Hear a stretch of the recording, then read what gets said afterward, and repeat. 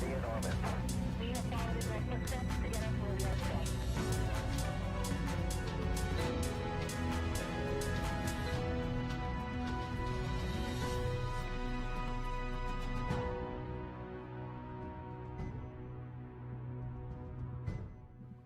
Good morning and welcome to America's spaceport here in Florida. This is a live look at Space Launch Complex 40 at the Cape Canaveral Space Force Station, where Crew-9 is in the process of suiting up for their mission. Today's T0 is 1:17 and 21 seconds p.m. Eastern Time. That's when a Dragon spacecraft sitting on top of a SpaceX Falcon 9 rocket that you can see right there will launch to the International Space Station. Crew-9 is a continuation of regular crewed flights from U.S. soil to station as part of NASA's Commercial Crew Program. What a beautiful shot outside as we circle Launch Complex 40. I'm NASA's Daryl Nail, and this is the official launch broadcast of Crew-9. With me to help commentate to what's happening this morning is our special guest, NASA astronaut Zena Cardman. Zena, so good to have you here with us for what is hopefully going to be a great launch today. Thank you, Daryl. Good morning. Good morning, everyone tuning in with us. I'm so grateful to be here. Well, great. We are very grateful to have you here as you look at the launch pad now. Such a great shot by our flight operations team here at Kennedy. The mission today is a new configuration for NASA's Commercial Crew Program as we go back into the suit-up room. We are flying one commander and one mission specialist, a crew of 2 instead of a crew of 4 as originally planned. Now, the reason is to use those 2 empty seats to return astronauts Butch Wilmore and Sonny Williams. They flew up to the ISS in June, but remained on the International Space Station to prioritize their safe return. Meanwhile, their Starliner spacecraft, which had technical issues during a test flight, returned to Earth uncrewed earlier this month and returned successfully. And we'll have more on that in just a bit. Today, the crew's ride to space is the Dragon Freedom spacecraft, its 4th flight to space. As we look inside the suit-up room at the operations and checkout facility here at the Kennedy Space Center, we see both the astronaut and the cosmonaut sitting in their seats inside the suit-up facility. They've got their suits on, and now, Zena, of course, it's time to check them out. That's right, Daryl. This is the first time that the crew have gotten in their suits on launch day. Of course, this is not the first time they've been in their suits. We spend a lot of time training and practicing in these suits so that we are ready to go on launch day. But this is the first of multiple checkouts of the suits that will actually take them to the International Space Station. It's great to see. You can tell they're a little puffed up. When the helmet goes above the chin and the mouth area, you know that they're being pressurized, right? That's exactly right. Yeah, we're doing leak checks in these seats, and so it's great to see Nick Hague and Alexander Gorbanov here in suits that are looking good. When they pressurize, they get a little bit stiffer. They're actually about the same pressure as a volleyball. Oh, interesting. I Fun didn't know fact, that. yeah. That's a nice little factoid. Yeah. Well, over the next 4.5 hours, we will walk you through this detailed process and show you all the action live as it's happening from suit-up room all the way to liftoff and then in orbit. But first, I want to tell you a little background information about Zena Cardman, our co-host today. Zena was selected by NASA as a member of the 2017 Turtle astronaut class. She completed 2 years of training as an astronaut candidate.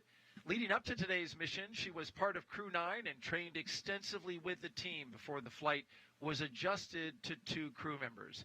As you can see, this is video of her doing that training. Zena is also a geobiologist. She earned her bachelor's degree in biology and her master's degree in marine sciences, both from the University of North Carolina. There, she also researched geobiology and geochemical cycling in subsurface environments such as caves. She also worked with NASA and supported field tests in Canada, Idaho, and Hawaii, and has been on multiple Antarctic research expeditions. And there you are in Antarctica, looking a little bit cold, That's but exactly vibrant right. nonetheless.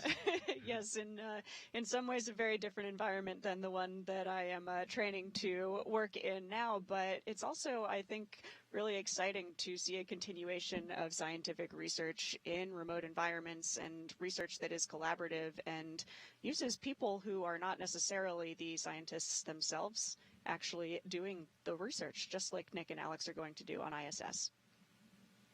And you found actually a lot of similarities with training to go to a place as remote as Antarctica and similar to space. Yeah, that's exactly right. Of course, the reason that we're going to these places is to do research and for exploration, but it also takes an entire team of people to get us there. We also need to do training on maintenance, how to live and work in this environment and not just do the research.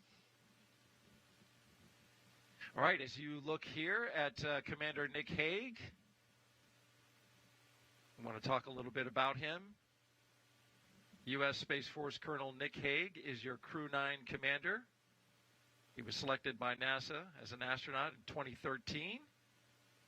This will be his second space flight to the International Space Station.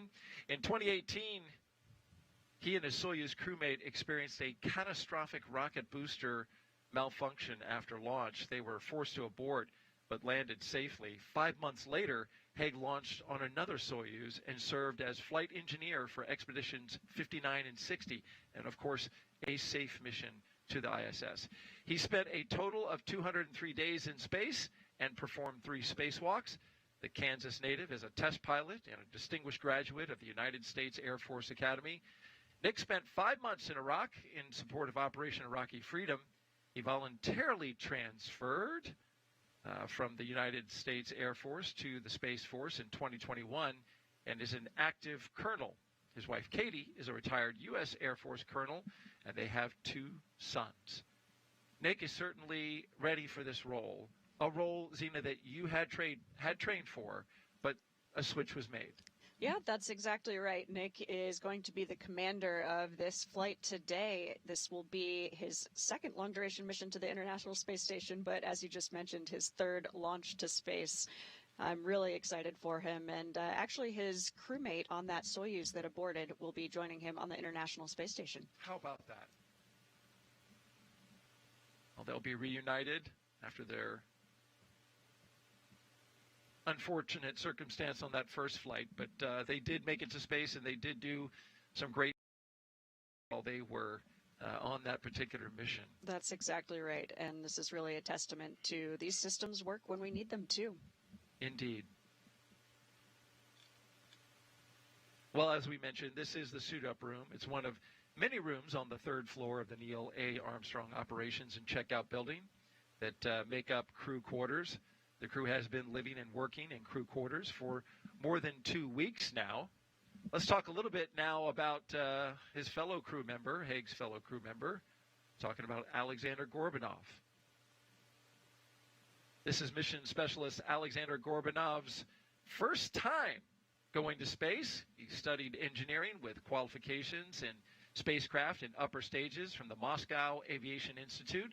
Gorbanov graduated from the military department with a specialty in operation and repair of aircraft, helicopters, and aircraft engines. Before his cosmonaut selection in 2018, he worked as an engineer for a rocket space corporation and helped support cargo spacecraft launches from the Baikonur Cosmodrome. That's exactly right. It's great to see Alexander looking good in his suit today. He has been an incredible asset to the team, Crew-9. I'm so grateful that I got to spend the last 18 months training with him and with Nick. They are both flying today in roles that are slightly different than the ones they originally trained for, but they are both ready to step up. And talk a little bit about that, Zena. Initially, he was trained as pilot. Now he's in the commander position, but he also has to cover some of the responsibilities of the pilot, right? Because Gorbanov is still mission specialist, though he's also upped his level of ability for this mission as well. Yeah, certainly. It is an unusual circumstance. So the mindset for today is that Nick Hague is the commander, and we're referring to it as a single-seat commander. So he will be in charge of the vehicle, taking over the commander role it's a step up, certainly from the pilot role, but something that he's well trained to do. And the difference between transitioning from the pilot to the commander role is less of a difference than it would be to transition from mission specialist to pilot. And we simply did not have enough time to complete all of that training, although Alex is an incredible crewmate and a very capable cosmonaut. And so Alex will be flying in the seat that Nick was physically training in. Nick will be flying in the seat that I was physically training in, but they will both be sharing these duties. Alex will be backing up Nick in a lot of the duties, but Nick will be the commander of the spacecraft. And a little more insight into the decision that you touched on that was made on the crew assignments once this mission was changed from a crew of 4 to a crew of 2. NASA Chief Astronaut Joe Acaba, of course, made the call to fly Hague as the spacecraft commander. Acaba had to balance flying a NASA crew member with previous spaceflight experience to command the flight, while also making sure that the agency maintains an integrated crew with a Roscosmos cosmonaut who can operate that agency's critical systems aboard station for continued safe station operations. So a lot went into that decision, and we heard from NASA leadership in the press conference yesterday, and they said, look, you know, we had to make that call of experience in which it leaned, but they said it was a very, very close call between you and Nick. Very, very close. But it went to the experience, and you've been a professional about this. You're here on the broadcast talking about it, which, you know, I got to commend you for that as well. Thanks. But they said, look, you're going to fly. You're going to get a mission, and it'll be soon. Yeah, absolutely. I mean, this is a very privileged problem to have. If I can say, I don't know exactly when my launch to space will be, but I know that I will get there. That's a really great position to be in. I am here today to support my crewmates and to support the astronaut office and to support the International Space Station mission as a whole. As you just mentioned, it is really important to us that we maintain these international partnerships. It is an international space station, and so flying Alexander in that role enables that international partnership. It also facilitates my colleague Don Pettit and his seat launching on a Soyuz rocket just a few weeks ago. So they will all be together on the space station as an expedition crew, and I'm really proud to be supporting my crewmates here. Well said. Back into the room here, you can see everyone who is in the room. We have some supporting astronauts. You see Shannon Walker there off to the left, Deputy Chief of the Astronaut Office. And you see the folks who are dressed up in black. Those are the SpaceX support team. Yeah, that's and exactly it looks like right. Norm Knight made it back from Russia. Yes, indeed. Director of Flight Operations. Yeah, Norm Knight there in the beige jacket. He was supporting the Soyuz launch just a few weeks ago, but made it back in time to be with the crew. It's really amazing to have his support as the head of the Flight Operations Directorate. And in the blue suit just behind Alex there is Kostya Borisov. He was a mission specialist on Crew 7, actually, and is here supporting Alex. Right, and right between him, that's Luke Delaney. That's he's correct. an astronaut, but he's in the SpaceX outfit there. There he is in his That's blue right, suit. Luke Delaney, yes. So he is a member of the Flies class, the class just younger than the Turtles. And so it's been great to see him taking over this role. He is the astronaut support person, or ASP, so he will actually be riding in the Teslas with Nick and Alex and helping them get to the pad and get to their capsule safely. And then in between Luke and Norm Knight is Chaz Tacheny. He's our VITO, Vehicle Iteration and Test Office mission lead for Crew-9. Zena, how long does it take for crews to train together for a launch, and what does that training entail? Yeah, so as a crew, we are training for about 18 months together, and that training includes a lot of training in Hawthorne. As you see pictured here, this is Nick and Alex in Hawthorne, California, and we also have some simulators in Houston, Texas, training in the Dragon capsule itself. The large majority of our time is spent training for the International Space Station as opposed to our launch vehicle. But the launch vehicle is something that we don't train for until about the last 6 or 8 months of training before we get to the ISS. So it really takes a lot of work, a lot of practice so that on launch day, everything is very familiar. There they are coming out of the hatch. That's exactly doing right. that training you're talking about. Yep. This training pictured here is for an unassisted egress in case they landed somewhere and rescue forces weren't immediately available to help them out of the capsule. So something that we practice for but hope to never use. Right. But of course, as we know, it's always good to practice for unexpected situations. And the red stuff, those are the life-preserving items. That's right, supplies, yeah. like a raft. And There's a some life flotation. raft on board the Dragon, exactly right. Very good. And so, as you can tell, Zena has great knowledge and insight into the mission today and into spaceflight in general. And so, if you're watching right now, we want to invite you to participate in the show. If you'd like to ask a question over the next 4.5 hours, just jump on X, Facebook, YouTube, or Twitch. Send your question in. Countdown T-minus 3 hours and 50 minutes. Suit leak checks are complete, and then side hatch is coming open imminently. All right, good update there from the SpaceX launch director. 2 good suit leak checks, and they're opening up the hatch out at the pad. But again, the hashtag #AskNASA. Use that on the platforms X, Facebook, YouTube, or Twitch, along with your question, and we will try and answer that question live. While they get ready to go here, take a few pictures and with some of the team and talk to the crew before they get ready to head out here. I want to talk a little bit more about what led to the configuration of this mission today.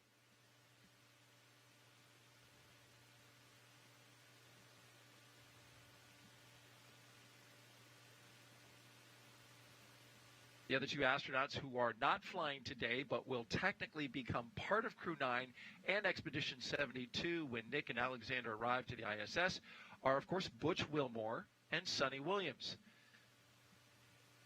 Butch Wilmore, he has flown on 3 missions, performed 4 spacewalks, and flown in 3 spacecraft, Shuttle, Soyuz, and Starliner. And Sonny, she has flown on 3 missions, performed 7 spacewalks, and also flown in 3 spacecraft, Shuttle, Soyuz, and Starliner.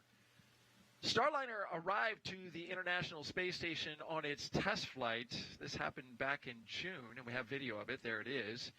You can see here Sonny and Butch gliding into the ISS for the welcome ceremony. Sonny is, of course, pumped as she was dying to get back onto the station. But after experiencing some technical issues with Starliner, NASA extended Butch and Sonny's stay on the ISS by weeks so teams could perform in-space and ground testing, along with holding agency meetings to review the data.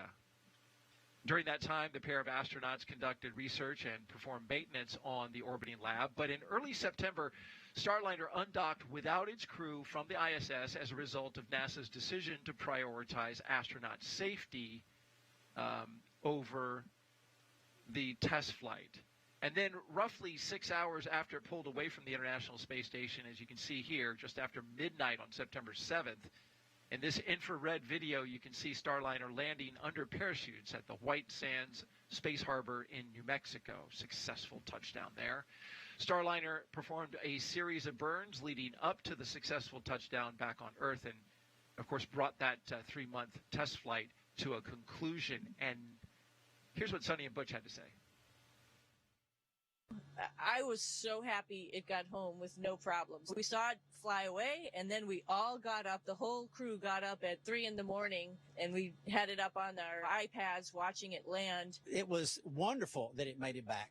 And the fact that we weren't on it didn't even come into mind at all. We're here with our friends. We've got a ride home, and, we're looking forward to the next couple months and doing a lot of stuff for the International Space Station. And so they are now, once we get everybody aboard here today, going to be part of Expedition 72 and have a lot of science work that they will do. They'll be up there for a while. But if everything goes as planned and they return with Nick and Alexander on a Crew Dragon, then they will be, fun fact, the first astronauts to fly 4 different spacecraft that have launched and returned to Earth. That is a fun fact. Actually, really amazing. It's hard to do. It's difficult to do. Yes, that is quite the accolade. It's really actually incredible to me that I work with so many people, so many astronauts in our office who have now flown 2 different or 3 different types of spacecraft. And I mean, what a time to be alive that we have that many different spacecraft in operation. That's pretty neat. It's a great point. And to your point, to talk about just how few astronauts that have done this.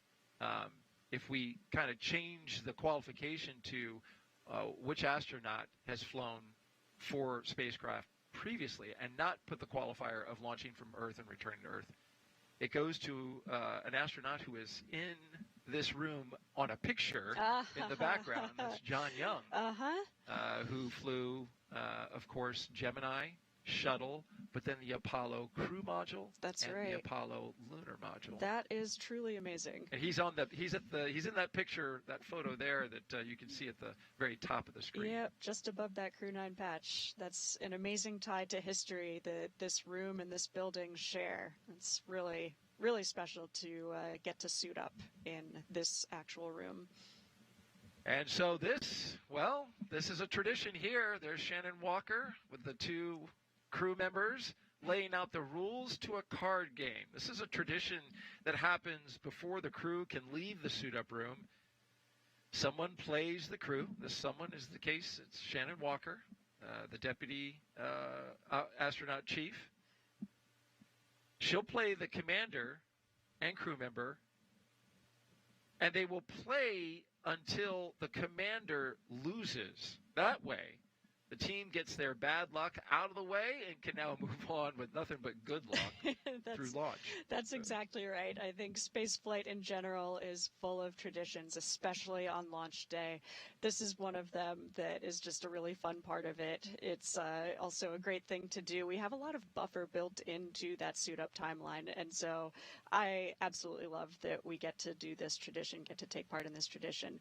The rules change a little bit, and so the chief or the deputy chief might make up something special specific to that crew. So you can imagine maybe the number 9 is going to feature heavily today or something like that. So the rules change a little bit every time. But yes, you're exactly right. The tradition is that we must play until the commander loses. So we'll see what happens. And yeah, it's great to see they're playing with a card deck that I actually made for them. Oh, you did? That's right. Tell me about that. It's, well, I guess my last name is Cardman, and so it's, trying to live up to the name. But this is something that I've done now for crews that I work closely with. So I've worked closely in the past with Crew 4, Crew 5, now Crew 9. And it's a really fun way to send them off on their launch day. And it's been really neat to draw the crew members as the face cards, actually. So I've got... Oh, that's cool.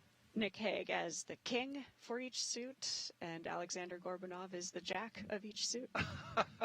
Any reason that you chose for those particular? Well, that just happened to just work out that way. Yeah, I followed my instinct there.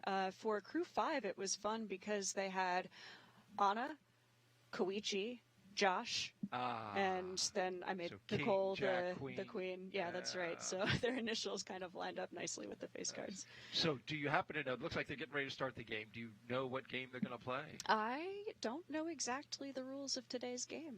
Well, only Shannon Walker knows right now, yeah. And perhaps, hopefully, Nick and Alex as they're about to start playing. She's been laying out the rules. Yeah, it's fun to see them laughing with each other. Yeah. It must have been pretty funny. Yeah, this is something to me that just is really the human side of spaceflight. Absolutely. And it's fun to get this insight. This isn't something that we saw in the past, although it was happening, all the way back to the shuttle missions.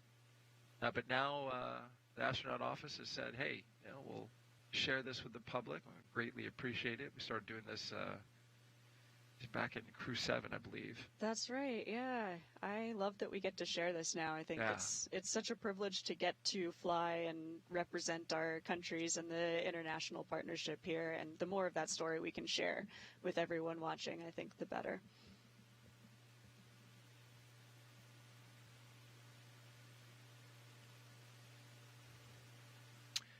Seems like Shannon's trying to stretch out the time a little bit as she checked her That's watch. a good sign, actually. I think they must be doing well on time. We love having buffer in the timeline.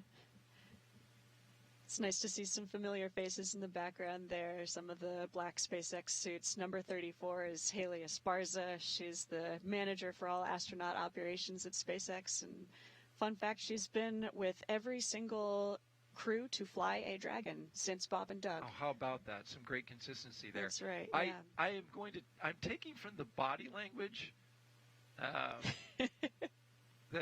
Haig may have lost right out of the gate. Great, we're good to go. Got a good feeling for today. So that didn't fill a lot of time, but hey, but you hey, got the good result omens. that you We'll wanted, take right? it. That's right. And you see the tether there on their suits. It's tethered to a box, a briefcase, I guess, as they call it. Yeah. Tell me a little bit about what that is and why they have to carry that around. Yeah, this little suitcase, briefcase-looking thing is actually a portable cooling unit, and these suits are quite warm. It's kind of like wearing a big plastic bag. It is meant to protect you from a lot of different things, but if you are not connected to the environmental control systems of the Dragon spacecraft, they can be quite warm, especially in Florida weather. Right, this isn't breathable fabric for good reason. Yes, all of the right reasons. Yeah, so until they get into their Dragon spacecraft, this is a nice way for them to maintain a happy, healthy body temperature. All right. And there's a look at the doors at the bottom where the astronauts are headed. Now we have an opportunity to take some social questions that we just talked about. So are you ready, Zena? Oh, yeah. Excellent.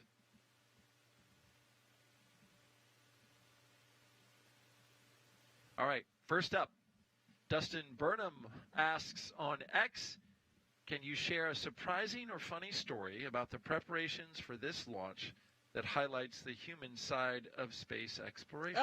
Oh, that's a great question. Oh, man.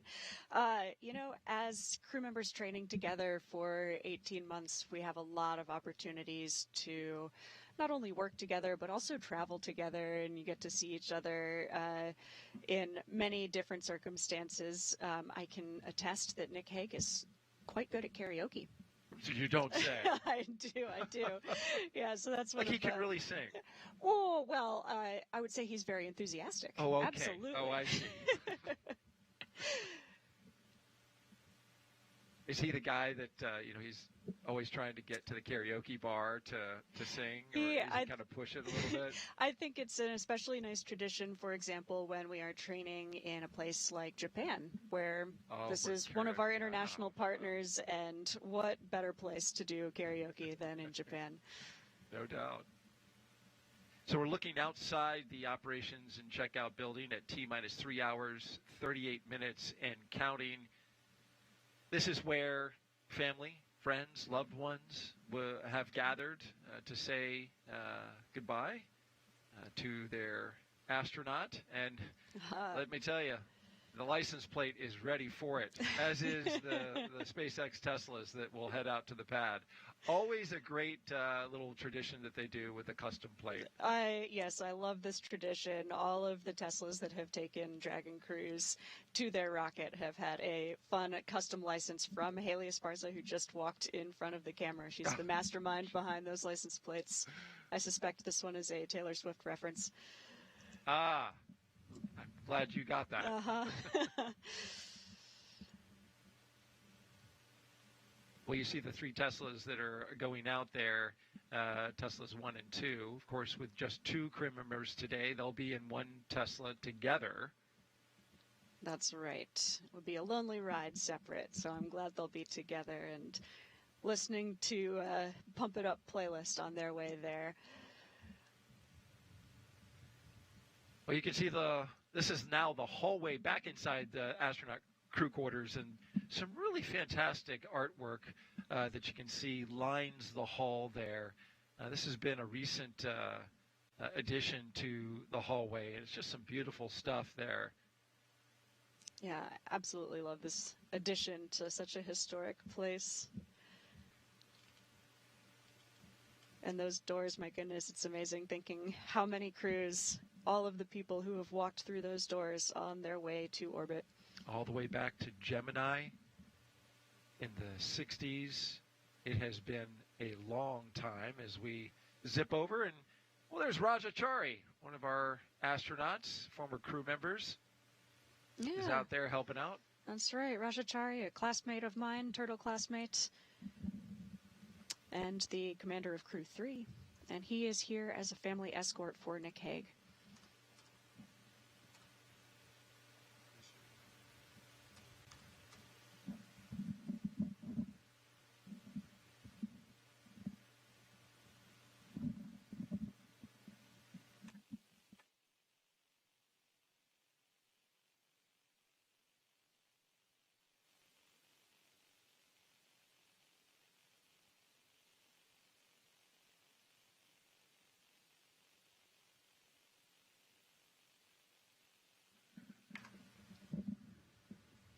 Okay, so we're looking at the doors that are at the bottom of the elevator, and still haven't had the crew walk out of crew quarters, but there's a lot of stuff to do. They have a schedule. They want to keep to it, and they're going to walk out of there right on time.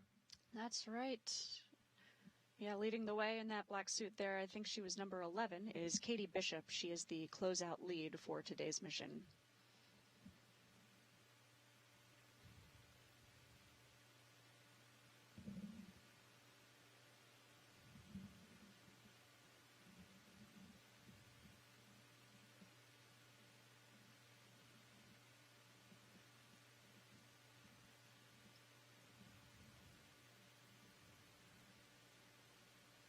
Crew quarters is a pretty big place as you look into the hallway there. Talking about 26,000 square feet, and it takes up the entire third floor. Yeah. And the west wing. That is true. That's true. Yeah, not all of that is used as crew quarters specifically. It also includes a lot of other goings on. Oh, here we see the crew coming down the hallway. Oh, my goodness. Here they come. Crew-9 leaving the suit-up room and now on the move inside astronaut crew quarters. This is a big moment, and there's so many people who have supported them in quarantine who are lined up in these hallways, wishing them well on their journey. You can see them waving goodbye as they get in these elevators. Yeah, Alexander Gorbunov on the right, Nick Hague on the left, stepping into the elevator with Shannon Walker. That's right, and that poster that you see lining the walls of the elevator are signed by so many of the people who have supported this mission here at KSC. It's really humbling to see those posters as you step into those elevators. A very nice touch and a thumbs up as the elevator doors close. Now they're headed down to the first floor, and as they do so, since we're talking pre-launch traditions, and we had a few of them, here's another one. Both Nick and Alexander signing their mission patch inside crew quarters. The patch shows, of course, the trail of a rocket launching. And you can see a Falcon 9 in there with the number 9 on its beak, along with a crescent moon as its eye. That's a nod to the Falcon 9 rocket in the patch. And we'll have much more on this mission patch with a deeper dive into the design coming up later in the broadcast, which, you know, Zena, your team, when it was your team, all contributed to the design of this That's patch. right, yes. So this is a patch that I have so much affinity for, and I love the design. Nick and Alex will represent it well today.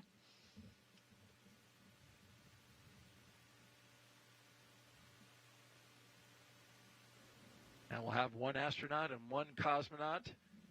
They will soon walk out of the doors here at the Neil A. Armstrong Operations and Checkout Building, so we are focused on the doors. There's Haley, I believe, right? That's right. That's Haley, number 34, walking out. You see the patches that the stickers that line the doors, a great tradition there. Yes. One of Crew many members. reminders of all the history of this building. It's a moment of big anticipation. See in the blue suit on the right, Rajachari. They're supporting Nick Hague's family. And Administrator Bill Nelson is here, NASA Administrator, of course. Yeah, that's right. There I saw in the him bottom corner on in the the far blue right. shirt.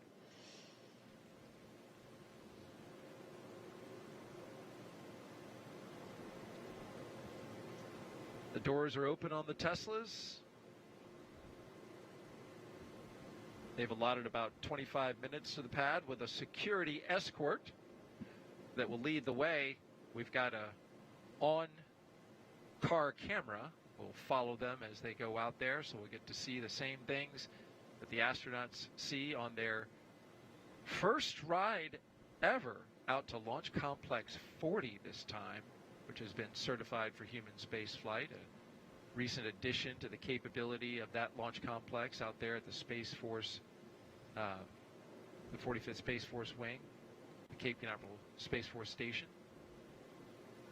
Yeah, that's right. This is one of many historic aspects to this Crew-9 mission, and it's neat to have Nick Hague, who is the first person to launch as a Space Force member.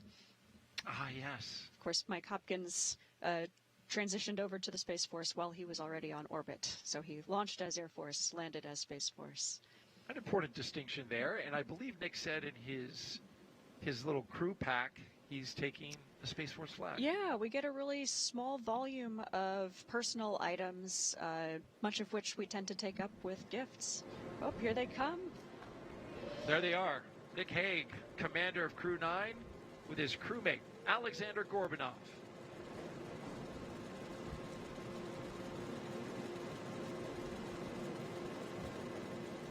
It's a big moment.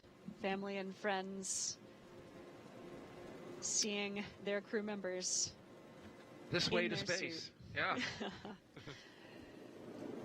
Yeah, so they'll have a chance here to say a few words with those who are closest to them. Standing at a distance, of course, because the astronauts are quarantined for 2 That's weeks right, yeah. prior to liftoff. And their closest members of the family have been quarantining with them, but as we are actually getting ready to get on the rocket, we are taking all of the precautions possible. What's this like for you, Zena, seeing your former crewmates in this moment? Oh, gosh, at the same time, it is absolutely joyful, and it is also surreal. It's really fun seeing people I know so well in their suits, ready to go. I know firsthand how well prepared they are. They've been doing not only all of the normal training for a mission like this, but additionally working really hard to make that final transition into these roles that they weren't originally planned for. I know that they're ready, and gosh, it's amazing. I know how many people have put a ton of work into this. I'm ready to see them get to the International Space Station and get going on a long expedition.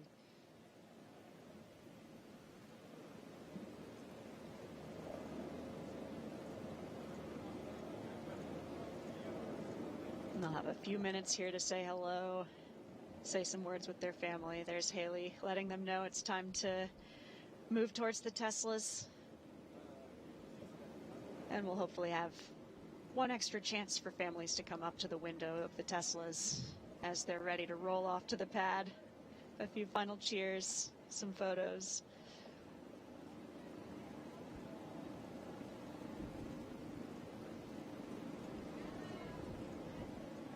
And now they are getting into the Tesla. And as Zena said, the doors will close, the windows will open, and they'll have a few more moments with their That's family right. and loved ones. You can see them hooking back up to that cooling umbilical connected to their little personal briefcases. Get them some air on their way to the launch pad. Switching from the handheld to the in-car system, right? The handheld system is actually in the back behind their seats. So it's all part of it. Okay. Yeah, but they ditch the little cooling suitcase as they walk out, just less to carry. Gotcha.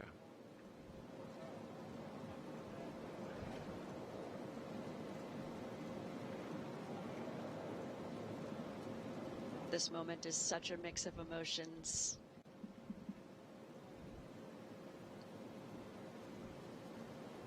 I know families are all at once so proud of their loved one. It's also incredibly difficult to know that it's going to be a long time before you see them again. Of course, we have a lot of great communications assets. It's really easy to stay in touch, but it is nevertheless really challenging to be a family member on the other side of this. And as a crew member, you are feeling so excited for this launch that's about to happen. You're so ready for it, as this license plate says.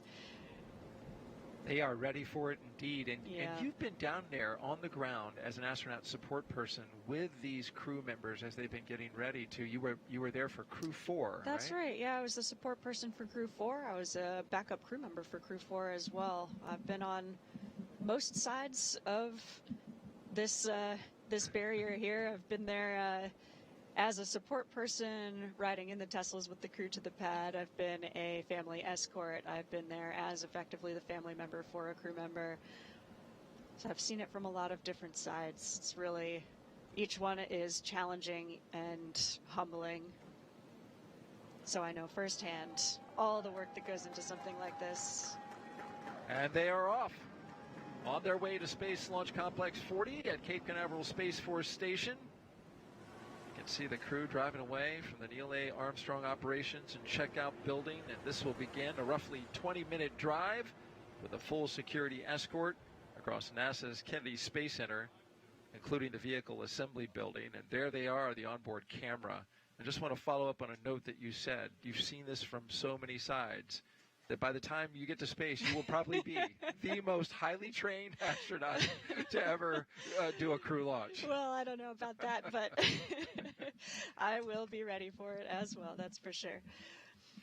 All right. Well, while we've got the astronaut and cosmonaut in their vehicles headed to the pad, let's hear from them now. And let's start with Commander Nick Hague, who spent 5 months in Iraq in 2004 in support of Operation Iraqi Freedom. Let's listen more from the test.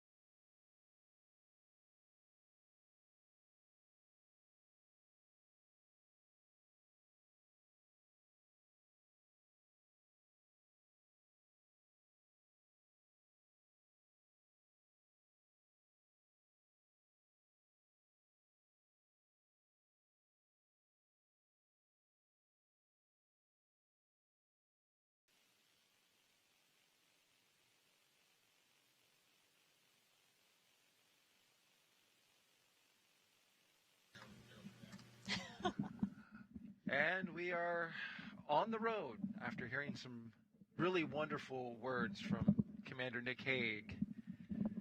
I like the part about him looking up at the sky and dreaming about space and translating that to a professional ambition. And here he goes. We also want to invite you to jump in to the conversation we're having right here on air. Send us your questions with the hashtag AskNASA on the platforms Facebook, X, YouTube, and Twitch. Astronaut Zena Cardman is here, and she is answering your questions and doing a great job of it. And so our next question is, well, Luke, who is just 8 years old, asks on Facebook, how tall is the rocket? Oh, the Falcon 9 rocket is a little over 200 feet tall. So that's roughly 20 stories if you think of a 20-story building, a hotel or a condominium. Right. That's right. I mean, it is a really tall rocket. That's exactly right. Yeah, so the crew will be taking a long elevator ride up to the top of the launch tower before they can walk across the crew access arm. And at the bottom of the rocket, they'll have a chance to peer up at it from below. And at the top, they'll have a chance to peer over the rail and gaze out at the view. It is really actually amazing to stand on top of one of these launch towers and look out at Kennedy Space Center, many different launch towers here. But today, this one on Launch Pad 40, Launch Complex 40, is going to take Nick Hague and Alexander Gorbunoff to the International Space Station. Another question on social now coming from Nico Fuentes. He asks on X, why is Crew-9 launching from a different launch pad? This is a launch pad that SpaceX has used to launch Falcon rockets from before. This is the first time that we will have actually crew, so people, launching on a rocket from this launch pad. And I think it's great. Now we have more options available. This adds some flexibility to the launch schedule. We have more and more rockets launching every week, and things can get a little complex. We have to not only abide by traffic laws, so if one rocket is launching, another one is not able to launch nearby, but we also have to dodge weather, as we are keeping an eye on today.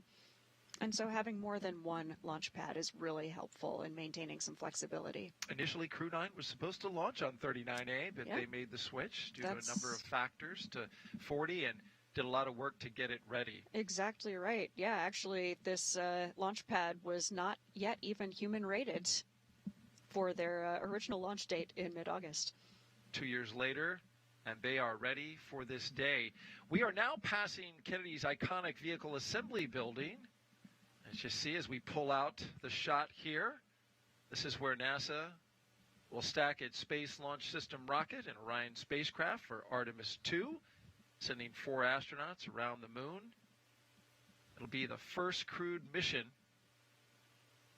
of NASA's Artemis campaign to establish a long-term presence on the lunar surface for science. And there you see it. What a beautiful shot of the VAB, and there you see at the bottom right the crew on their way.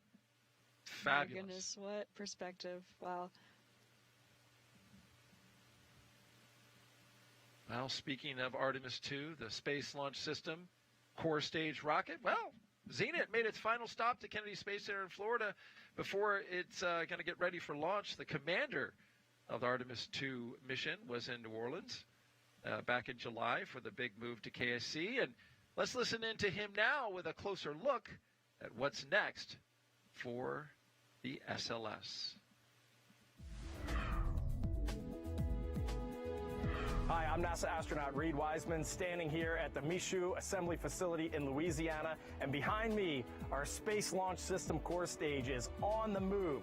That booster back there is going to power me, Victor Glover, Christina Cook, and Jeremy Hansen around the moon on Artemis II.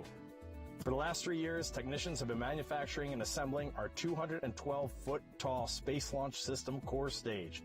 In July, The core stage made the trek on NASA's Pegasus barge and shipped to the Exploration Ground Systems team at Kennedy Space Center in Florida. The core stage rocket's arrival now puts the biggest piece of hardware for Artemis II ship to Kennedy at the Vehicle Assembly Building. It joins the SLS rocket's twin 5-segment solid rocket boosters and the Orion spacecraft, already undergoing testing and checkouts at the spaceport. That's a look at your Artemis Moon Minute. The Space Launch System, with its 2 propellant tanks and 4 RS-25 engines, is the only rocket that can send the Orion spacecraft, astronauts, and supplies to the moon on a single mission. And as we continue to watch the crew here, they're taking that curve. That is pad 39B. And that's a live look as they are passing that pad right now. Testing is in the works for the Artemis program there. Last month, teams at Kennedy Space Center. 15 minutes. Advanced team is complete with their actions and ready for crew arrival. Okay, that's a good milestone that they've met. That just means that the advanced team, which got everything ready, is now ready for this crew right here that is driving on the way to the pad right now. But back to the note on the VA, or on 39B, and talking about the Artemis program. We have some video to show you about some of that training that happened last month. Teams are here.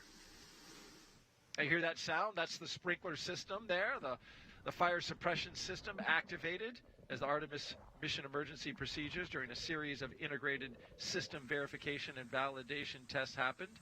Members of several teams practiced the process of getting inside and out of the emergency egress baskets and then exiting at the terminus area, and then once there, they got into an armored emergency response vehicle and then drove away from the pad to one of the designated safe site locations at Kennedy. Critical training for them that all astronauts do before they go on a mission. For more Artemis updates, you can scan the QR code on your screen that's coming up right there. Or you can go to the website, nasa.gov/Artemis-Roman numeral 2. And as we continue to make our way to Space Launch Complex 40, this is a live look as they are pulling up and going past Pad 39A. This is where all previous launches for SpaceX Crew launches have happened here at Kennedy Space Center. So today will be another first, launching not from 39A where they would have turned in and been there already. Now they're going over to the Space Force side and launching from Space Launch Complex 40. But what a great shot there, showing the venerable and historic 39A as they go past that pad over to the Space Force side. That's amazing. And you can see SpaceX working on their Starship launch tower just to the right of the water tower there. Yeah, that's exactly right. It's neat to see a developmental program right next to one that is so operationally proven. Absolutely. Great observation. And, of course, SpaceX, a partner with the Human Landing System, going back to Artemis, will be helping out with Artemis 3 and getting our NASA astronauts onto the surface of the moon. Now they approach the beach side where the road goes right down the waterway. This is a nice shot of the Atlantic Ocean and the beachside road that leads to Space Launch Complex 40. Absolutely beautiful. And this connection to the ocean is one of the reasons the Crew-9 patch also depicts the ocean. Very nice. As we take in this lovely view, we also want to give a chance for, nice wave. Oh, wow. That's awesome. For the surfers out there, boy, that was a sweet one. Back to our crewmate here on Crew-9, cosmonaut Alexander Gorbachev is Crew-9's mission specialist, a first-time flyer who studied engineering at the Moscow Aviation Institute. Практически самое неизвестное, что сейчас у нас есть. Поэтому мы все время стараемся изучить этот космос как можно больше, изучить, как устроена Вселенная. Исходя из этих знаний, эти фундаментальные знания, мы, может быть, получим в дальнейшем какие-то новые технологии. My name is Alexander Gorbanov, and I'm the mission specialist for NASA's SpaceX Crew-9 mission to the International Space Station.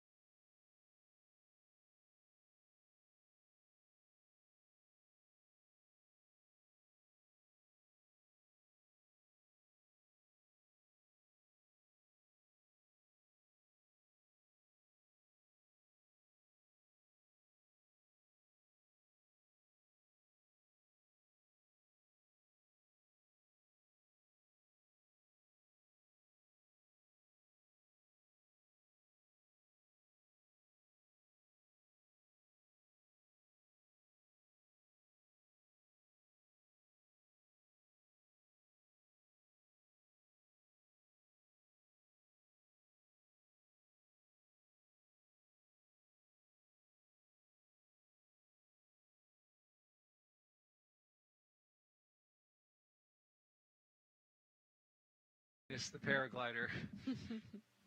Well, we saw some beautiful waves for surfing, and then there were some beautiful views of paragliding. I haven't been, but that looks amazing.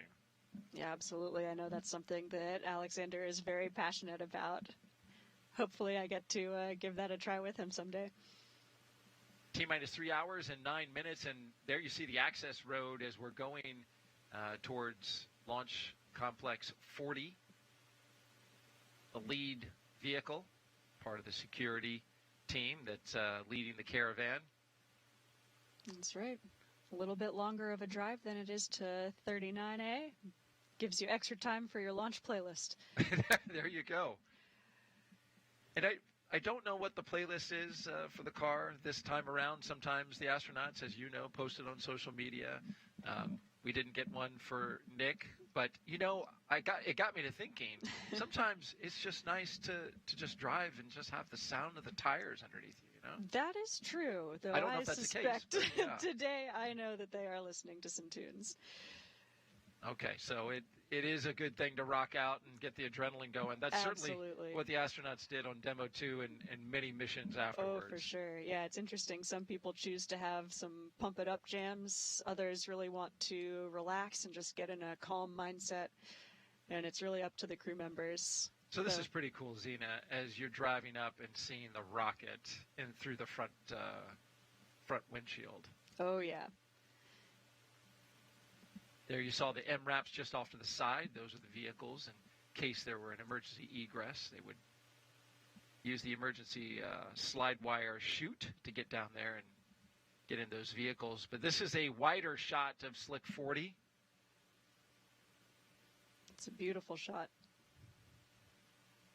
It is a smaller footprint than 39A. Of course, 39A, a very large NASA facility that has a very long flame trench. This one a little shorter, a little smaller footprint, about the third of the total footprint, but all the hardware is there that's necessary for successful spaceflight. And today, the first time that we'll have a crew launch from this launch pad.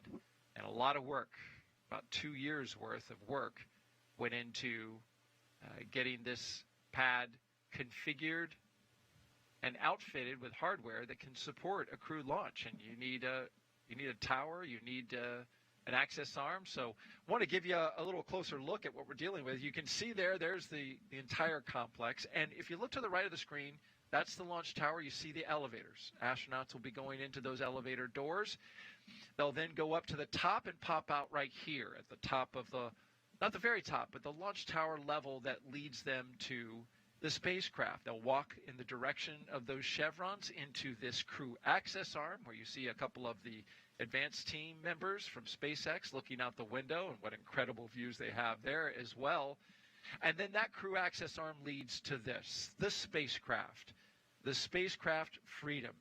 It is a larger white room than we are accustomed to seeing over at Pad 39A, but it is very capable with numerous improvements to the current system.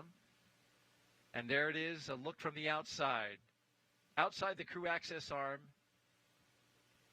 and the Crew Dragon that is atop the Falcon 9 rocket.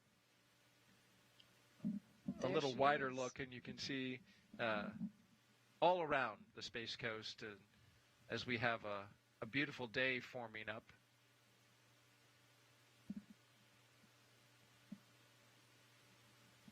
And that Dragon spacecraft Freedom is looking good on top of a Falcon 9 today. Absolutely beautiful shot.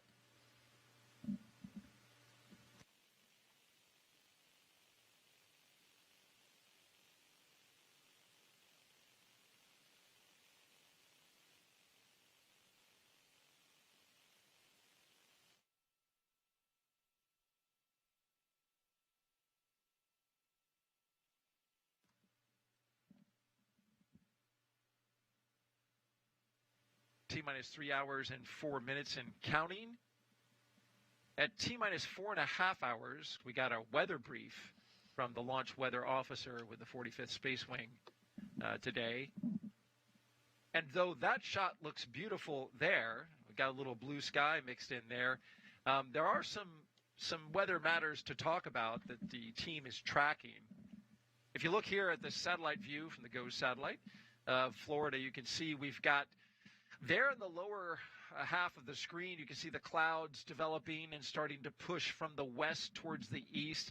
That is coming in our direction. That was expected, streaming some moisture over our area, according to the launch weather officer.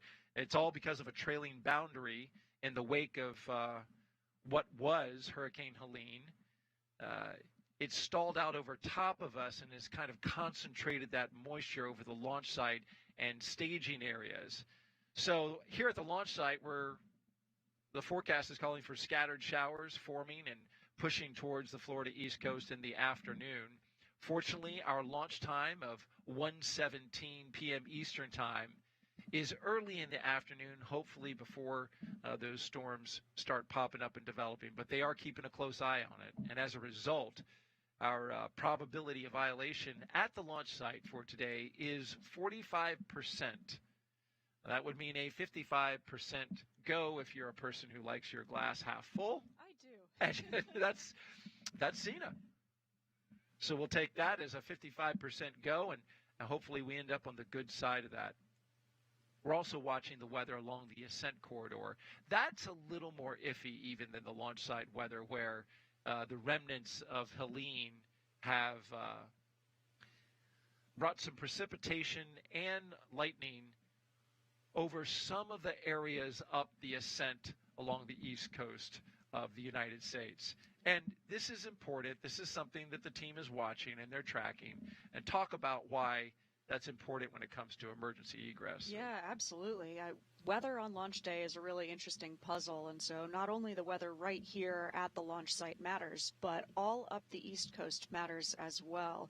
And as Nick Hague knows firsthand, if you needed to abort and escape from the top of your rocket, your Dragon would come down on this launch trajectory somewhere on the east coast of the U.S., all the way up to about Shannon, Ireland. And so we really need to make sure that the weather and the wave heights are conducive to that being a safe place for a crew to land if they ever needed to. So the weather in those areas is something, as you mentioned, they're watching closely. The conditions were moderate when they were forecast yesterday, but the team is watching.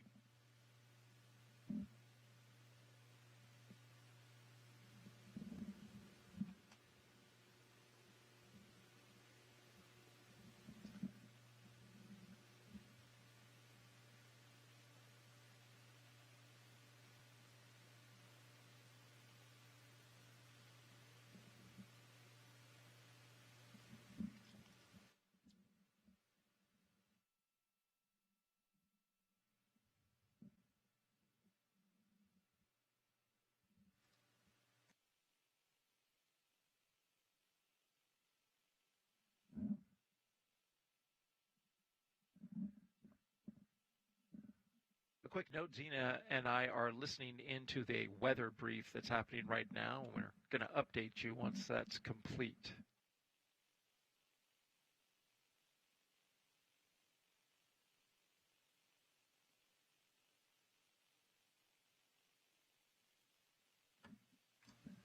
All right, I believe that was Launch Weather Officer Brian Sizik. Stand by.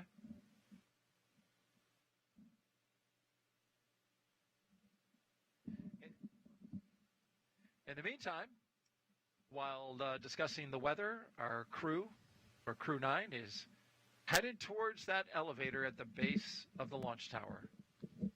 Yeah, you can see them walking towards that elevator right now. I am sure they will take a moment to look up and really take in their rocket from the foot of that 200 and change foot tall rocket.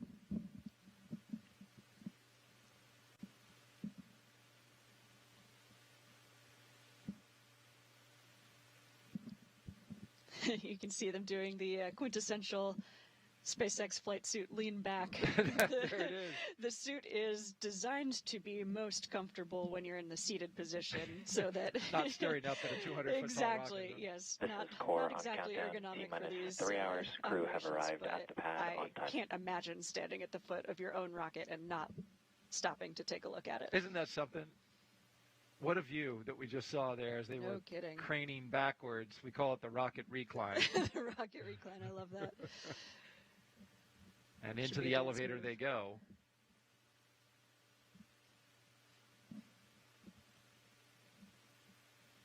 I have not been inside this elevator, but I suspect they designed it similarly to the one at 39A. There is actually a button for space. There it is. There it is, right on cue. Yeah, I know which one I would choose. Absolutely. Well, it's, why go to the 230-foot level when you can go to space? Send it. Send it, indeed. And there's the top, and that's where they'll pop out. And the crew, as we showed you in our little mini tour, will follow those chevrons on the ground, which are also there in white, high contrast with the black paint, so they can be seen in the case of an emergency egress. Yep, that's exactly right. This launch tower is well designed for humans. It's part of the long process to get it rated for these crew members, Nick and Alex, today. There's Luke Delaney, number 43. You can tell by his red name tag, a little bit different than the SpaceX ninjas. Yeah. And there's some important differences between this crew tower. This elevator takes the crew all the way up to the level of the crew access arm, as opposed to at 39A, they have to actually go up a few flight of stairs. That's exactly right, which is no easy feat when you're in a suit like this. So quite nice to just go all the way direct in your elevator. Yeah. Direct flight. Mm-hmm. And the crew access arm at 39A actually, I understand, has an incline. So there's a little kind of coming up. Yeah, that's right. It's a little bit different than 39A. And here they come. Commander Nick Hague and Mission Specialist Alexander Gorbunov walking the crew access arm towards their Dragon Freedom capsule. They are all smiles, and I can understand why. With phenomenal views to either side of them, walking confidently and certainly anticipating these next few moments where they'll get into the spacecraft and get seated and strapped in. There's Katie Bishop, who is in charge of today's operations here at the Cape as the closeout lead for the SpaceX team. She handed a Sharpie to Alexander This is Gorbunov. core on countdown. T-minus 2 hours, 56 minutes. Crew Another one of have those arrived many at the White Room. spaceflight traditions, signing the wall of the White Room before you get in your Dragon capsule.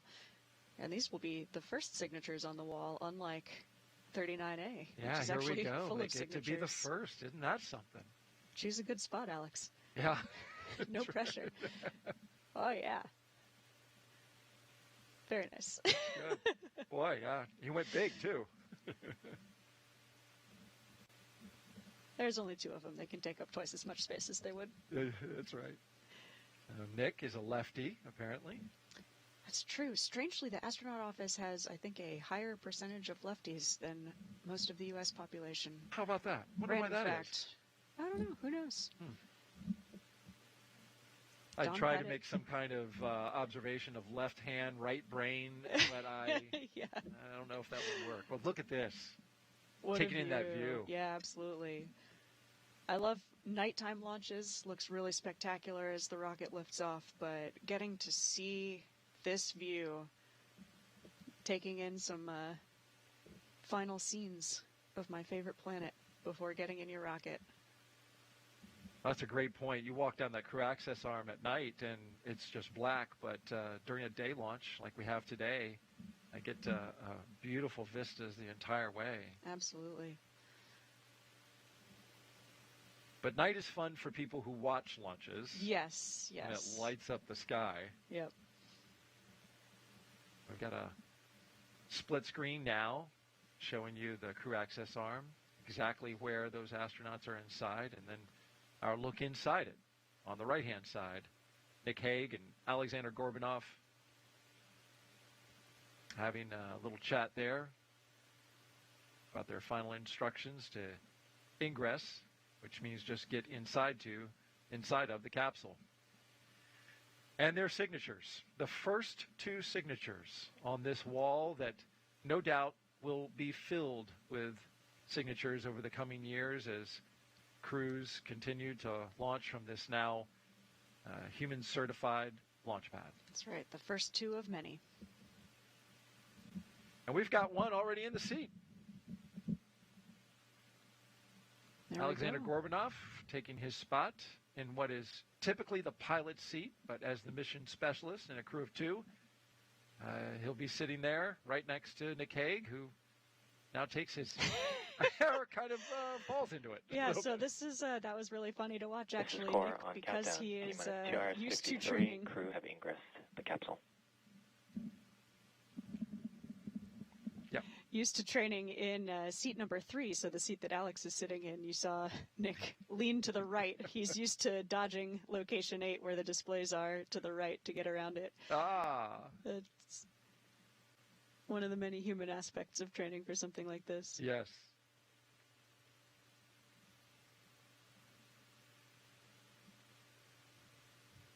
And while they're getting situated, just wanted to catch you up on the weather brief that we listened to. The launch weather officer, Brian Sizik, in this case, was observing a line of storms that are headed our way over Florida right now. They're coming up from the southwest, and that's what's contributing to our launch day forecast. Our winds are 10 miles per hour out of the south-southwest. Temperature is a nice warm 87 degrees. And we are 45, well, that should say 45% probability of violation, unless that's changed. I hadn't heard that it did. It may be evolving as we speak. It could I'm be. not sure. But the concerns that they have are cumulus clouds, flight through precipitation, and surface field electric rules. And so as you're looking now, you can see this is our satellite imagery updated from the GOES satellite live, and you can see from the southwest portion of the state of Florida coming up from the Naples area that streaming moisture from a stalled boundary that's coming in our direction. Of course, the Cape is indicated by the little point that you see there, the little protrusion along the coast of Florida right there in the center. And so that is heading our way, and he is forecasting that to arrive in about an hour, and says from there we're going to have spotty storms off and on. So you've trained for this mission, so you know this well. As we go along through the count, things really get locked in once you start tanking at T-minus 35 minutes. But at 2 hours and 51 minutes, they can afford to continue to walk along and go through the launch preparation procedures until that moment and see if this is going to be something that could be a problem for launch or not. Yeah, that's exactly right. I think In spaceflight and in life, it's important to remember that being an optimist and a realist are not mutually exclusive. And so even as we are continuing to monitor this weather, we are going to progress in hopes of weather clearing and everything becoming go for launch. Of course, once we get to that launch minus 35-minute time frame as we are making the decision whether to put fuel on board or not, that is a really important decision point.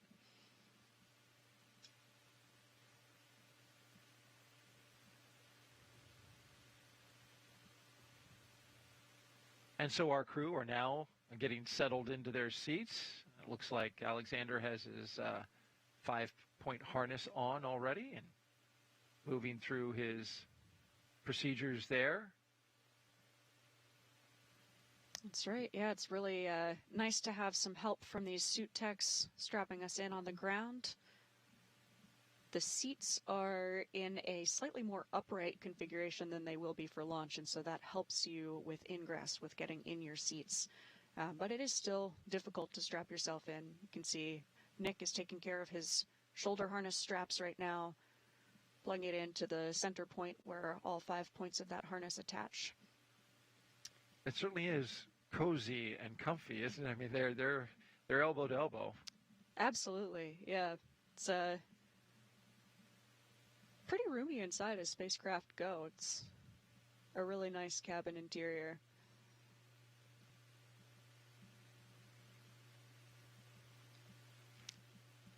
And both Alex and Nick, because they are in the center seats here, can have a longer footrest. The two seats on the exterior can only have a short footrest if you have a large seat bucket. So I'm sure they're grateful for the extra leg room. Absolutely, because they're going to be there a while.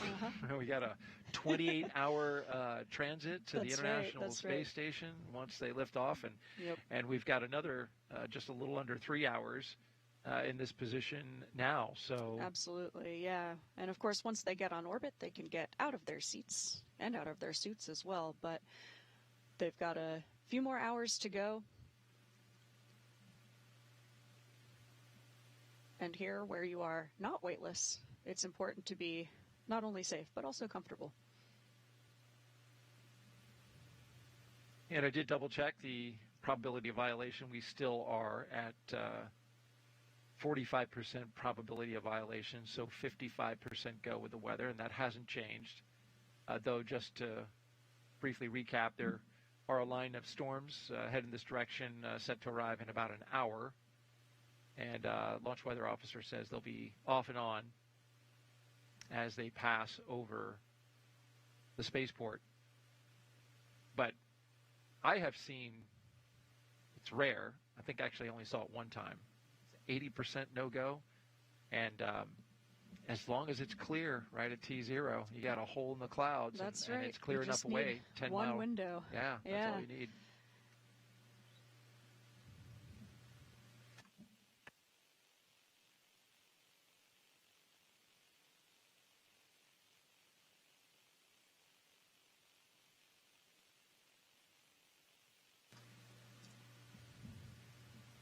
Throughout the program, we've been taking your questions from our hashtag AskNASA sites, which include Facebook, X, YouTube, and Twitch.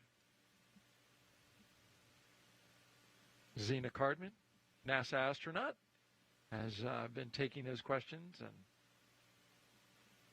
enlightening those who are curious enough to ask, and we appreciate you sending those questions in.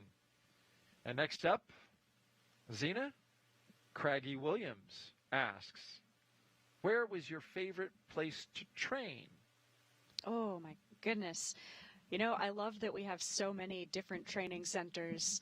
A lot of the training that we do is for the International Space Station. And we train all over the world, in Japan, in Star City, Russia, and at the European Space Agency in Germany.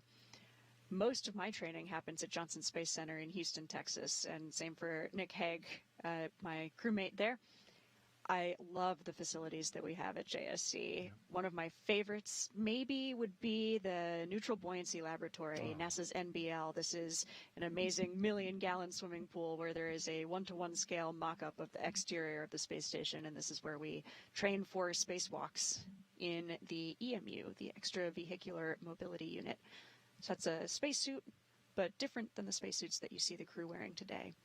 You can't understate the size of that pool. You mentioned 1 million gallons. This is like a gigantic indoor lake. It's humongous. It's about 40 feet deep, but it's such clear water. You can see all the way to the bottom. It's really hard to judge the scale of it.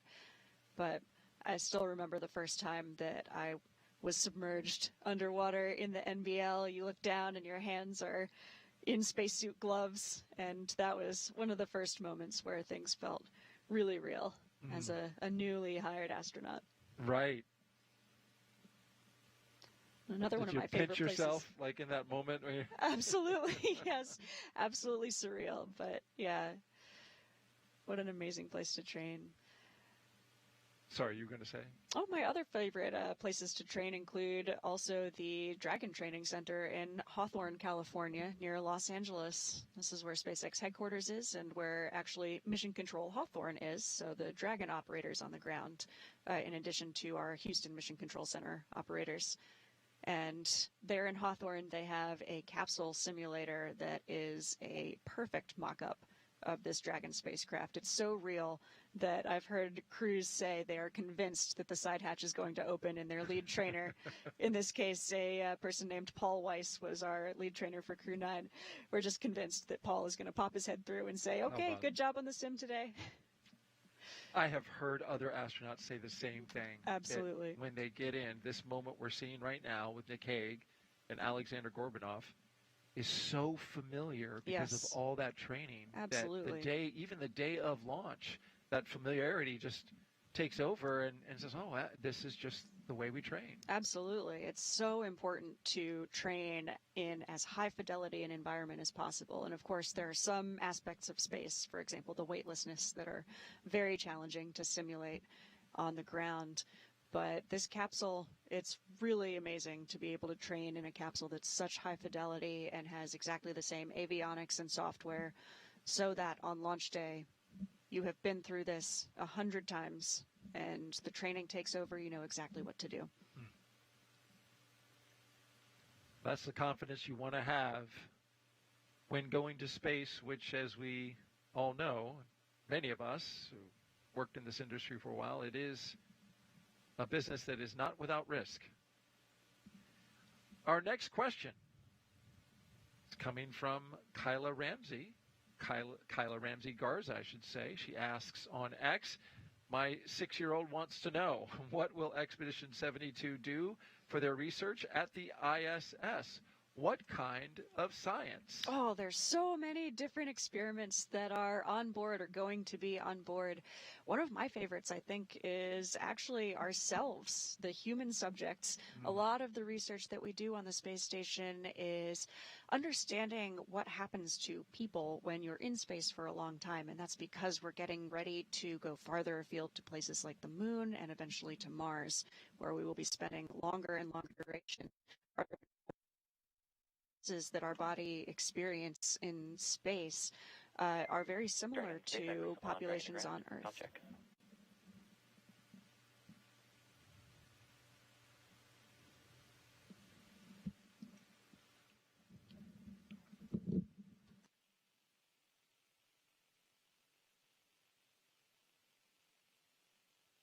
Tex Freedom, I'm with you. Got you loud and clear. Have you the same? Stand by for umbilical comm checks.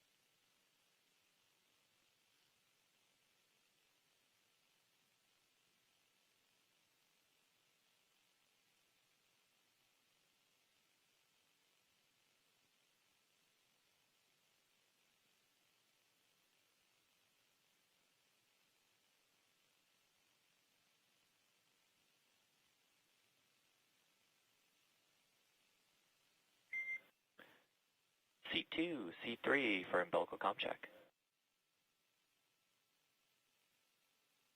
Seat 2's got you loud and clear.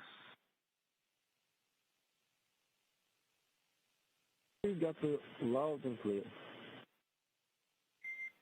Core has you loud and clear. Umbilical comm checks are complete. Report when you are ready for seat rotation.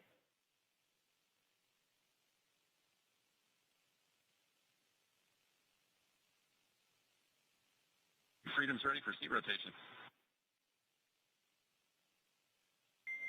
Copy. We will report when initiating.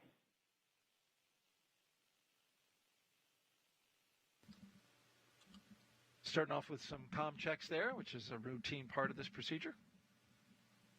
That's right. That was the core. His name's Shiva in Hawthorne, California, talking to the crew just before seat rotation here. Shiva is a former SpaceX broadcaster. Yes, Dragon, we yes. are initiating seat rotation. A good communicator. Yeah, good to hear his Ready. voice.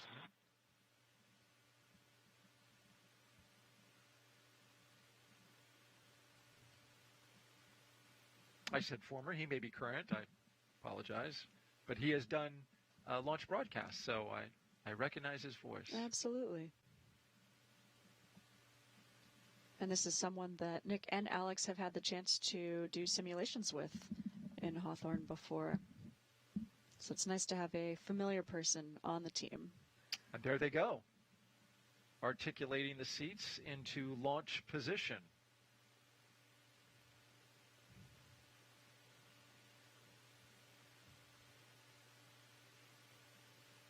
Boots up. And now this gives them a vantage point to work those heads-up displays a lot better. Yeah, that's right. With the seats in the reclined position, it's a lot easier to see and access those displays. Freedom, seats are in the launch position. Copies.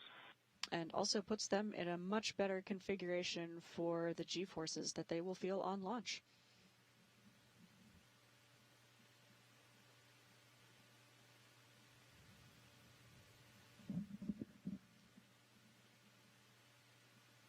If you just joined us, welcome to our coverage of NASA's and SpaceX's Crew-9 mission, launching from Launch Complex 40. On the left, our flight operations team from the Kennedy Space Center is orbiting Space Launch Complex 40. Dragon SpaceX, you are go for 4.100, Section 2, suit leak check prep. Freedom copies. Go in Section 2 of 4.100, suit leak check.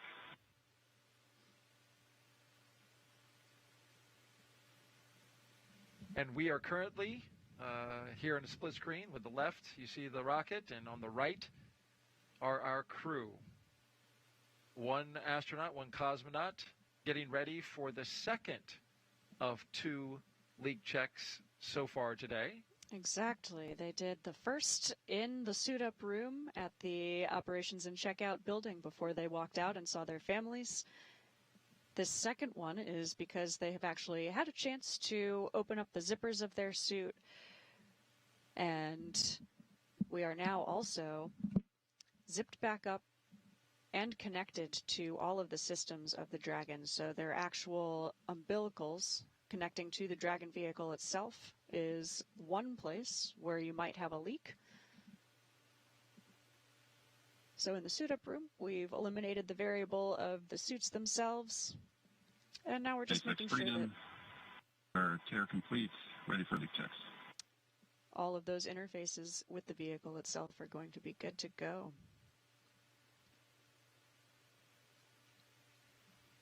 And SpaceX will be... Dragon, you are go for Section 3, suit leak check, including the command to initiate suit leak check. They'll be actually getting telemetry from the suits. Copies. Go in Section 3, suit leak checks in work. Including exact pressures as these suits begin to inflate. Right there on the heads-up display, they can see all the pressures of the suit. It's nice. Actually, Or is it in the we iPad? can't. Yeah, so neither. The operators in Hawthorne are monitoring the I exact see. pressures of the suit. On the displays, you basically get a good or not good. A check mark whether your suit has passed the leak check or not. And so it's amazing to have those really competent operators in Mission Control Hawthorne who are looking at all of the detailed telemetry of the suit. But of course, because we have done so many leak checks at this point, and we've spent a lot of time pressurized in the suit, you really get to know kind of the characteristics of exactly your suit, what a nominal rate of inflation feels like, what 2.5 or 4.5 pounds per square inch feels like. So you can see them starting to get jet-poofed now as those suits pressurize. Jet-poofed? Yeah. Is that an official astronaut term? It is now. And you can see the crew they tend to keep their hands up by the displays, and so that keeps your hands in a good configuration where you could actually interact with the displays if you needed to, but once the suit is pressurized, it's really difficult to move around. As I mentioned before, it's about the pressure of a regulation volleyball, so imagine yourself inside a person-shaped volleyball trying to move your arms and legs around. It's a lot of force to work around. And you experienced that when you were doing your training, your underwater and beyond. Now, granted, that's a different suit. That's for your That's true. EVAs, That's but, right. Yeah. But it's still that pressure, and you can see the limited movement when somebody is in a pressurized suit. That's right. Yeah. So this pressure that the crew are at now in their soft IVA suits, so launch and reentry suits, is about half the pressure of the EMU. Oh, how about that? They're going to about 2.5 pounds per square inch here on screen now. And for spacewalks, we go to 4.3 psi. That large suit, it looks really bulky. And Dragon, no concern, closeout lead is just jumping in to double check something. But it's actually incredible for mobility, having that hard upper torso and rotating bearings on the shoulders and the waist. We've got the closeout crew taking some pictures of Nick and Alex now. This will just give them some good verifications and the ability to send those pictures to a whole team of people who will take a look at it, make sure everything is good to go. And you can see in seat 4 and seat 1, we've got some extra mass simulators. Dragon, we show 2 healthy suits. Yeah, Freedom copy. 2 good suits. And there's that core Shiva who is confirming 2 good leak checks. And there they go, deflating. Dragon, with that, closeout team is going to be performing their final closeout steps and exiting the capsule. Please proceed to section 4 for side hatch close and report when you are ready for hatch closure. Copies.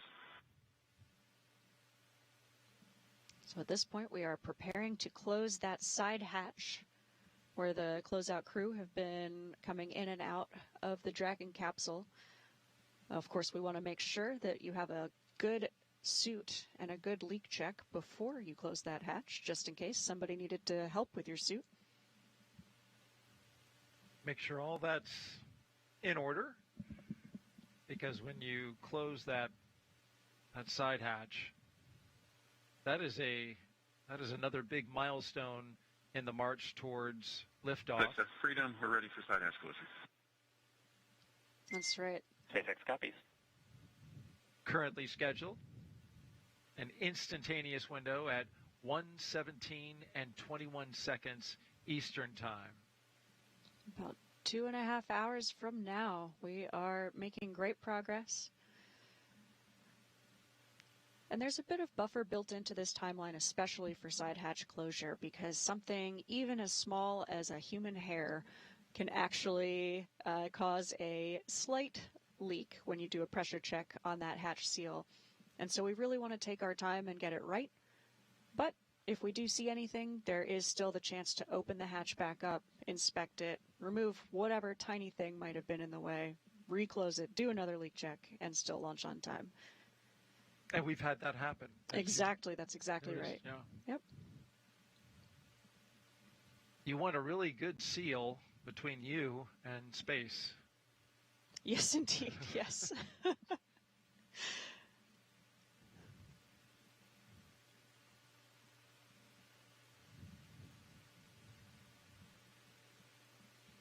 Hatch closure coming up next. This is really momentous, and even in the capsule simulator, it still feels like a really significant moment when they close that side hatch. You really feel like a crew in your spacecraft getting ready for launch.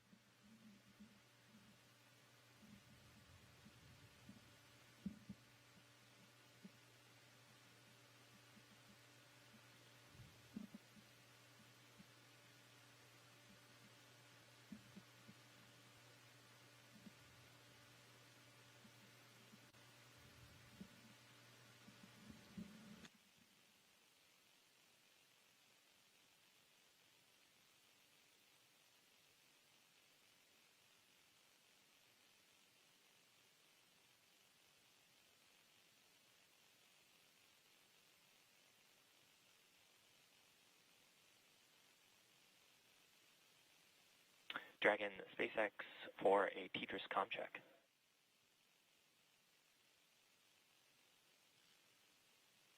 Freedom switching. Encore has you loud and clear. Tetris comm check is complete.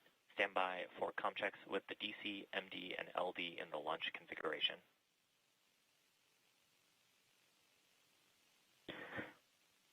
SpaceX Freedom, DC on countdown 1, comm check. DC Freedom, I've got you loud and clear. DC loud and clear. Stand by for comm checks with MD. Dragon, MD on countdown 1, comm check. MD Freedom, I've got you loud and clear. MD, loud and clear. Stand by for comm check over Dragon to ground.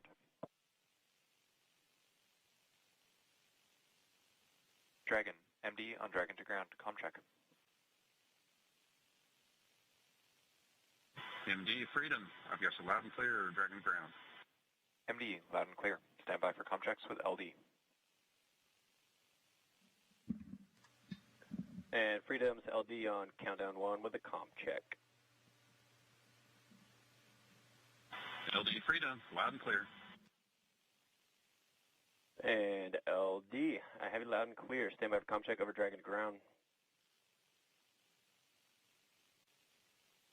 Freedom LD on Dragon to ground with a comm check. LD Freedom, loud and clear on Dragon to ground. I have you the same, Freedom. Let's keep that storm salsa coming. I'm with you. And Freedom, with that, launch configuration comm checks are complete.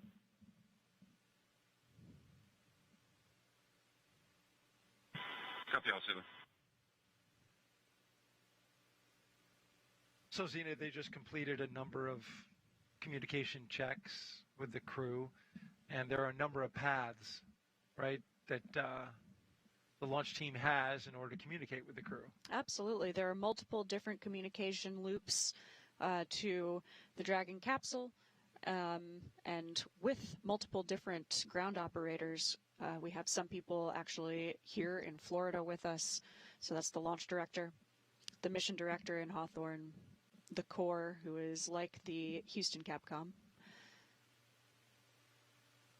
And so we want to check all of these different communications loops with the crew before we close that hatch and lift off.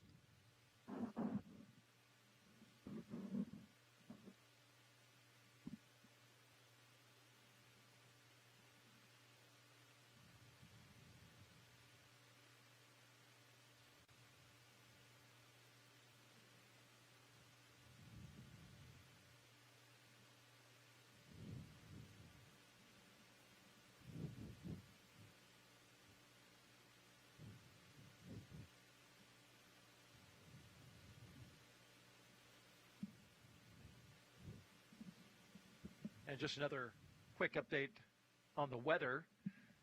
Those storms that we talked about excuse me, 45 minutes to an hour ago, are set to arrive here along the Space Coast. So we're going to be getting some rain in the area, not necessarily a problem at this stage of the countdown. but you can see it's all coming from the southwest. You can see the bubbling up of the storms there in the southwest portion of Florida, then moving across the state towards the east and towards the spaceport. So if you're in the area and you are camping out or getting ready to watch the launch, be aware that we got some storms in the area. Definitely lots to keep an eye on. Any launch is a complex puzzle of many components, so this one will be interesting as it unfolds today. T-minus 2 hours and 25 minutes and counting.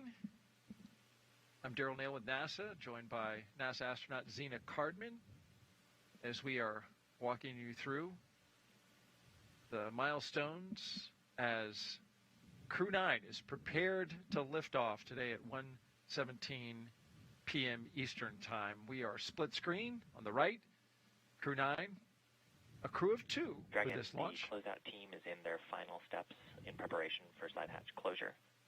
Please stand by for that and the state machine transition to pad hatch closed and ensure all items are secure from now through launch. So as you heard, the Freedom copies all. core, a man named Shiva, coming to you from Hawthorne, is letting the crew know we're getting ready for those final steps before side hatch closure. And he let the crew know to keep all of their articles attached to them. That's because now, at this point, once the side hatch is closed, if you were to drop anything in the capsule, we would need to open that side hatch back up in order to retrieve it. So all of their tablets and stylus and their neat boards are going to stay attached to their legs there.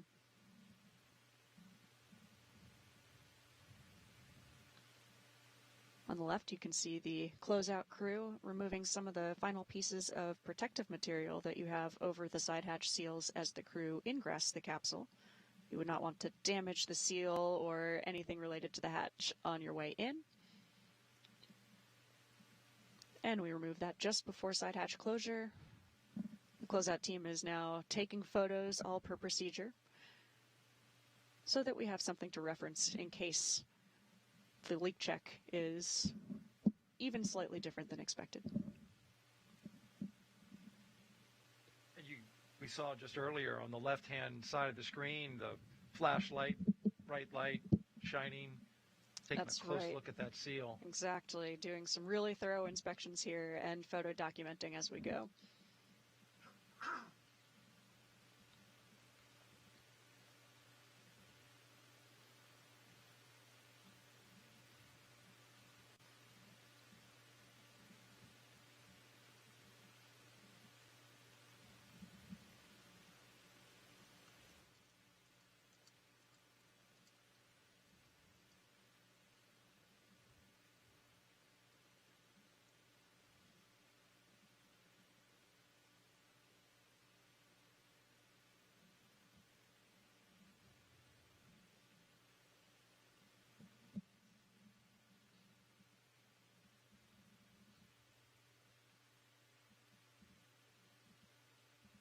Now's an opportunity to take some more social questions. Zena, what do you think about that? I'm ready. All right. Of course, if you want to submit a question, we are taking your questions throughout the broadcast. Just punch in hashtag AskNASA to following platforms, Facebook.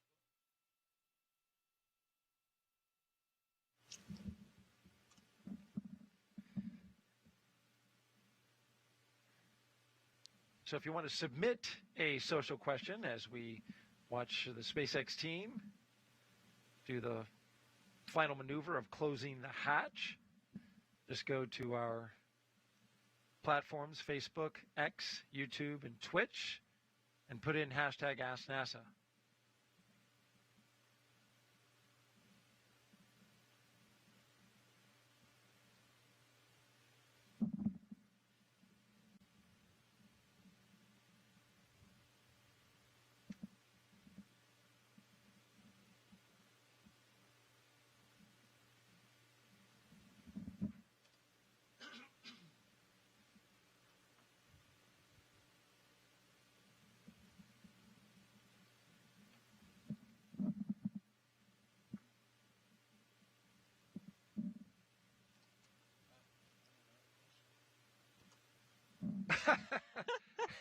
This question coming in from SpaceX's Haley Esparza. Zena, why are you so cool? Oh my goodness, probably because I have such cool friends. Like well SpaceX done. Ninja number 34. Is she out? She's not out there, is she? Not today. She's not on the launch tower, yeah. although she has certainly been there in the past. So she's She wrote somewhere with her cell phone sending in a question. Exactly. We appreciate that, Haley. Thank you very much. That's right. Yeah, she sent the crew off in the Teslas. So you know Haley pretty well. I know Haley really well. She has been an amazing support person for all of the crewed launches on the SpaceX Dragon capsule. Really from the very start. I actually first met her at Bob and Doug's Launch 4 Demo 2. Yes. Back in 2000, the first flight of NASA astronauts on a SpaceX Falcon 9 and Dragon. Yeah. And it was the return, of course, of the ability for NASA to fly to the International Space Station from American soil. Absolutely. Historic first in 2020. Doesn't feel like that long ago, but so much has happened since then when it comes to crew launches from Florida. When you count Demo 2, 9 total at roughly 2 a year. 9 NASA missions, and SpaceX has also launched multiple non-NASA missions.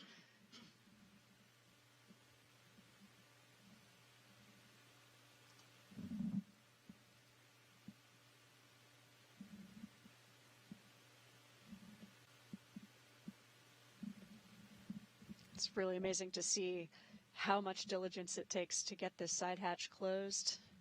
A really meticulous process, but that is a very important piece of equipment, so we want to get it right.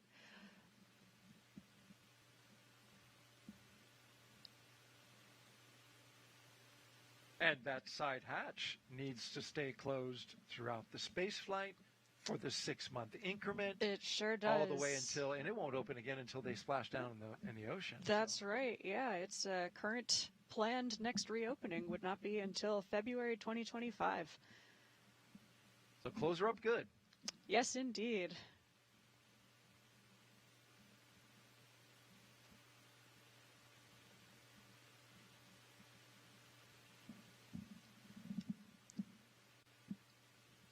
Number 11 there again is the closeout lead, Katie Bishop, who is keeping us on schedule. She's got a play-by-play of every minute of this launch countdown.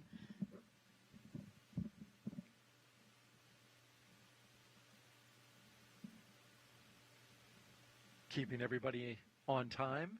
Yes, indeed. Integrating many teams who are working together to make this launch happen today, including the crew inside the Dragon capsule, the closeout team in the white room there, as well as teams on the ground. Which is quite the coordination because there are so many people supporting this launch today. It really is, absolutely. I think that's one of the most humbling aspects of being an astronaut is realizing how many people support an endeavor like this.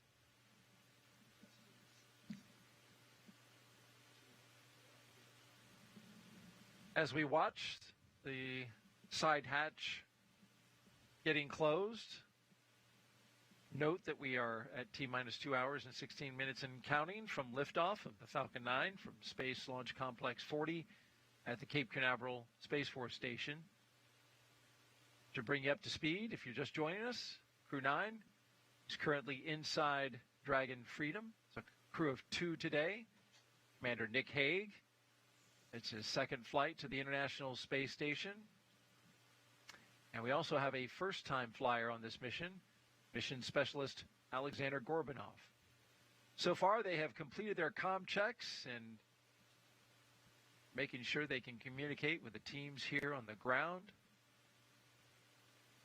You see the technicians on the outside on the left screen working to close the hatch, but they got to make sure that seal is clean first and documented.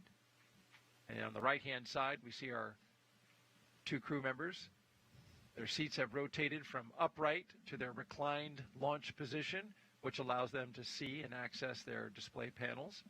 They have also completed their suit leak checks to make sure their spacesuits are working properly, and we got a good confirmation of that. The closeout lead verified the cabin environment was good, and they all exited or I should say egressed the spacecraft and began their procedures to close the side hatch of the Dragon spacecraft.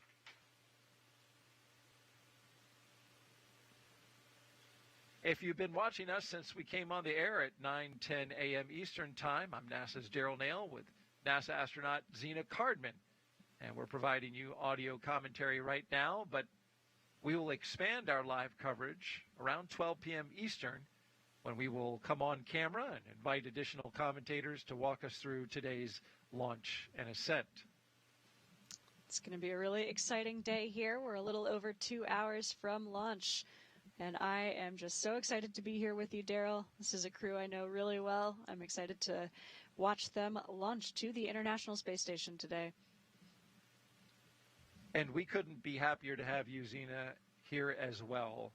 You trained with this crew, you know this crew, and you have great insight, and we appreciate you sharing that with the audience. Absolutely, yeah. These two especially feel like not only colleagues, but family and friends. We've been working really hard together for about the last year and a half, getting ready for this mission. And as we've said before, it takes a huge team of people to make a space flight like this happen. I'm proud to be one of them. And Dragon, we're doing final photo verifications on the side hatch seals. We'll let you know when we're stepping into side hatch closure. Freedom copies, thanks.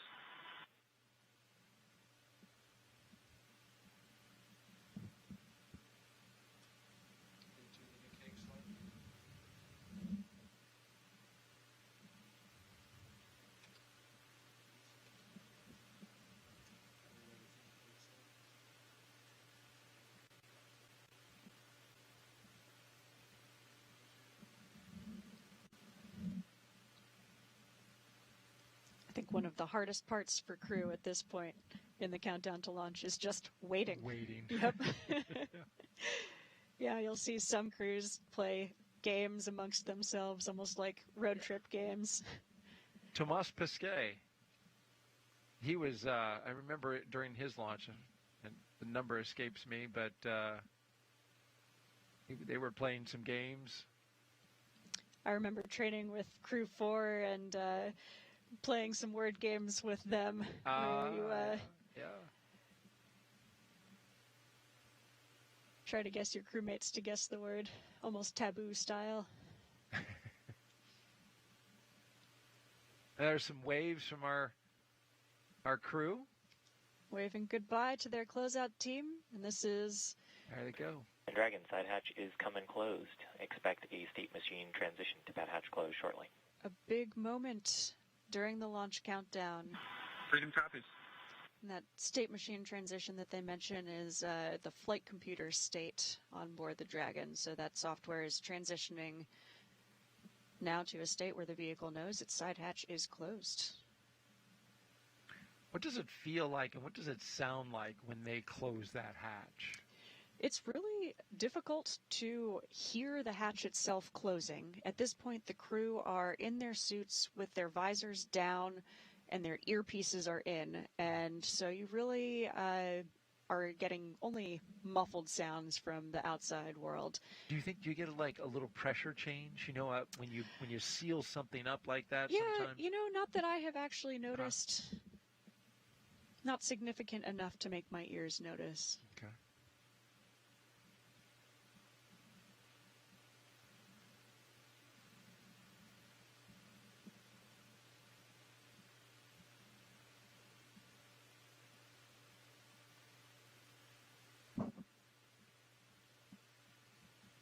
As they're working to secure that hatch, let's talk a little bit about the crew. And we'll start with Nick Hague. He's a U.S. Space Force colonel and he is the Crew-9 commander today. He was selected by NASA as an astronaut in 2013. This will be his second space flight to the International Space Station. In 2018, he and his Soyuz crewmate experienced a catastrophic rocket booster malfunction after launch. They were forced to abort but landed safely. 5 months later, Haig launched on another Soyuz and served as flight engineer for expeditions 59 and 60.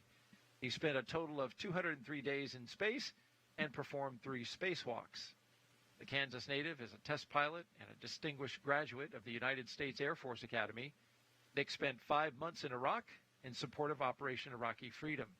He voluntarily transferred from the United States Air Force to the U.S. Space Force in 2021 and is an active colonel. His wife, Katie, is a retired U.S. Air Force colonel, and they have 2 sons.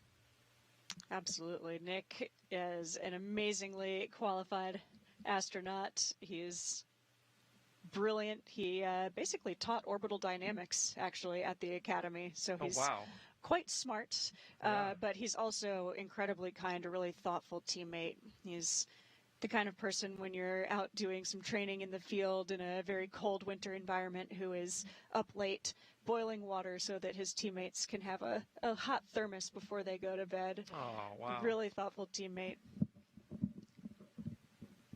I absolutely loved Dragon, we are commencing health checks for the launch escape system. Expect a momentary state change followed by a transition back to pad hatch closed. Okay. Progressing along nicely. And Freedom copies. Thanks for the heads up. It's an expected call from the core, the communicator Shiva in Hawthorne. I really loved doing spacewalk training with Nick. He's a veteran of multiple spacewalks, and so for myself, a rookie of both spaceflight and spacewalks, it was incredibly valuable to get to train with him. He's the kind of person where if you have stored one of your bits for one of the tools in a difficult to reach location and you're sitting there struggling, he's just reaching over and helping you retrieve it and has put it on your tool before you can even think to complain out loud. Exactly. Wow. Great teammate. And in this configuration today, he has a lot to be thinking about, to your point there. He is commander, but he's also does not have a pilot per se. He has a fellow crewmate, mission specialist, who's sitting in the pilot seat, but he's not trained to be a pilot today. So more responsibility is on Nick in this position. Yeah, that's exactly right. He's really in a mindset today of being both spacecraft commander and pilot. Alex Gorbanov, our crewmate there, who would normally be sitting in the seat all the way to your left, is moved over. We specifically wanted him at the displays so that he can help Nick monitor and be value added as able. But it takes, as you know, many months of training to be fully qualified as a pilot. And so Nick is taking on a lot of responsibility today. He is well qualified for the job. Speaking of Gorbanov, he is our mission specialist today and a first-time flyer. So Nick will get to see his reaction as he goes into space for the first time. He studied engineering with qualifications in spacecraft and upper stages from the Moscow Aviation Institute. Gorbanov graduated from the military department with a specialty in operation and repair of aircraft, helicopters, and aircraft engines. Before his cosmonaut selection in 2018, he worked as an engineer for a rocket space corporation and helped support cargo spacecraft launches from the Baikonur Cosmodrome.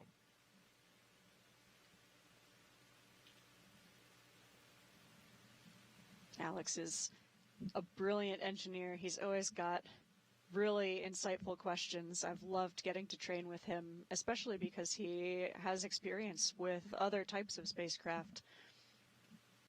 And knows a lot about it. Absolutely.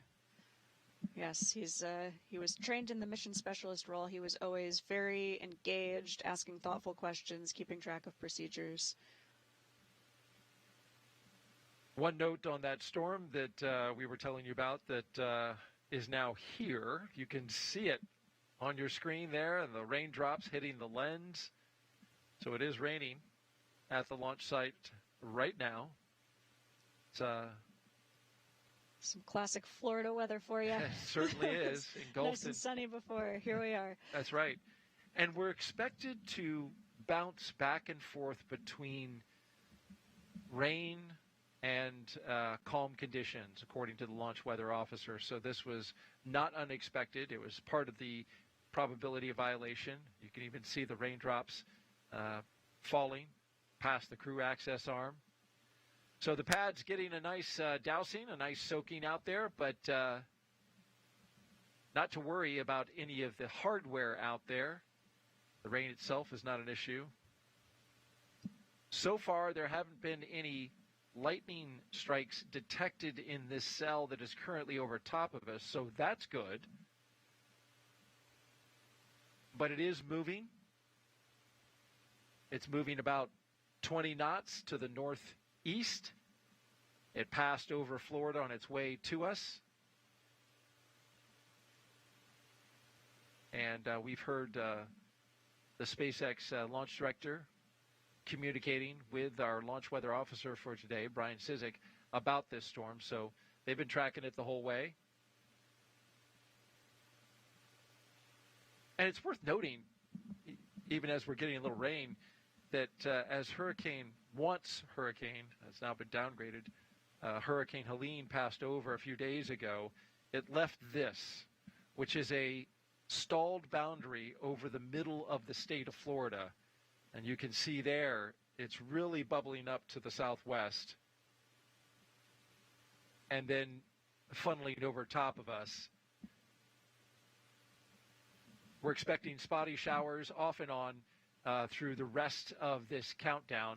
But what is really going to matter is, excuse me, what the weather is at just before T-minus 35 minutes, so around the T-minus 50 to 45 mark, where they'll look at this weather and be able to predict whether or not there will be storms at T0. At this point, it's a little tough to call, but here's a wider view of the weather out here at the Cape. Yeah, with really patchy weather like this, it can be hard to predict exactly what's going to be right over your rocket at T0. So we will keep our fingers crossed for today, but of course our goal is to launch when it is safe to launch. So we will be keeping an eye on this weather as we get closer to T0 just over 2 hours from now.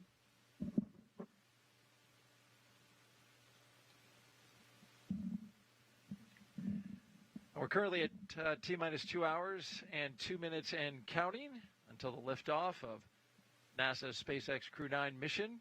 We have one astronaut and one cosmonaut inside of Dragon Freedom, atop a Falcon 9 rocket from Space Launch Complex 40 at the Cape Canaveral Space Force Station.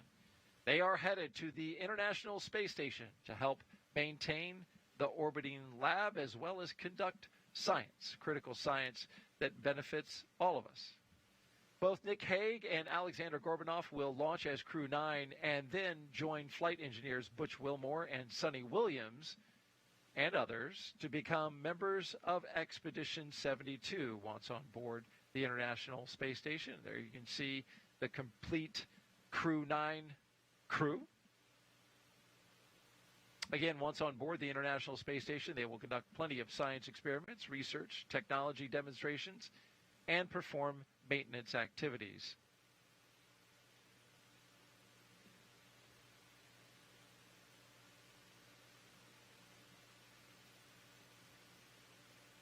We kicked things off here at a little after 9 a.m. Eastern Time, just a couple hours ago. And we've had a real smooth countdown so far. The astronauts woke up. They were treated to a light breakfast.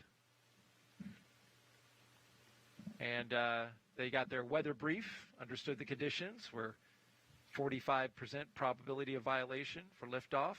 Moderate conditions along the ascent corridor. After the weather brief, they proceeded to get suited up. And then they jumped into their Teslas, drove out to the pad, ascended the launch tower. SpaceX, we had a good side hatch leak check. Climbed into their capsule, climbed into Dragon Freedom. Freedom copies. Good side hatch leak check. good news on that leak check. And just shut the door. That's right. So another big milestone complete. Things going really smoothly. Up next at T-minus 1 hour and 54 minutes, just about 6 minutes from now, they'll reset the crew arm, GSE, for launch. GSE. Ground support equipment. And so the crew access arm, you can see it on the left-hand side of the screen there, is kind of the breezeway going from the launch tower to the Dragon capsule, which is how the crew get inside. And before launch, of course, that crew access arm will need to be retracted so that the rocket can depart the ground. And we'll get to see that first time that crew access arm will pull away from a Dragon with 2 astronauts on board at this launch complex. The first time ever. First time launching humans from Complex 40. It's an exciting day. It is indeed a historic day. We're coming up on 1 hour and 59 minutes and counting.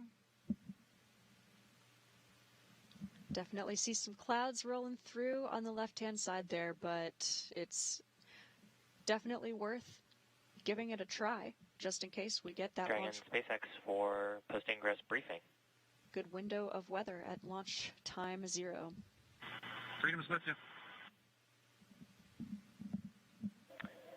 Dragon, so good news is we've got a healthy pad, Dragon is healthy, and Falcon is looking good. The story remains weather, as previously briefed. We're watching radar data in real time. Currently, we'd be no-go to launch, but we think there's a real shot of getting a clearing in the weather around T-minus 0, and the ascent weather continues to look good, so we've got a chance of going to space today. We'll check in as we have more updates. How copy? Freedom copies. Good pad, good vehicle, and you're saying there's a chance with the weather. Outstanding.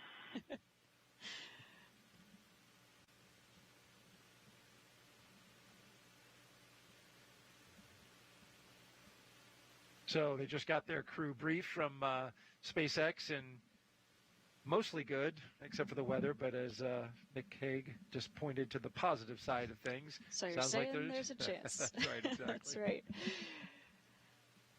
Well, from that left-hand side, you can certainly see it. It's a small storm with rain on the left part of the screen and a little more of a clearing area on the right hand. That is exactly how it is on radar. Yep, we've got some patchy weather rolling through, but it sounds like the vehicle itself is in great shape.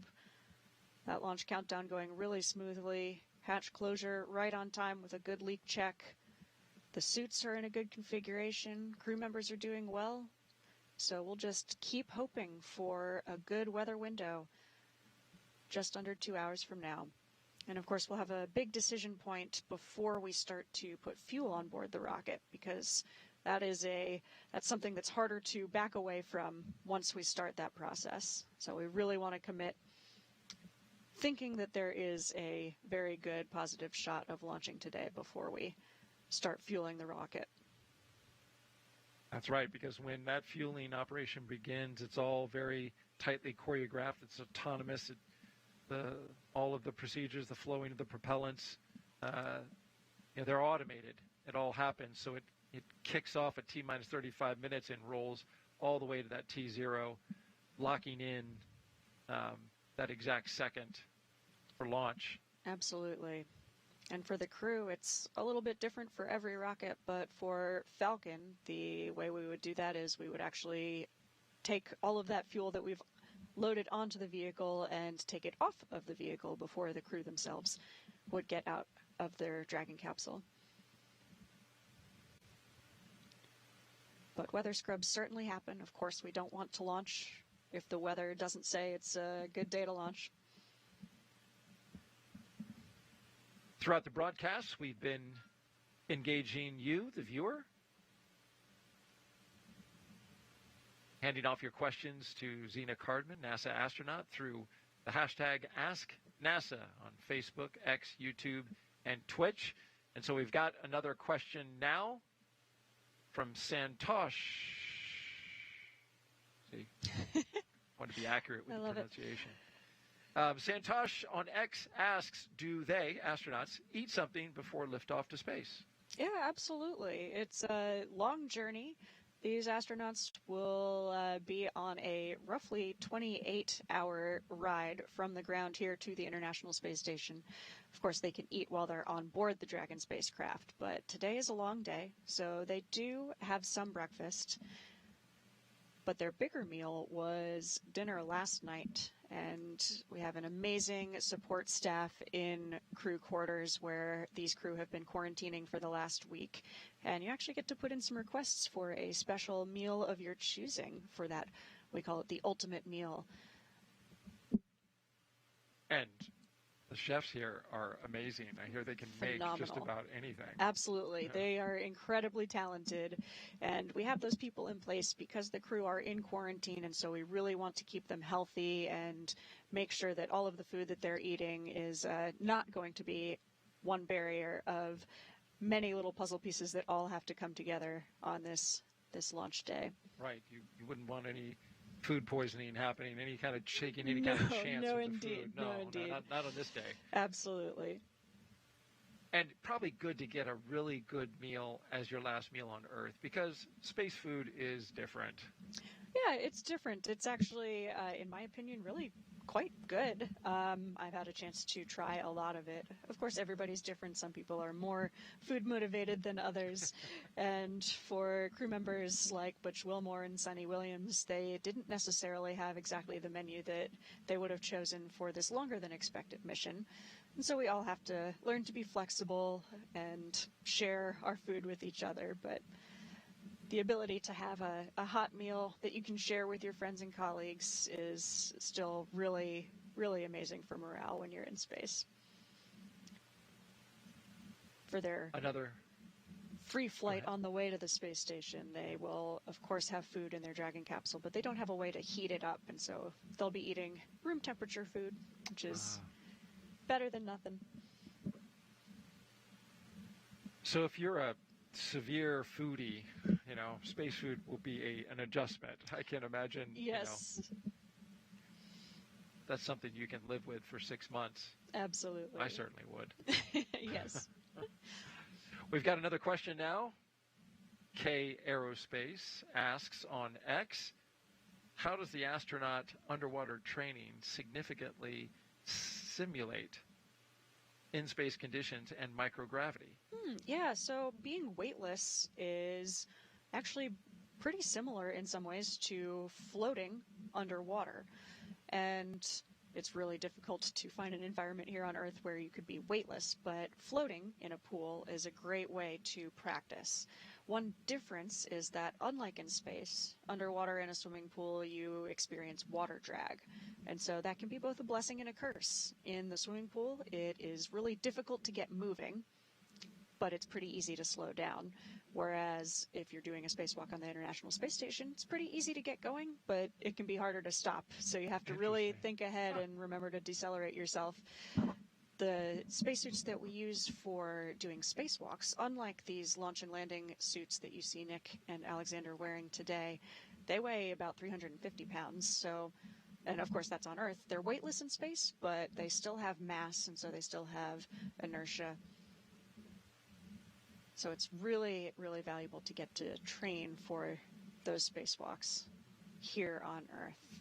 Getting to know all of the procedures, all of the equipment, and how to move in a spacesuit that doesn't necessarily move exactly like your body does.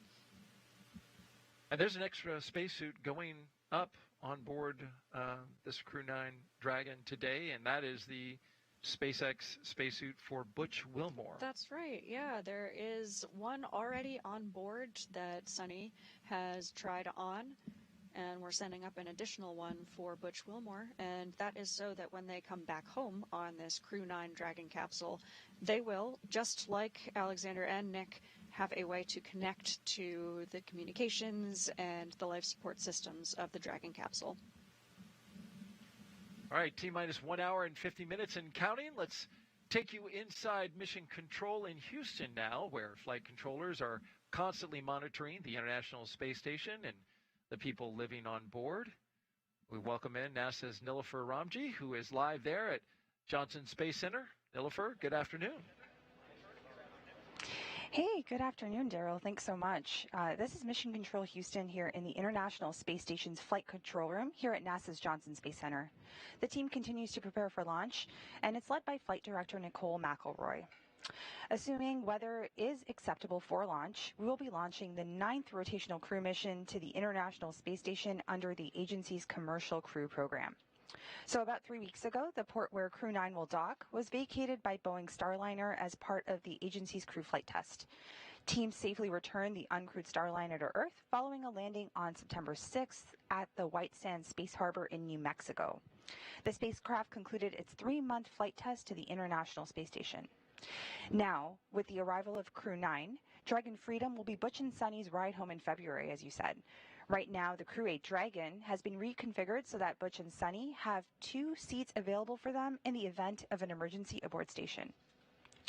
The arrival of NASA astronaut Don Pettit and Roscosmos cosmonauts Alexei Ovchinin and Ivan Wagner earlier this month, and the departure of the Soyuz MS-25 on Monday with NASA astronaut Tracy Dyson coming home marks the commencement of Expedition 72, led by the new commander, Sunny Williams. So we currently have 9 people living and working aboard the space station, and that number will be bumped up to 11 for just about a week. During that time, Haig and Gorbanov will go over handover procedures with Crew 8, which includes a safety briefing and orientation. Then they're going to jump right in and help advance scientific knowledge and demonstrate new technologies supporting our efforts preparing for human missions to the moon. Following the week-long handover, the Crew 8 members, which include NASA astronauts Commander Matthew Dominic, pilot Michael Barrett, and mission specialists Jeanette Epps, alongside Roscosmos cosmonaut Alexander Grabenkin, will prepare for their undocking no earlier than October 7th. Direct handovers between crews allow for continuity of the activities and helps to ensure a continuous U.S. presence on the space station at 23 years and counting. And now, with under 2 hours before launch, we're going to send it back to you, Daryl, at Kennedy. Thank you very much, Nilofer. A great look inside Mission Control in Houston as they get ready for the arrival of Crew-9, Commander Nick Haig, and cosmonaut Alexander Gorbanov.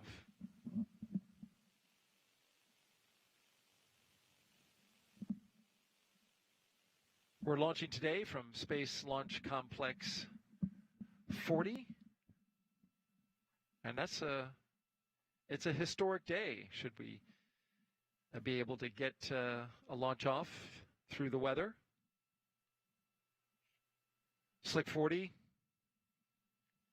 previously hosted NASA missions NG-20, CRS-30, and NG-21. Those are cargo resupply missions.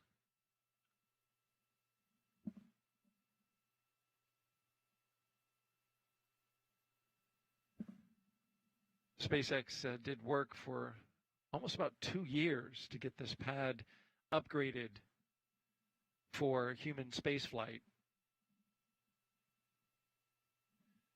It's a long process, one that NASA walked alongside of SpaceX through those years of building out the infrastructure and making the necessary upgrades, not the least of which was the crew access arm, what you see there on your screen. Made some upgrades to that crew access arm that has 3 hydraulic motors instead of a linkage. The arm is 7 feet longer than the one at pad 39A. It's got a larger white room. It's built different, stiffened plate construction instead of truss.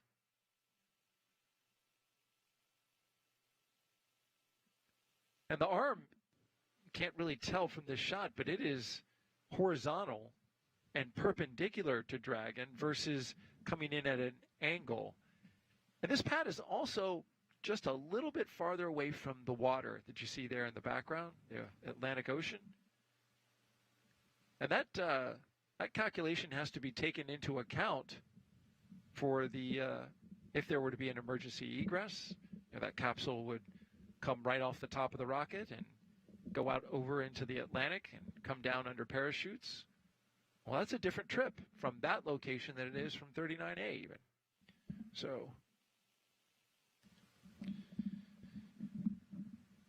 there's a lot that went into even some small things that you might not think of. Even the launch azimuth is slightly different from, and I mean, we're only, what, a mile away? That's exactly right. Little details like that matter when you're trying to get from the ground all the way to Dragon, the International SpaceX, Space Center. the closeout team has departed the crew arm and is on their way back.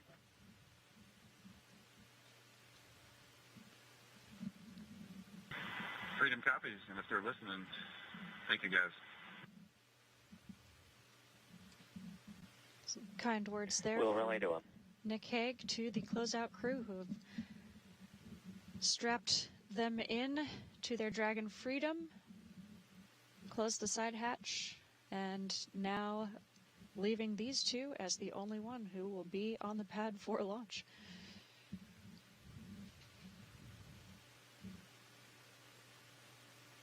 It's a lonely place, but you do have your crewmate there. Absolutely. Yeah, it might seem, but you know how many people have been rooting for you the whole way, prepared you for this day, and are there supporting you for liftoff. So we have an enormous team of people here at Kennedy Space Center, in Mission Control Hawthorne, in California, and in Mission Control Houston in Texas.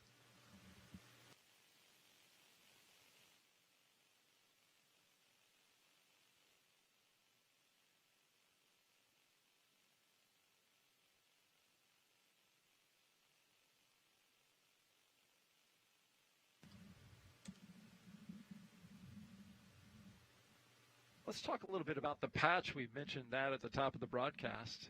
It's a very special patch.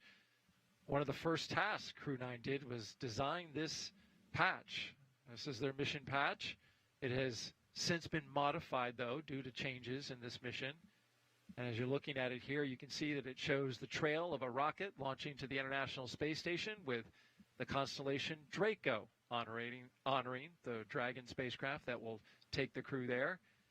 Below everything are what you mentioned earlier, coastal waves representing our blue planet, the global ocean linking all continents. You also see a Falcon with a number 9 on its beak and a crescent moon as its eye, a nod to the Falcon 9 rocket. And the Delta symbol at the bottom there, used since 1961, signifies historic connections to the earliest days of space ventures. And you had a hand, you and your team, when you were part of this crew of designing it. Absolutely. One of the traditions I love in human space flight are these patches that represent the crew and the teams who prepare us for the mission, prepare us for flight. And so our entire crew was able to contribute to the design of this patch, able to include meaningful symbols, even some of the colors that we used for the patch. The gold and the red, the black and the white are a nod to the maritime signaling flag for the number 9, another little piece of trivia. So there's so much symbolism that goes into a patch like this, and a patch that I've been really proud to wear on my shoulder for the last year and a half. It's a little bit modified today, as you mentioned, Daryl. It's been modified to have no names on the patch. Previously, we had the names of the 4 launching crew members across the top there. But as we have modified this mission to save 2 seats for Butch Wilmore and Sonny Williams on the downhill, we removed the names from the patch, and this was a gesture to, it's not just the people on the rocket who are a part of this mission. It takes an entire team to include my crewmate Stephanie Wilson, myself, and all of the people who have gotten Nick and Alexander ready for this launch today. So I'm really, really honored to see that patch that they've represented. We've seen it several times here on launch day in the operations and checkout building as they were walking out to the Teslas, and we've seen it many times throughout this launch day. And great seeing Nick and Alex ready there. We are doing well on the timeline. The Dragon capsule is in great shape. The hatch is closed with a good leak check. Their suits are closed with a good leak check. Everything's in a good configuration. We are just standing by for monitoring the weather as we continue to progress towards T0 in an hour and 40 minutes from now.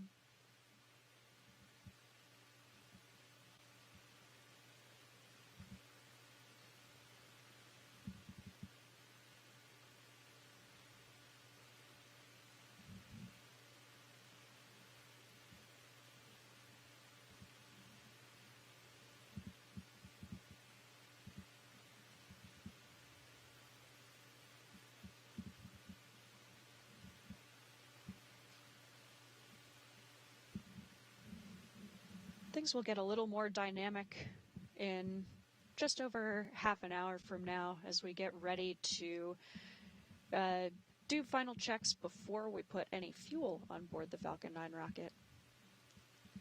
But for now, because we have some extra buffer built into the timeline for things like the side hatch leak check, we're in great shape. And the number one job of the crew right now is to just be mellow and be ready. You might see them wiggling their toes a little bit in their boots, keeping their legs from falling asleep as they're in this position. It's a long time to be lying on your back.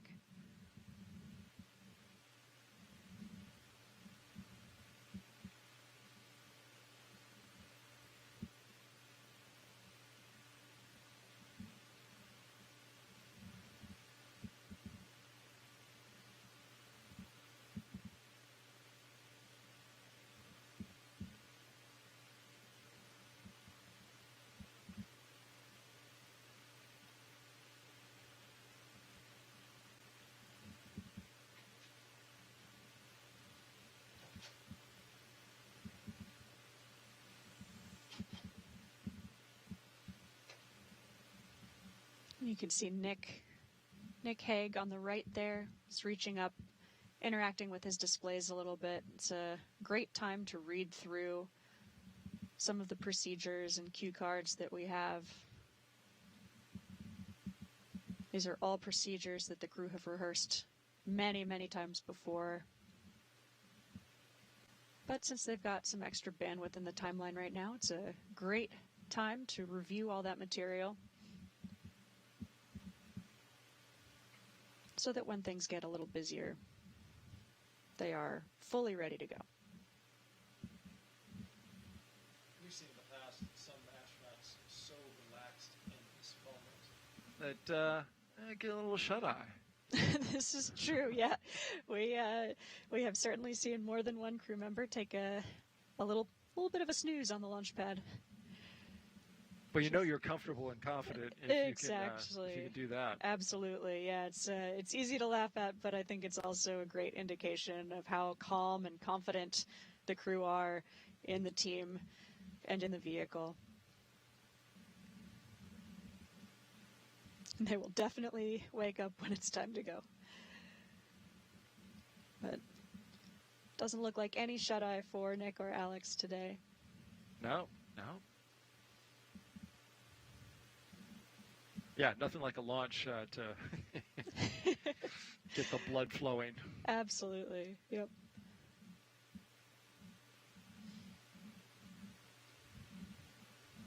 Well, this crew, they both got to bring on some special items from Earth to space. A few personal items for their roughly 5-month stay. And for this particular crew, here's a few of the items that they're taking up in space with them. Nick Hague, on the right, is taking a Space Force flag with him. It's, of course, something different than what he took the last time because Space Force, well, didn't even exist last time he flew.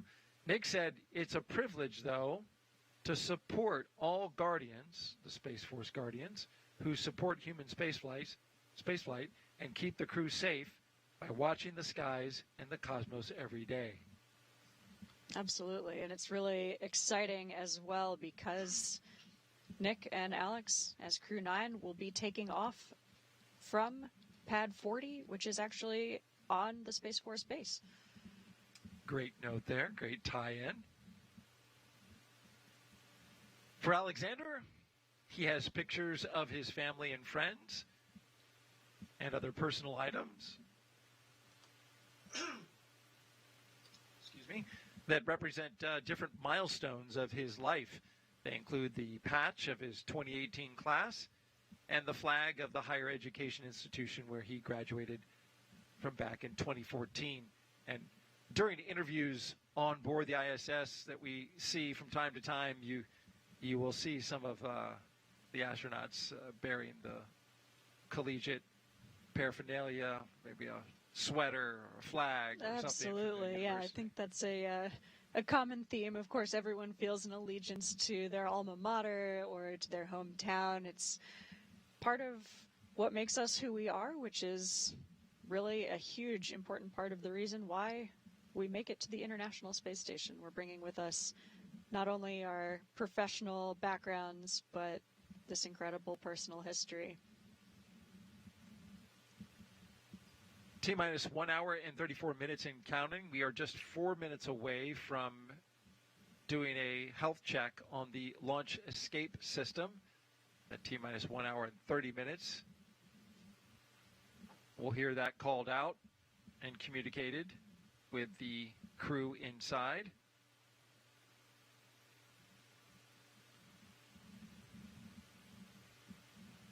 As Crew-9 launches today, we get a launch. That only means that Crew-8, it will be their turn to come home. That's exactly right. I know there's a picture of Crew-8. Yeah, this is them as they walked out. NASA, many months ago. Yeah, Matt Dominic, Michael Barrett, Jeanette Epps, and Roscosmos cosmonaut Alexander Grebenkin. There you see them launching from the Space Center, and then, of course, they've been living and working on the space station now for 6 months. Once Crew-9 arrives, there will be what's called a handover for about 5 to 7 days, and then Crew-8 will undock. Yeah, absolutely. That handover period is really, really useful. I mean, you can train for months and in most cases years to live and work on the International Space Station, but it's really hard to know exactly what it's like until you get there. So for rookie flyers, first-time flyers, that handover period is a great time to get a lot of advice from the people who are the experts who have been there most recently. And even for a veteran flyer, someone like Nick Hague, this is not his first trip to the International Space Station, so in many ways he's an absolute expert. But the International Space Station is changing and evolving constantly. So it's a great time to get to know what is new on the space station, what little quirks have changed, stowage locations, how things are working now, and a great chance to get that institutional knowledge from the people who have spent the last many months there. So I know Crew-8 is anxious for Crew-9's arrival because that means that Crew-8 can get home to see their families after a long and successful mission that's actually a little bit longer than even they anticipated. Indeed, and a little longer of, a transition period. One of the first things we're going to do is get the Dragons deconfigured from what they were, where Crew-8 was configured in order to bring Butch and Sunny home in the case of an emergency. That's right, yeah. Deconfigure that, right, and then get Crew-9 configured? Absolutely, yeah. So that is one of the most important things that we do during handover is configure the Dragon capsule to be a lifeboat in case you needed to leave the space station quickly. And so that's something we do for every mission. It's one of the most important pieces of handover that we do. So Nick is going to get that handover from Matt Dominic, who was the previous Dragons commander. But in this case, it's a little bit extra special because they've been configured to bring Butch and Sunny home for the last couple weeks.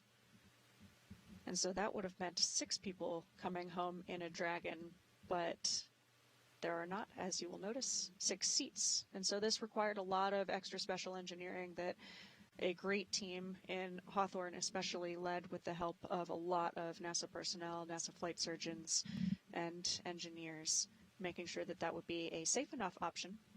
But the better option would be bringing Butch and Sunny home in suits that interface with seats so that they have all of the life support systems and communications that you normally would in a spacecraft.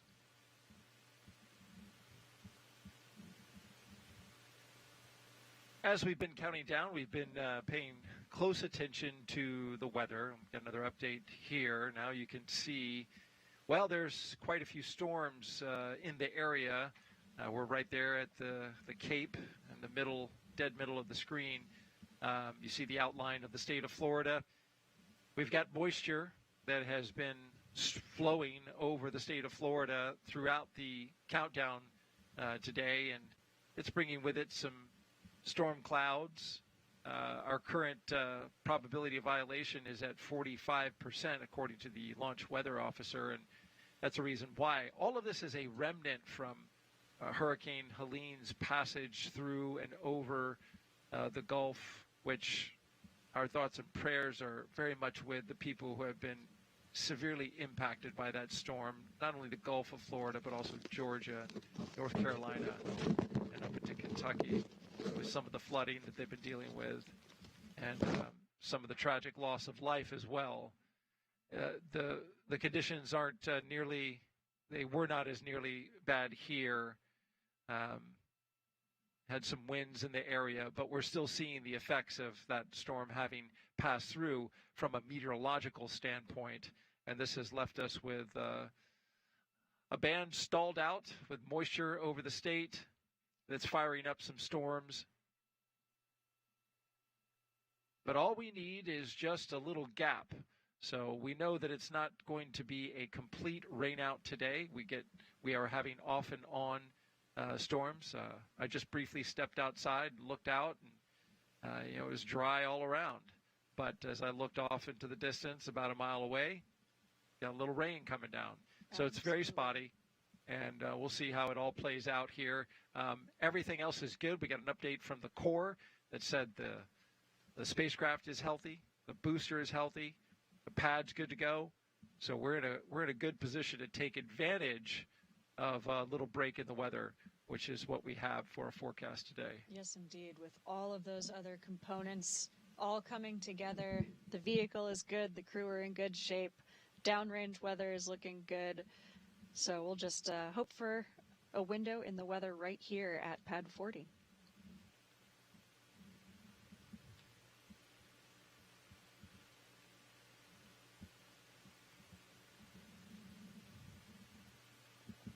You're looking inside the Dragon Freedom. This is the spacecraft that will take Crew-9 up into space, and there's a look at it from the outside. It is the capsule's fourth space flight. Freedom's first flight was Crew-4 and also supported private missions Axiom 2 and 3. Freedom was given its name by that man right there, Commander Kjell Lindgren, who said the name celebrates a fundamental human right and the industry and innovation that arises from the unencumbered human spirit. So far, Freedom has totaled 201 days in space. It will, of course, add to that number once it launches with Crew-9 on board and docks to the International Space Station. One of my favorite things about a reusable capsule and reusable rockets like this is that you get to enjoy some of the history of that vehicle. A lot of the spaceships that we fly now are named after previous spaceships, which were named after research vessels. But this one is new and unique. What an amazing vehicle to get to fly in. This is actually the only Dragon that I have ever been in. But I've been in it twice, once for Crew-4 launch and once at CEIT, which is kind of a test drive where we get inside the flight vehicle for Crew-9. And do they have some of their stickers up from previous flights? They do. You may notice that behind Alex Gorbanov's head, just off to the left of the screen there. I see it. Not necessarily something we are supposed to do. Oh. Xena has called you out, Crew 4. Well, I can also say if I were in that spacecraft, I would be adding a Crew-9 sticker right there. There so. you go. There you go. I mean, yeah, puts a little, mark there on the capsule, and I mean, you spend so much time in it, the training, the flight. It's with you there on orbit. Yeah, I mean, this place starts to feel like home, absolutely.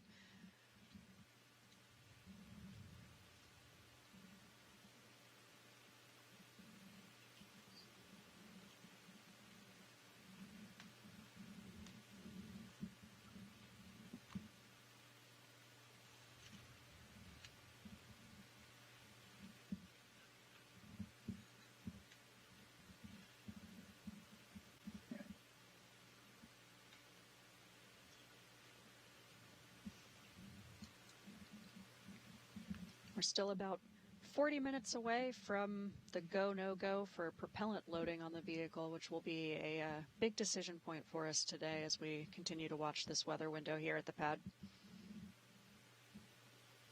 Yeah, that's the big one. The storm, if you look on the screen to the left, is now out at sea. It had, dumped a little rain here at the space complex, but it is now almost completely offshore. There's more behind it, but we've got a nice little gap between the storms that just passed and the ones that are coming along the way. We can see them coming. They're about halfway past the state. Halfway, I guess, passing over the state. Yes, indeed. It's actually really amazing to see the sun is starting to come out. You can see that on the left screen there, but you can actually also see it hitting Alex Gorbanov's right knee as it's coming through the Dragoncraft window. Great reminder that they are, for now, still on Earth.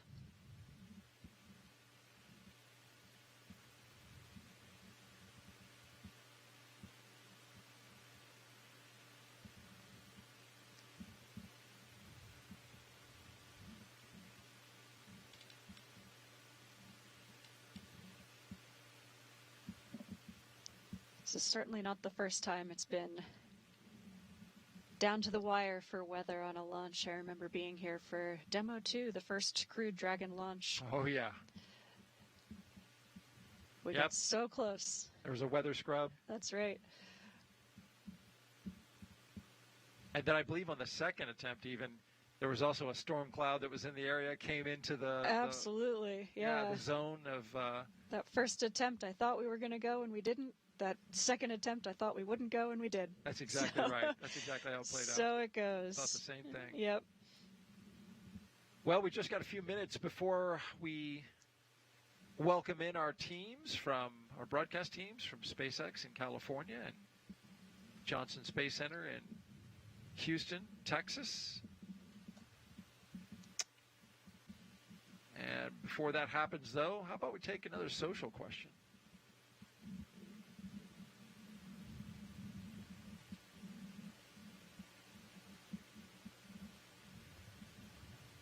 If you want to submit your question, you can do so on the platforms Facebook, YouTube, X, and Twitch. Just use the hashtag AskNASA, and we will be able to see it.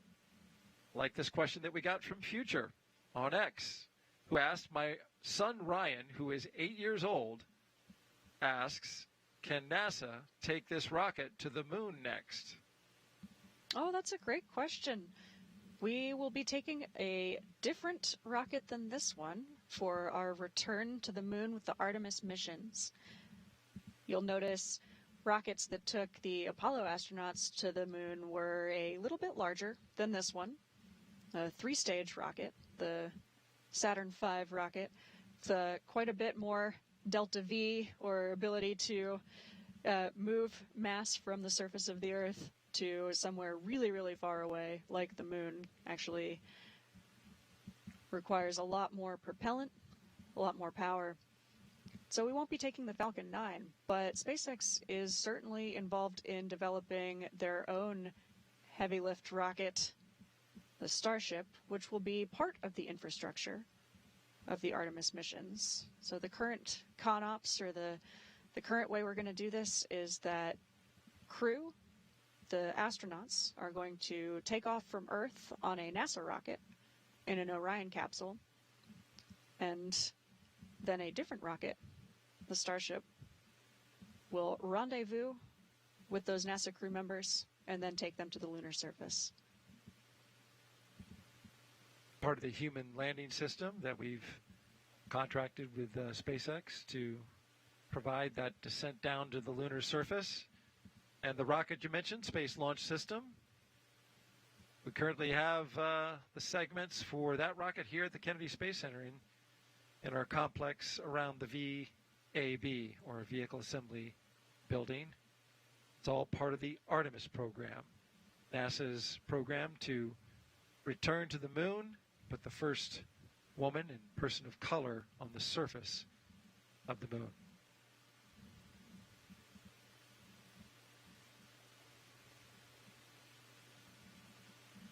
So we have time to slip in another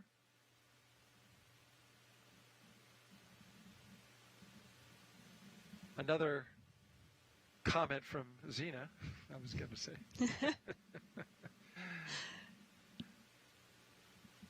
About just the history of the flight today. This is a crew of 2 versus a crew of 4, and that was changed in order to provide seats, which you can see there on the left and the right. They're empty. Those seats will be filled by Butch Wilmore and Sonny Williams when they return about 5 months from now. That's right. This is a crew of 2, although we spent the last 18 months or so training as a crew of 4. My crewmate Stephanie Wilson and I are very much alongside Nick Hague and Alex Gorbanov as they prepare for liftoff today. It takes a whole team, and so even though we will not be leaving Earth today, I am really proud to have been part of this team getting them ready. It's a huge collaborative effort, and it's something that I feel really humbled and honored to be part of.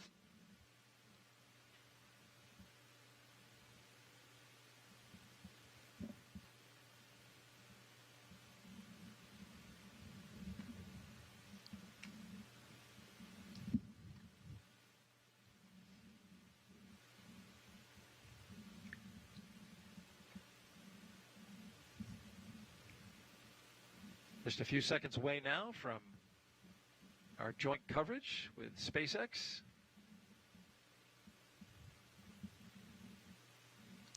Very exciting, means we're getting closer. That's right. Liftoff currently at 1:17 and 21 seconds p.m. Eastern Time.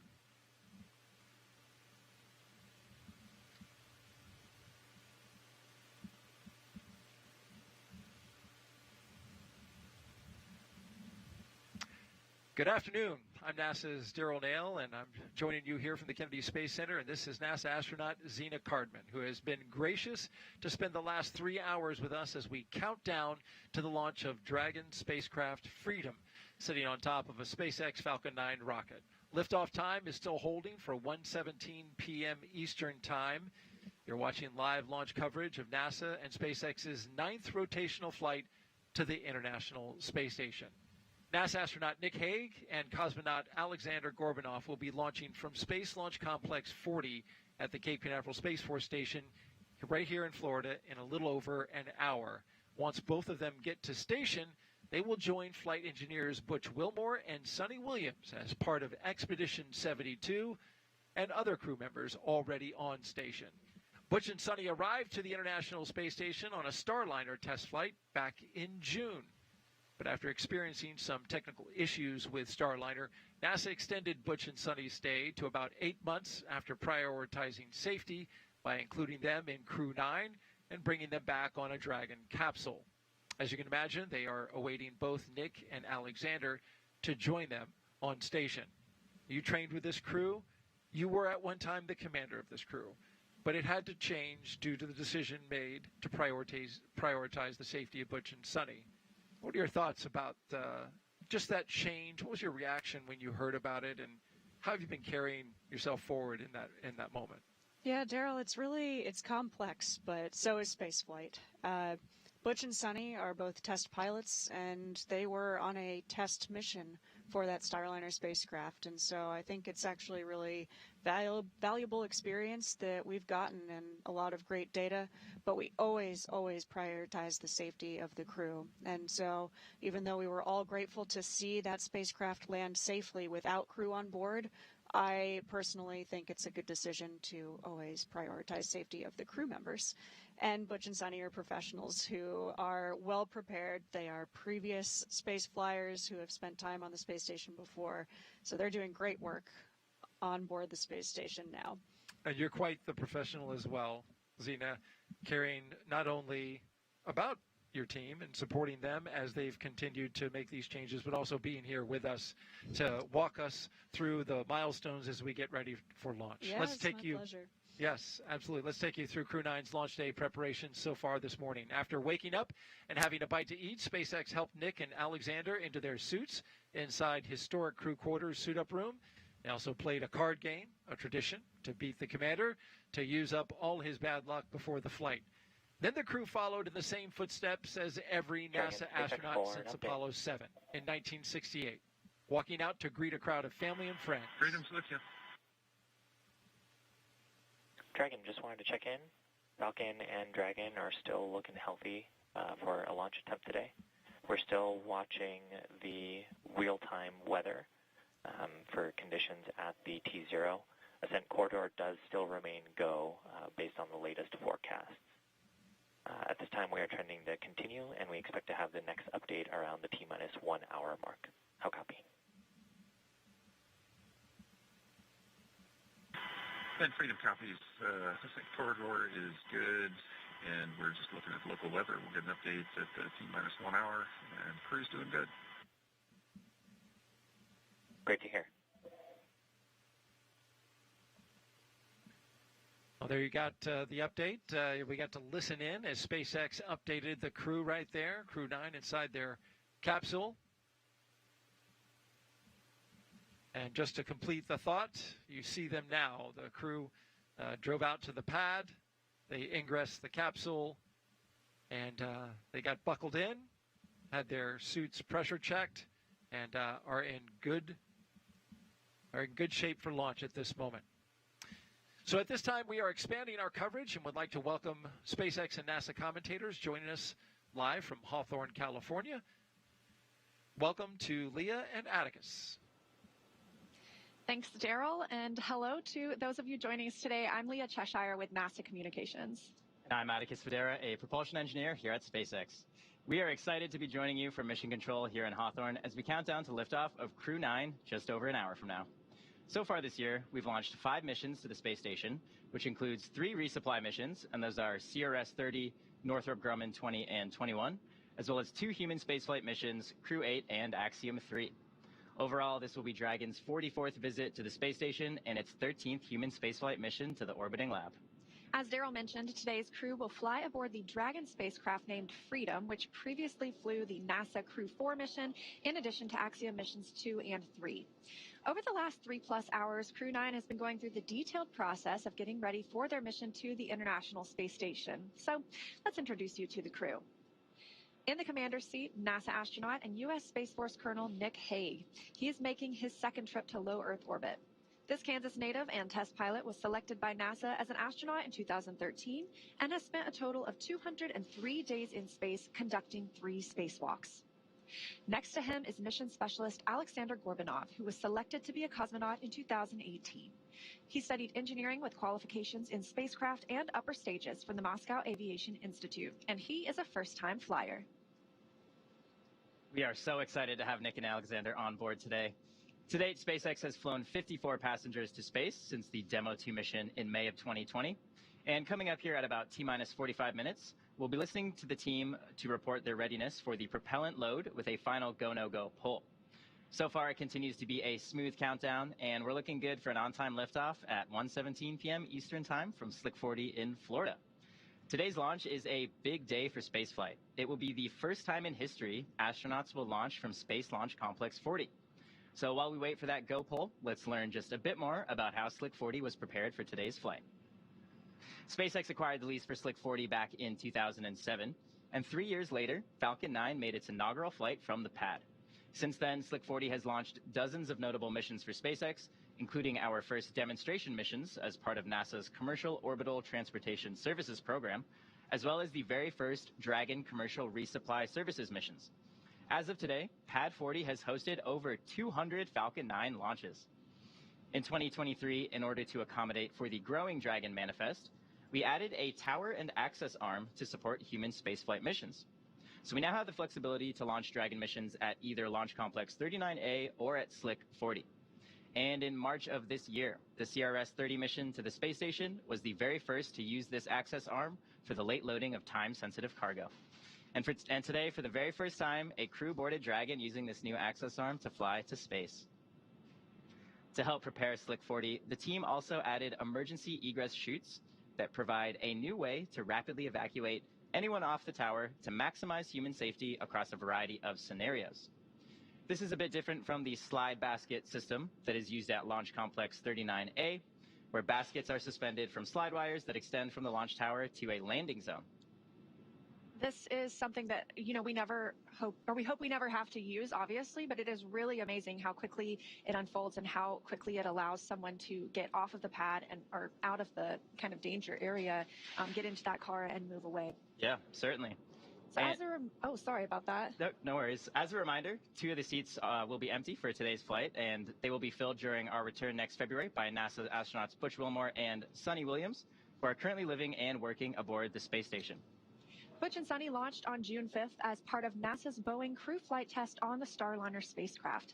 As Starliner approached the space station for docking, NASA and Boeing identified helium leaks and experienced issues with the spacecraft's reaction control thrusters. Following weeks of in-space and ground testing, technical interchange meetings, and agency reviews, NASA made the decision to prioritize safety and return Starliner without its crew. Starliner did safely land uncrewed on Saturday, September 7th. To prepare for those manifest changes on today's flight, Nick Hague and Alexander Gorbanov ran through a number of training exercises to allow Alexander to build his expertise on Dragon operations. They also performed emergency scenarios with stand-ins for Butch and Sunny to simulate the conditions they could face during the downhill or return portion of flight, and that is targeted for February of 2025. For each crew, SpaceX suits are custom tailored to fit each astronaut and provide oxygen, cooling, communications, and protection during the dynamic phases of flight. For Crew-9's return, there was already a reserve spacesuit on the space station that NASA astronaut Sunny Williams will wear for the journey home. In fact, Sunny helped SpaceX fit test their spacesuits a few years ago as part of the preparations for crew missions. SpaceX built a prototype of the IVA, or intravehicular activity, flight suit design for the original CCP cadre, which included Sunny, as part of the overall commercial crew development process. Butch Wilmore's suit was created using measurements provided by NASA based on his sizing for an extravehicular mobility unit, or EMU, which are the suits astronauts wear on spacewalks outside the space station, and that's being delivered on today's launch. So everything is set for Butch and Sunny to return with Nick and Alexander when Crew-9 comes home next year. Now we're just at about T-minus 1 hour and 7 minutes, counting down to today's launch. While we wait, let's check in with Nilofer at the Johnson Space Center to see how things are shaping up at Mission Control in Houston.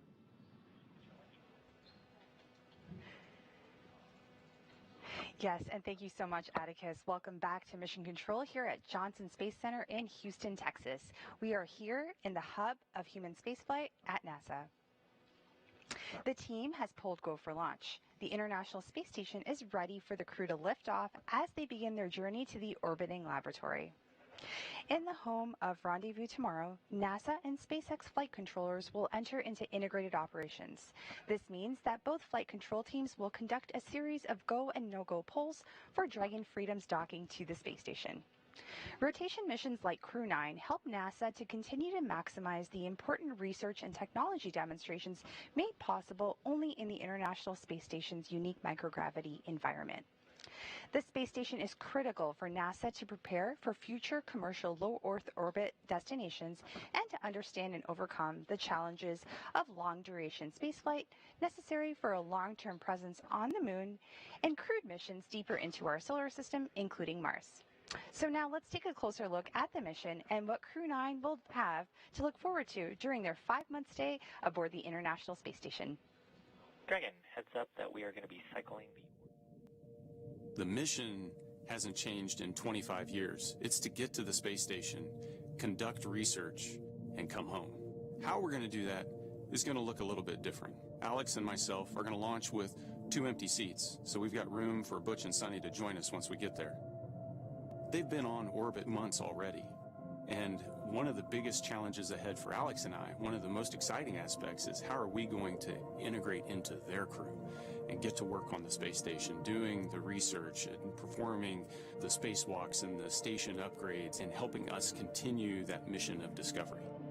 The International Space Station is this unique place that we have built over the course of a decade with 100 launches and 100 spacewalks to assemble it on orbit. It lets us remove gravity from all of our science experiments. You've all seen video of balls of water floating around and morphing it, and we can do that with other materials and see what properties we aren't able to see when gravity just squashes everything flat.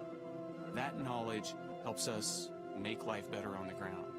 I've had the privilege of spending more than 200 days on the International Space Station, and what is crystal clear to me is how important the international is in the International Space Station. Together we accomplish more than we could by ourselves.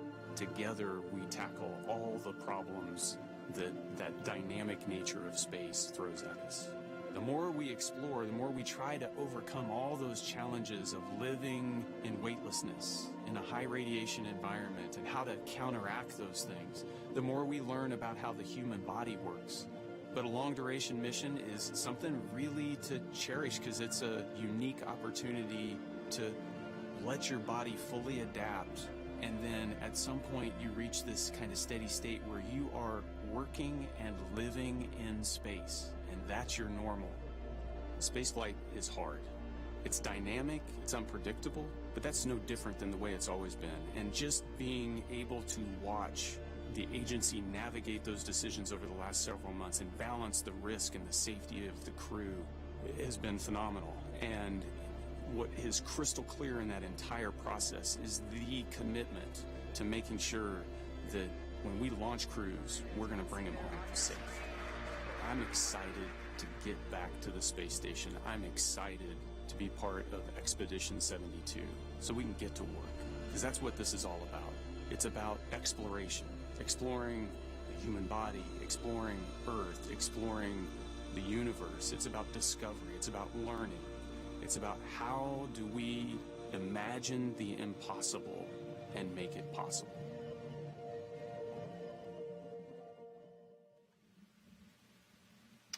And welcome back here to the Kennedy Space Center in Florida. Just a quick programming note. If you're watching us on YouTube, make sure you refresh your browser, because that will allow you to chat with us, not us specifically, but with our producers and our support folks who will answer your questions. But then also, if you use the hashtag AskNASA, we'll get the questions to our astronaut, Zena Cardman, so she can answer them. And she's been doing a great job of answering all the questions leading up until this point.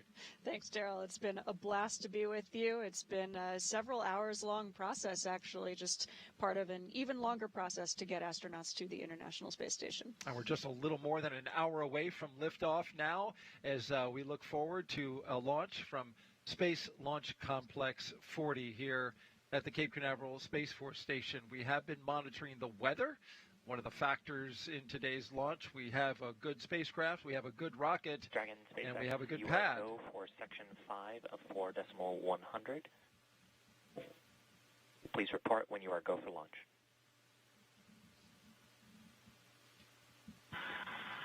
And Freedom copies. We're go for section 5 and 4.01. I'm sorry, 4.100.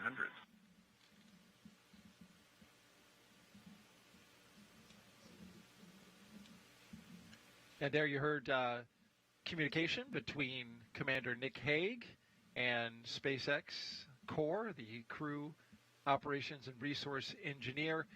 This is communication we're going to be hearing throughout this point leading up to liftoff. That's right. Core, that voice from Mission Control in Hawthorne, is the one voice who is communicating directly with the crew today. You'll hear a few voices, but for the most part, we really like to keep those communications to a minimum. But our core, whose name is Shiva, just told the crew that we are continuing to progress towards launch. The next big milestone coming up will be the go, no-go decision to start loading propellant onto the Falcon 9 rocket.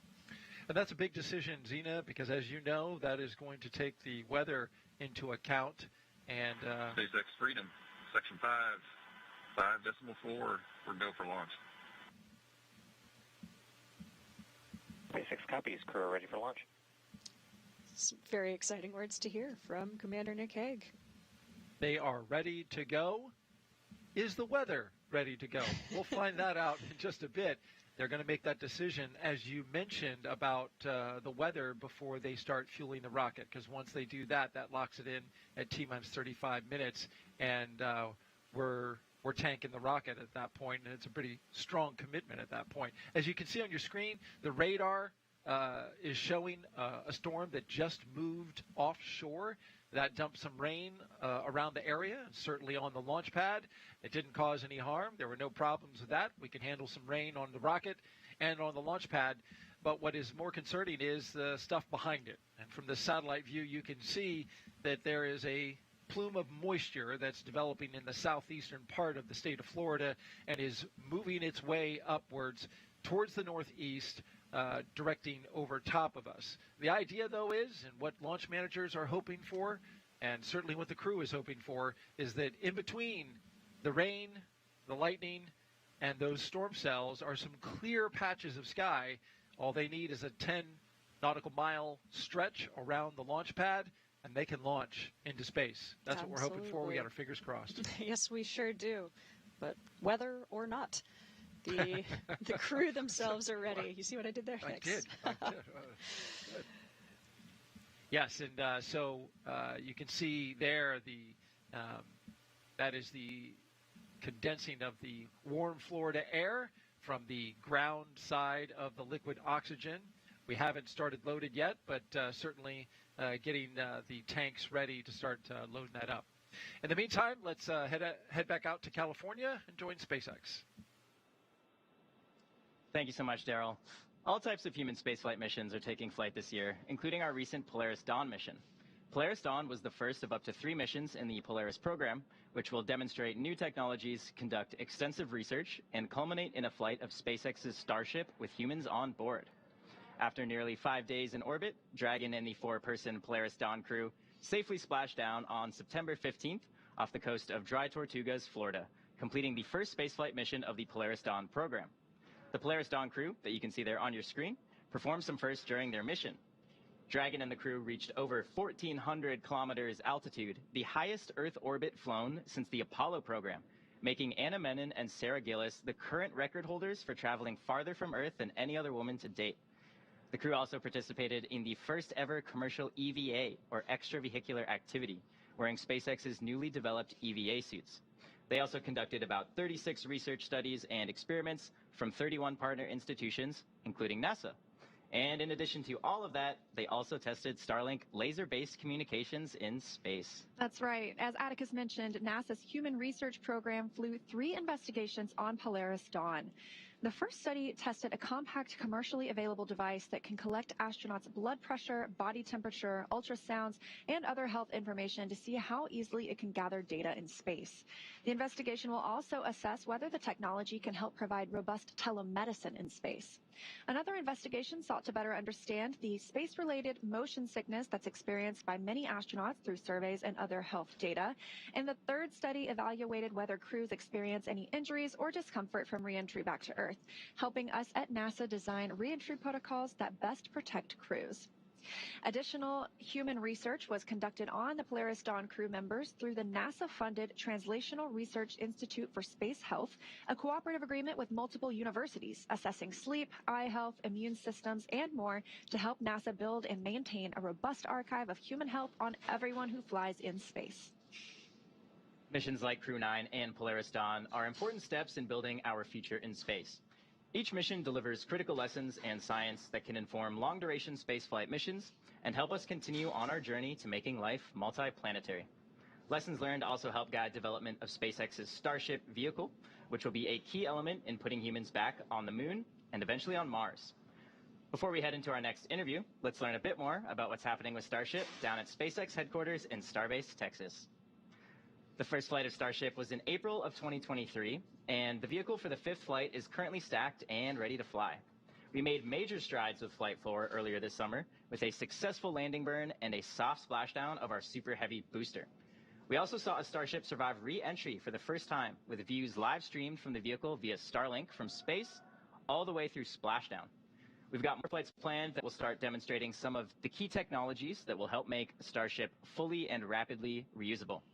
Now, the one I'm super excited about is catching that Super Heavy booster, which we'll be attempting on our next flight. If you've seen Starbase recently, you probably noticed that our teams have completed stacking the 2nd launch tower at Starbase, which will be coming online early next year. Having 2 operational launch towers paired with ships and boosters rolling off the line in our new Star Factory will allow us to increase our flight cadence and test more rapidly. Our teams at Starbase have been hard at work on the continued Star Factory expansion.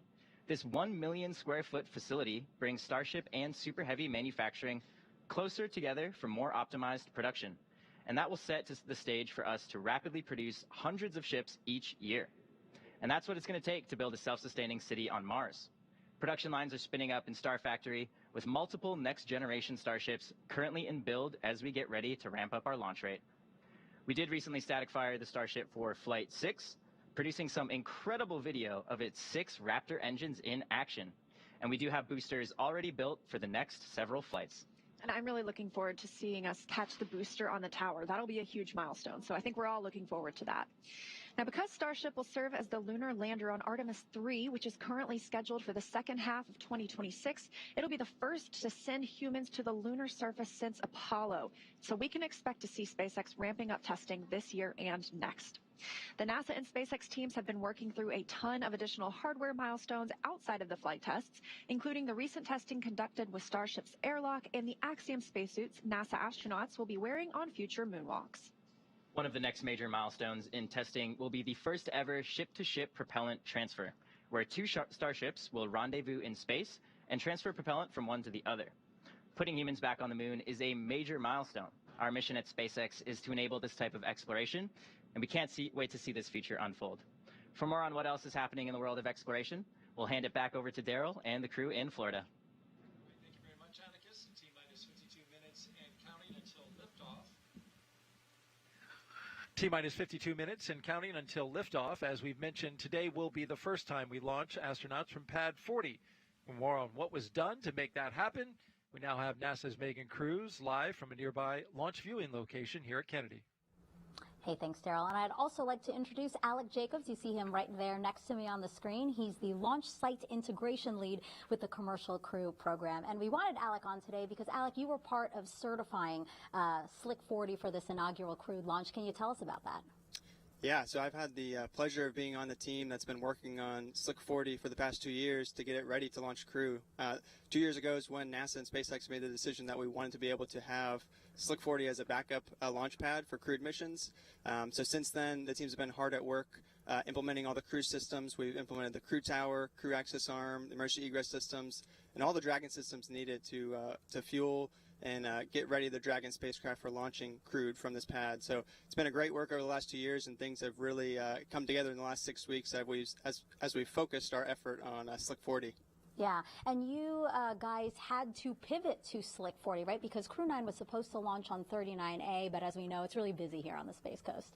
Yes, it is really busy on the Space Coast, like you said. So a lot of launches going on from both 39A and 40 across the Space Coast. One of the ones we were looking at closely was NASA's Europa Clipper, which is actually planned to go off of 39A in October timeframe. So because of that and because of the move to the Crew-9 launch date, we were able to move to SLC-40 because of the crew capability we've been working on for the last 2 years. So really glad we put all that effort into that backup capability at SLC-40, and now it's all coming together today as we hope to launch here in just a little bit. Yeah, so it sounds like agility, flexibility, that was really key to getting us to launch day today. Can you walk us through some of the other changes that maybe the program had to navigate? I mean, including obviously, launching 2 members instead of 4.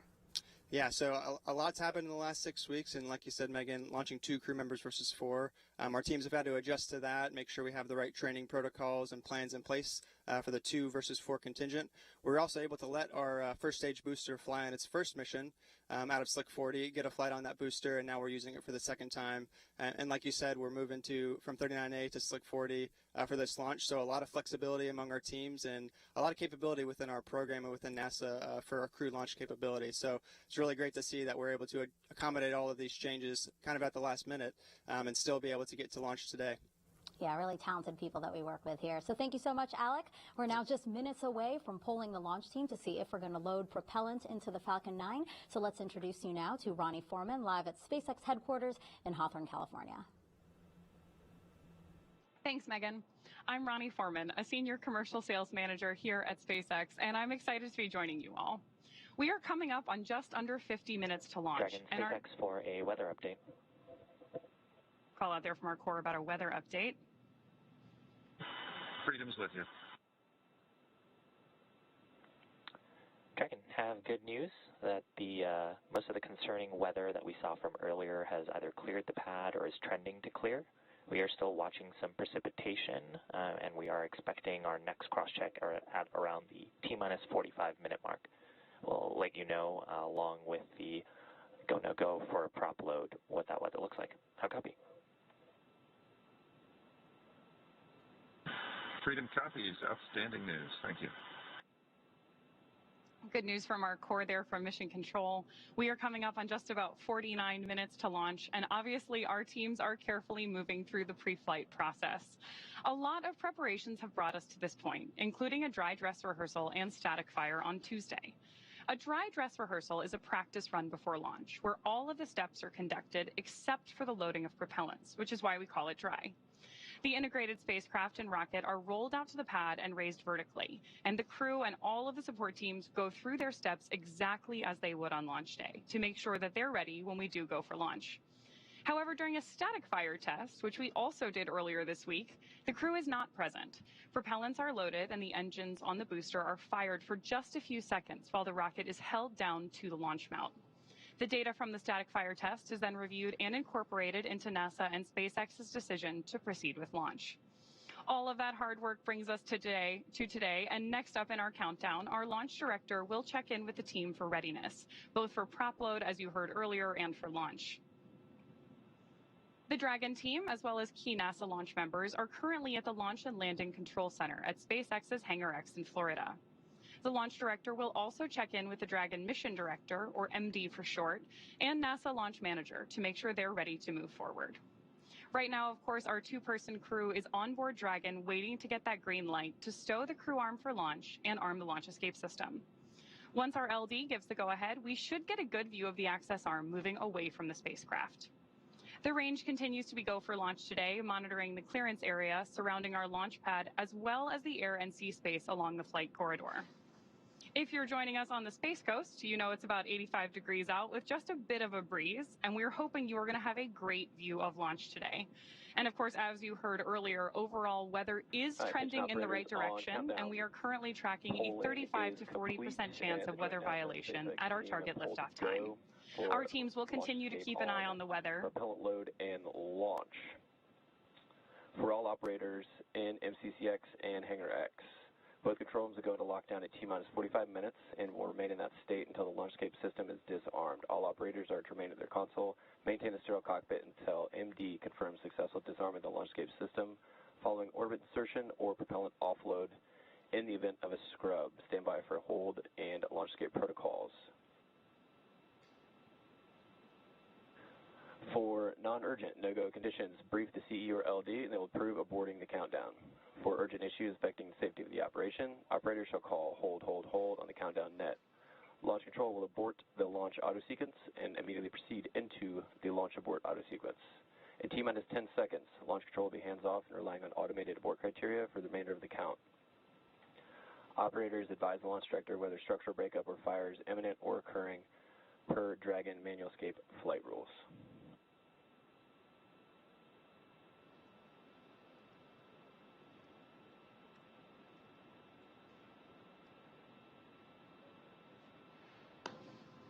So with those instructions to our team, obviously we are moving forward, and as Shiva mentioned earlier, we are tracking that T-minus 45 pre-fueling weather briefing. Our biggest watch item, as Daryl mentioned earlier, is a few lingering rain and storm systems, but we do think we're going to have a good shot at launch today.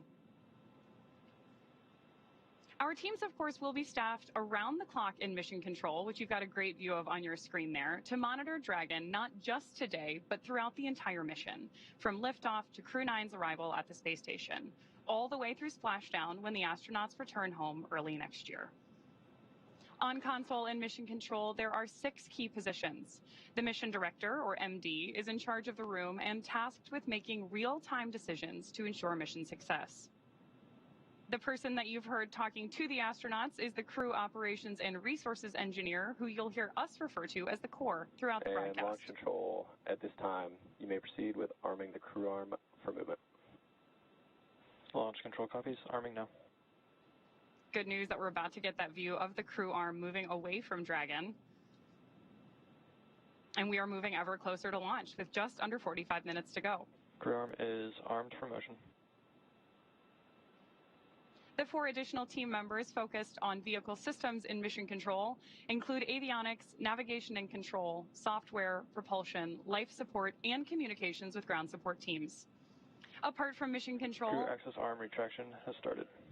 Confirmation there. Oh, and a great view on your screen that crew access arm is moving away from Dragon on SLC-40 for the first time. Now, apart from mission control, our Falcon 9 team is currently located at the LLCC at Hangar X in Florida. With just about 44 minutes until our T0 today, all the teams are settling in for final checkouts, propellant loading, and for launch.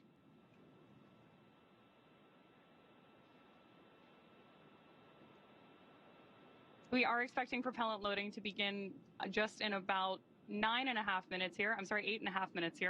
So in the meantime, while we enjoy these great views, let's check back in with Daryl.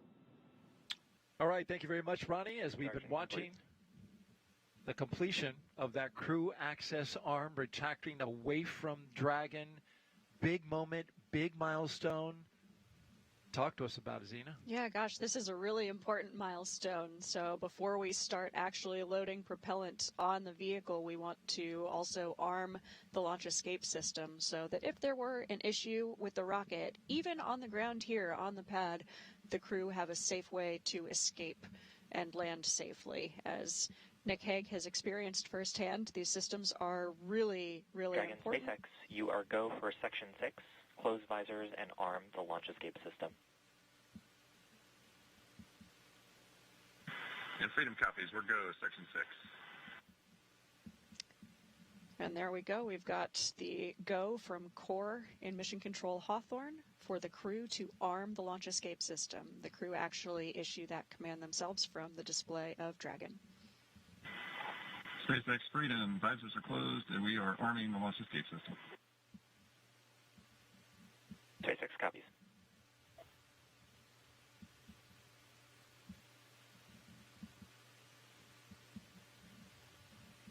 All of these milestones moving towards the big one, which is tanking Falcon 9 with propellants, which would kick off at T-minus 35 minutes. A update on the weather from Launch Weather Officer Brian Sizik, who informs me that the probability of violation has now gone to 30%, reflecting a 7% verified armed. go. The launch escape system is now verified armed, which means that the astronauts would, in the case of an emergency, exit off the top of the rocket through the launch escape system carrying Dragon out to the Atlantic Ocean. But again, the weather is something that they are watching, but has been improving. We had some storm cells pass over the launch pad earlier, dumping a fair amount of rain on the area. But as you can see now, the sun, somewhat diffused through clouds, is shining brightly on Crew Dragon Freedom on top of a Falcon 9 rocket. And there's a lovely shot as well. We're getting some sunlight poking through the clouds.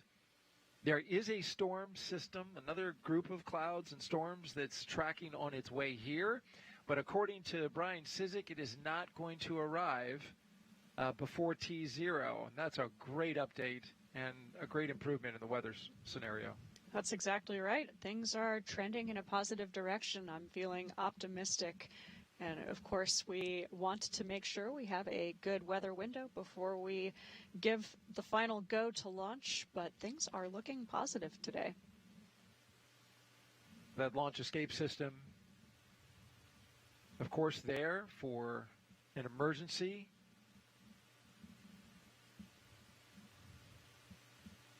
If there was a pad abort, Dragon would lift off, either automatically, or if Nick Hague felt he needed to, he could, obviously you understand this as you're in training as a commander, could hit the abort and bring Dragon off the top of that rocket as well, taking it about 2.5 miles off the coast there to land in the ocean.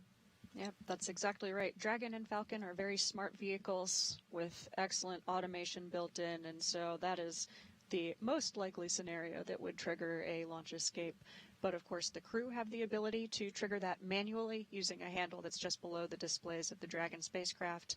And actually, certain ground operators can also trigger it remotely. The launch escape system is powered by Super Draco engines capable of moving Dragon 1/2 mile in only 7.5 seconds, which is equivalent to a peak velocity of 436 miles per hour.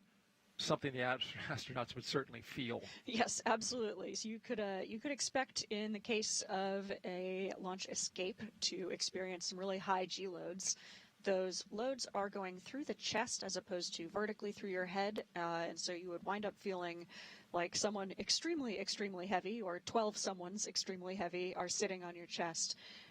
This is something that we train for in centrifuges on the ground. And so, of course, you would be prepared if that needed to happen, but we're very grateful that these systems are there and available. Did you ever chat with Nick about his emergency abort and what that felt like? Absolutely, yeah, of course. This is something that Very Nick curious. has shared with Right? a lot of people. It's something that we are all curious about. It's a really unique thing. Not many people have experienced a abort like that. He said it was something that it happens before you really have a chance to think about it. The Soyuz, like Dragon, has a lot of automation built in, and so for his abort, the automated systems kicked in. But he said also your training really kicks in, and that's something that they train for in Soyuz as well. And so he felt well prepared to respond to that. All of the teams were in place, and he was collected safely after landing, brought back, and had the chance to launch again, actually not too much later. So this will be Nick Hague's second mission to the space station, but his third launch. His third launch, indeed. As we watch now inside, looking at the Dragon Freedom, Nick Hague, Alexander Gorbanov in their seats, configured for launch, ready to go. Another interesting note about this flight, we were talking about the launch escape system, is this new capability that SpaceX has for emergency propulsive splashdown. It's the same system that we're talking about for launch escape system, but for prop splash, as they call it. It's amazing that this is there just in case there's a complete failure of the parachutes, where those Super Dracos would also fire, right? That's right. Yeah, this is a really interesting capability. And of course, we have multiple parachutes on board the Dragon, and so this would be a backup to the backup in a Tanks really are venting for the starter propellant load. deep contingency case. But it's an amazing capability.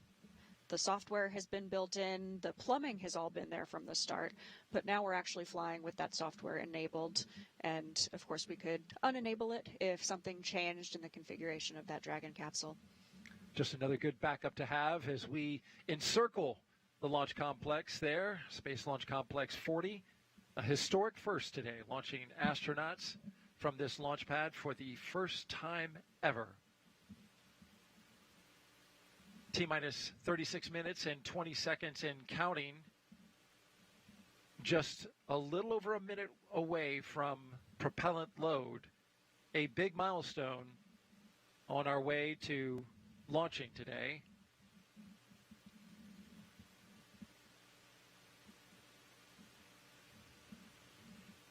T0 is 1:17 and 21 seconds p.m. Eastern Time. It is an instantaneous window. We have to go at that second or we don't go at all. And that's all because of the timing necessary to catch up to the International Space Station.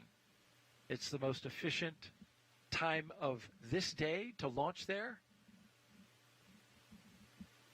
using the least amount of propellant that you would have to otherwise. And propellant is needed for a lot of things. Get the astronauts up, and of course we're bringing this booster back as well. Absolutely. Although we would like to think we are in charge, it's actually physics is the boss today. Absolutely. Let's listen in now as they start up propellant load.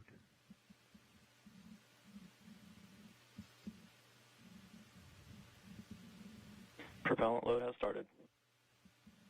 There we go. There we go. This is a big milestone today.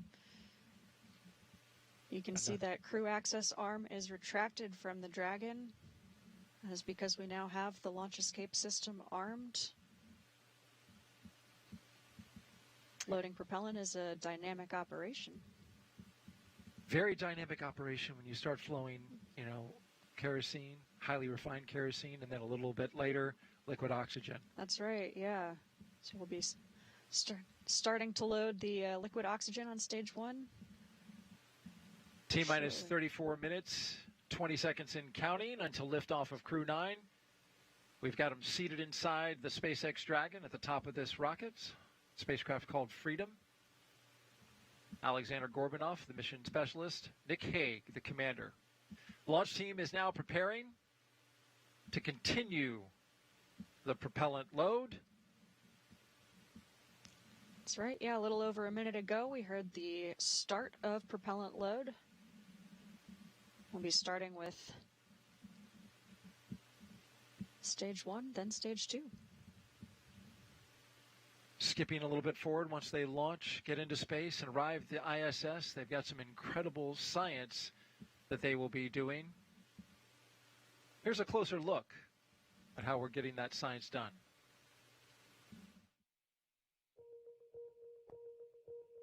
The International Space Station isn't just a symbol. It's a powerhouse of cutting-edge science, constantly revealing secrets that defy Earth's limitations and drive us farther into the cosmos.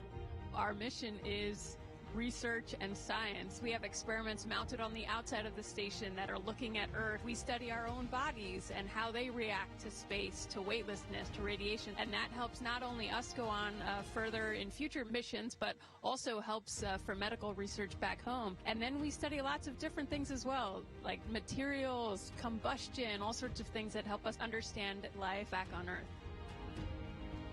Yeah! Microgravity doesn't play by the rules. It flips them upside down, transforming how liquids flow, how flames burn, and unraveling biological mysteries before our eyes. I saw some heart tissues beating in space, and it was incredible. So, Tom, we see that top one beating. Looks like happy heart cells. But we're not just along for the ride. We're explorers, diving headfirst into the challenge and harnessing the power of this unparalleled platform, just as we have been for decades. We're on a relentless quest for answers, seeking to understand the intricate workings of the human body in space and ensuring future crews stay safe on their daring journeys beyond Earth's orbit. The human aspect of human space exploration is always going to be very important for decades to come. And when it comes to technology, we're not waiting around. We're discovering new ways to grow crops in harsh environments and engineering innovations to tackle Earth's greatest challenges. We have amazing technology that allows us to recycle water and create water for us to drink. It's delicious. Microgravity isn't just a curiosity. It's a game changer in the fight against diseases back on Earth, paving the way for breakthroughs that benefit us all and enabling new economic opportunities in space. Welcome Axiom 3 on board the International Space Station. From our vantage point more than 200 miles above Earth, we are not just spectators. We're gaining unprecedented insights into the world we call home, and we're sharing our findings openly. We're not just achieving results today. We're sparking inspiration in future generations of explorers and embracing the power of global collaboration as we reach for the stars. What was your favorite experiment on the International Space Station? Toby, great question. My favorite experiment was the one that I got to eat. It was us growing hatch chili peppers in our plant habitat. Station Huntsville on 2, we have video in Node 1. Look at those chili peppers. And as we soar through space at 17,500 miles per hour, each moment is a step closer to unlocking the mysteries of our Earth, our universe, and propelling our pioneering spirit even farther into space. So come along for the ride aboard the International Space Station. Well, you heard a moving and saw a moving tribute to the science that's going on board the Startup Stage 1 cryo helium loading. And there you heard the call out that we're now cryo-loading liquid oxygen into the Falcon 9 rocket. Another great milestone passed. T-minus 29 minutes and counting. And here's now more about the crew that's going into space today. U.S. Space Force Colonel Nick Hague is your Crew-9 commander. He was selected by NASA as an astronaut in 2013. This will be his second space flight to the International Space Station. In 2018, as we've mentioned, he and his Soyuz crewmate experienced a catastrophic rocket booster malfunction after launch. They were forced to abort but landed safely 5 months later. 5 months later, I should say, Hague launched on another Soyuz and served as flight engineer for expeditions 59 and 60. He spent a total of 203 days in space and performed 3 spacewalks. The Kansas native is a test pilot and a distinguished graduate of the United States Air Force Academy. Nick spent 5 months in Iraq in support of Operation Iraqi Freedom. He voluntarily transferred from the United States Air Force to the U.S. Space Force in 2021 and is an active colonel. His wife, Katie, is a retired U.S. Air Force colonel, and they have 2 sons. This is mission specialist Alexander Gorbanov's first flight to space ever. He studied engineering with qualifications in spacecraft in upper stages from the Moscow Aviation Institute. Gorbanov graduated from the military department with a specialty in operation and repair of aircraft, helicopters, and aircraft engines. Before his cosmonaut selection in 2018, he worked as an engineer for a rocket space corporation and helped support cargo spacecraft launches from the Baikonur Cosmodrome. Alexander and Nick are an excellent pair. They've trained together for a long time alongside Stephanie Wilson and myself. Highly trained and ready to go. T-minus 27 minutes and counting until liftoff. Let's head back out to NASA's Megan Cruz, who's joined now by NASA Administrator Bill Nelson and Deputy Administrator Pam Melroy. I am, and it's so great to have them here at Florida always. You know, Administrator, the weather seems to be improving, so we're hopefully poised to send another 2 astronauts to the International Space Station, where, of course, you know, we've had American astronauts there continuously for over 20 years. Talk to us about how international partnerships really help with American ingenuity in space. Well, first of all, it shows that we are looking beyond our borders because we need our friends out there in other countries, and they have contributed greatly to this program. So, for example, on the big rocket that's going to go to the moon, it has the European support module from the European Space Agency. On our space station, there were originally about 15 international partners. Mm-hmm. And the number of countries that have used the space station is upwards of plus 40. So it is very much an international space program, and that's why it's called the International Space Station. And actually, I'm going to ask you one more question, since we're talking about how the International Space Station is really a test bed for us as we return back to the moon, go farther to Mars. Let's talk about the Artemis II mission. Are there any updates for that as we look forward to sending 4 astronauts to orbit the moon? Well, we are looking forward to the next flight, Artemis II. The crew has been named. Reed Wiseman is the commander. They're going to do everything in preparation for the 3rd Artemis, which will be the one that will go into lunar orbit, hook up with a SpaceX lander, and we will have then the first woman and the next man will walk on the moon.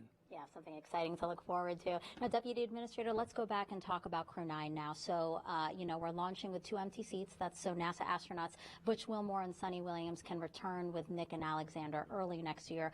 What have Butch and Sunny been able to accomplish on the ISS since they got there in June?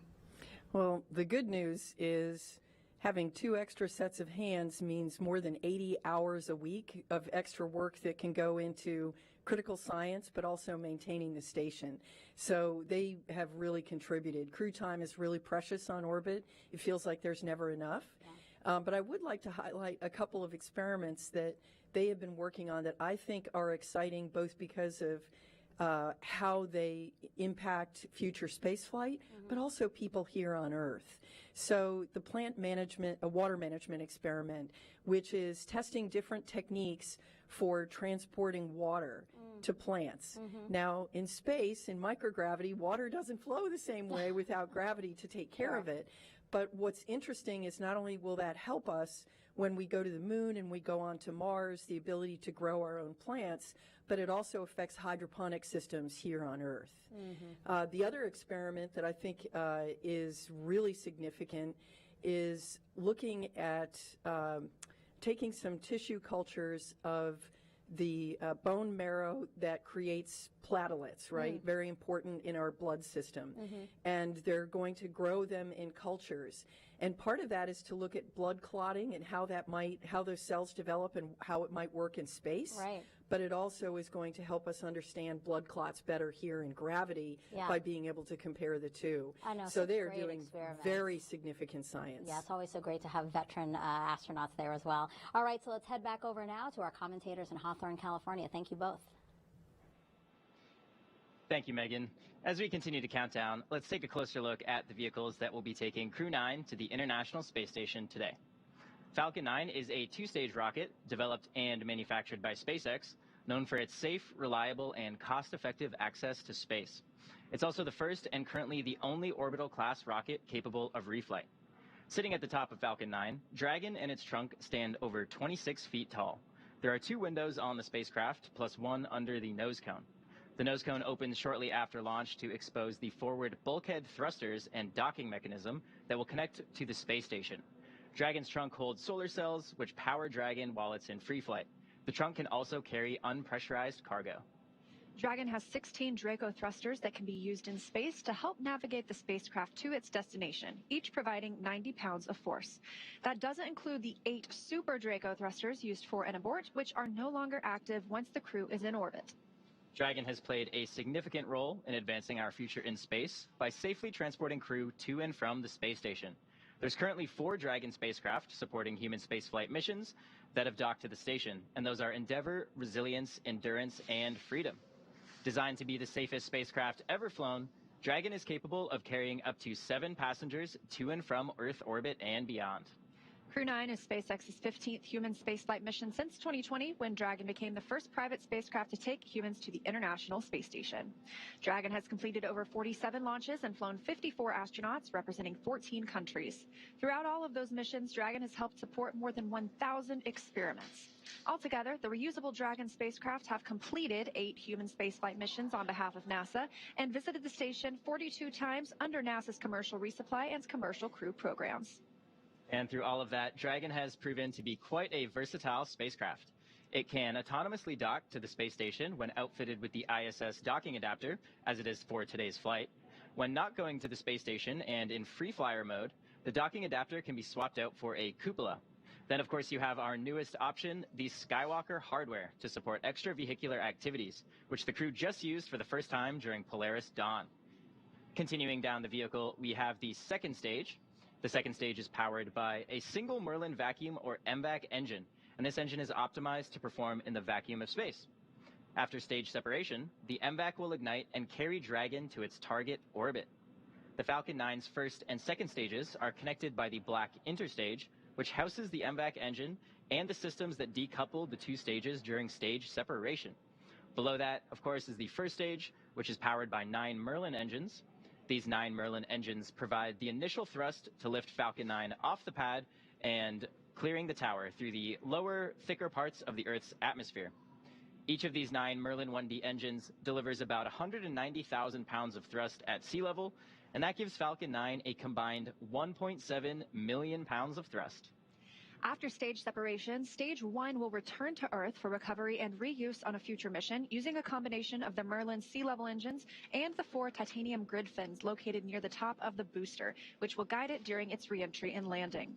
The Falcon 9 first stage is also equipped with 4 landing legs that deploy just before landing to allow for a vertical touchdown on either a drone ship or a landing pad. And today, we'll be attempting to land this booster at Landing Zone 1 back at Cape Canaveral Space Force Station.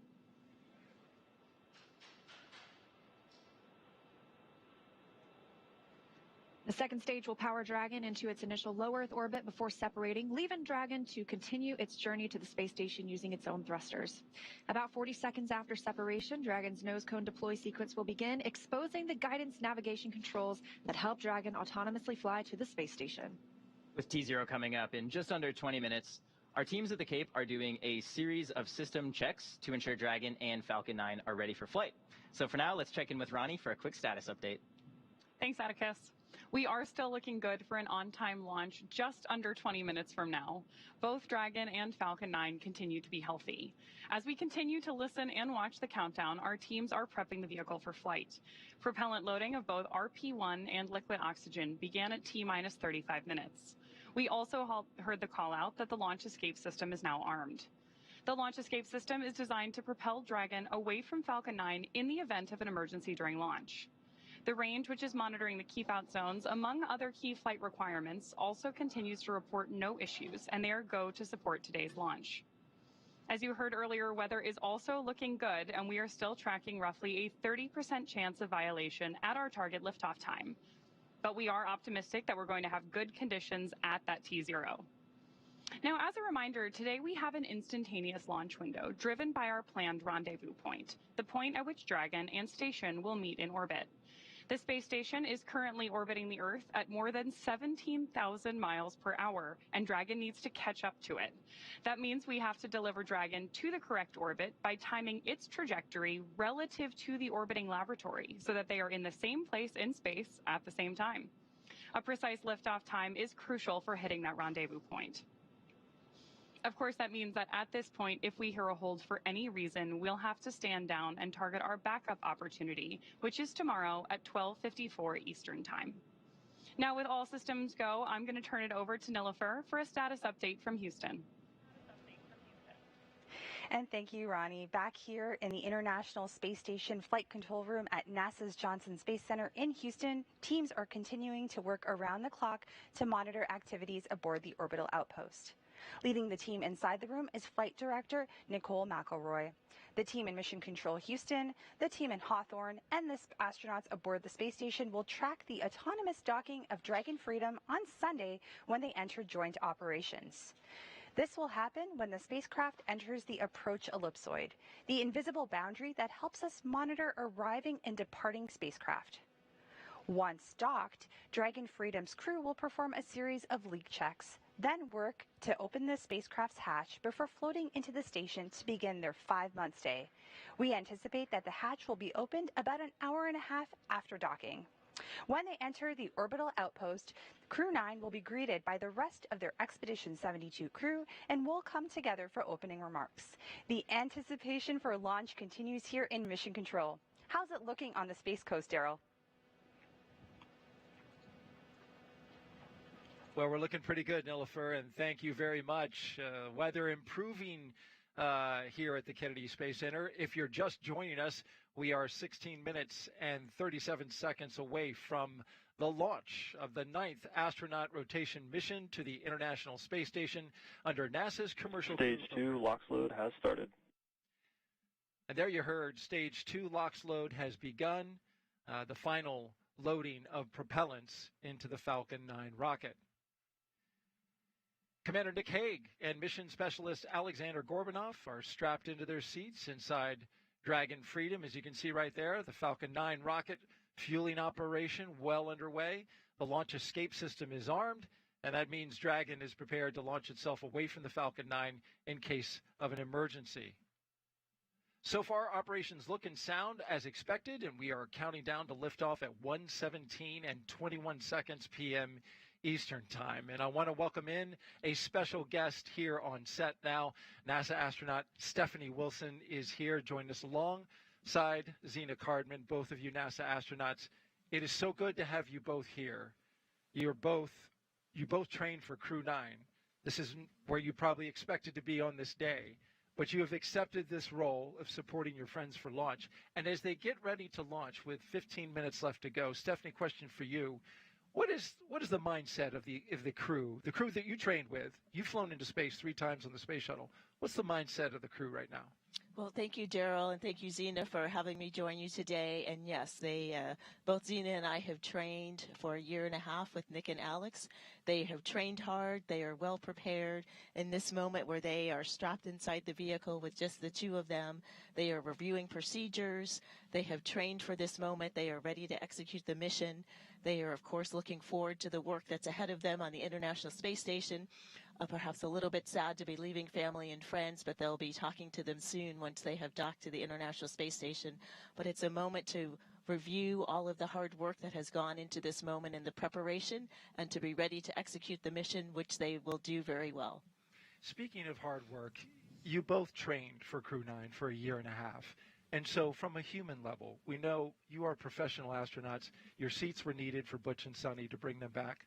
What was it like for you personally when you learned that you wouldn't be flying today, but you would be flying some other time, but not today? Yeah, gosh, Daryl, I think I felt a lot of emotion when I saw Stephanie walking through the door there. It's bittersweet, but it's a really beautiful thing. I think any launch is a testament to the power of collaboration, and this launch maybe even more so than usual. I think from my perspective, it's a privilege and a choice to take part in something that's larger than yourself, and that's a choice that I make today and the next day and the next day. So in this moment, it's feeling exciting, it's feeling bittersweet, but for the most part, I'm feeling a lot of joy and pride in our space program, and so excited for our crew members, especially Alexander. This is his first launch to space. Nick, this will be his second mission to the International Space Station. It's going to be a beautiful day. And I think for you? For you, Steph? Yes, very, very similar. I think that we all train together. Adaptability and flexibility is key as we look across our corps. You know, we all train for various roles, and we select people that can serve in various roles and can be seamlessly thrown into different roles. And excited for them. We're always excited for our colleagues to have an opportunity to launch into space. Of course, we wish we could be with them. We have trained with them for this time. We, of course, want to be together. We have built friendship and camaraderie and learned for the roles for the Crew Dragon and for the International Space Station. But I'm very excited for them, looking forward to hearing their stories from space and for seeing them launch. And that launch just 12 minutes away, a little over 12 and a half minutes away, the Falcon 9 rocket. Well, this is a booster that can be reused more than a few times with minimal maintenance. At the time that this launch happens, it will be flying over the International Space Station, rather, will be flying 260 statute miles over northeast Bulgaria. Crew-9 will then spend the next 28 hours or so chasing down the International Space Station for a rendezvous currently targeted for September 29th at 5:30 p.m. And we'll have live coverage on NASA TV of docking, which will arrive when it does dock, about 2 hours before. And so I want to thank Stephanie Wilson for coming in and joining us. We really appreciate your time and being here. Thank you so much for sharing your thoughts with us. As we continue to count down T-minus 11 minutes and 42 seconds and counting, getting close to terminal count. We want to commend both Stephanie Wilson and Zena Cardman for their professionalism and for their support of their fellow crew members and friends who are going up today. That's absolutely right, Daryl. It's an exciting day to be here, and although 50% of us are staying on the ground this morning, we are part of this mission, this Crew-9 mission, and we're so proud to be part of the team that got this Dragon Freedom, Nick Hague and Alexander Gorbanov, ready for flight today. Thinking about another minute or so, we'll hear the next expected call that the crew displays are configured for launch. We'll hopefully hear at that point some great words from our commander. That's right. Nick Hague is going to have some words for us, so we're going to tune into that. And you and I will join Stephanie outside and watch your friends launch to space. In the meantime, let's send it out to SpaceX in California. Dragon SpaceX. Confirm crew displays are configured for launch.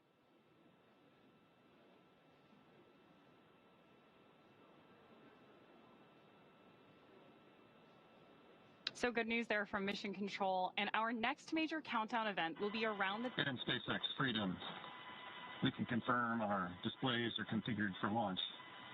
I'd also like to take the opportunity to thank the entire team around the world for your hard work and dedication to get us to this point. Alex and I are ready and honored to represent you and everyone back on Earth. A huge thanks to our families and friends for your unwavering support, and to Crew-9, unbreakable. We go together.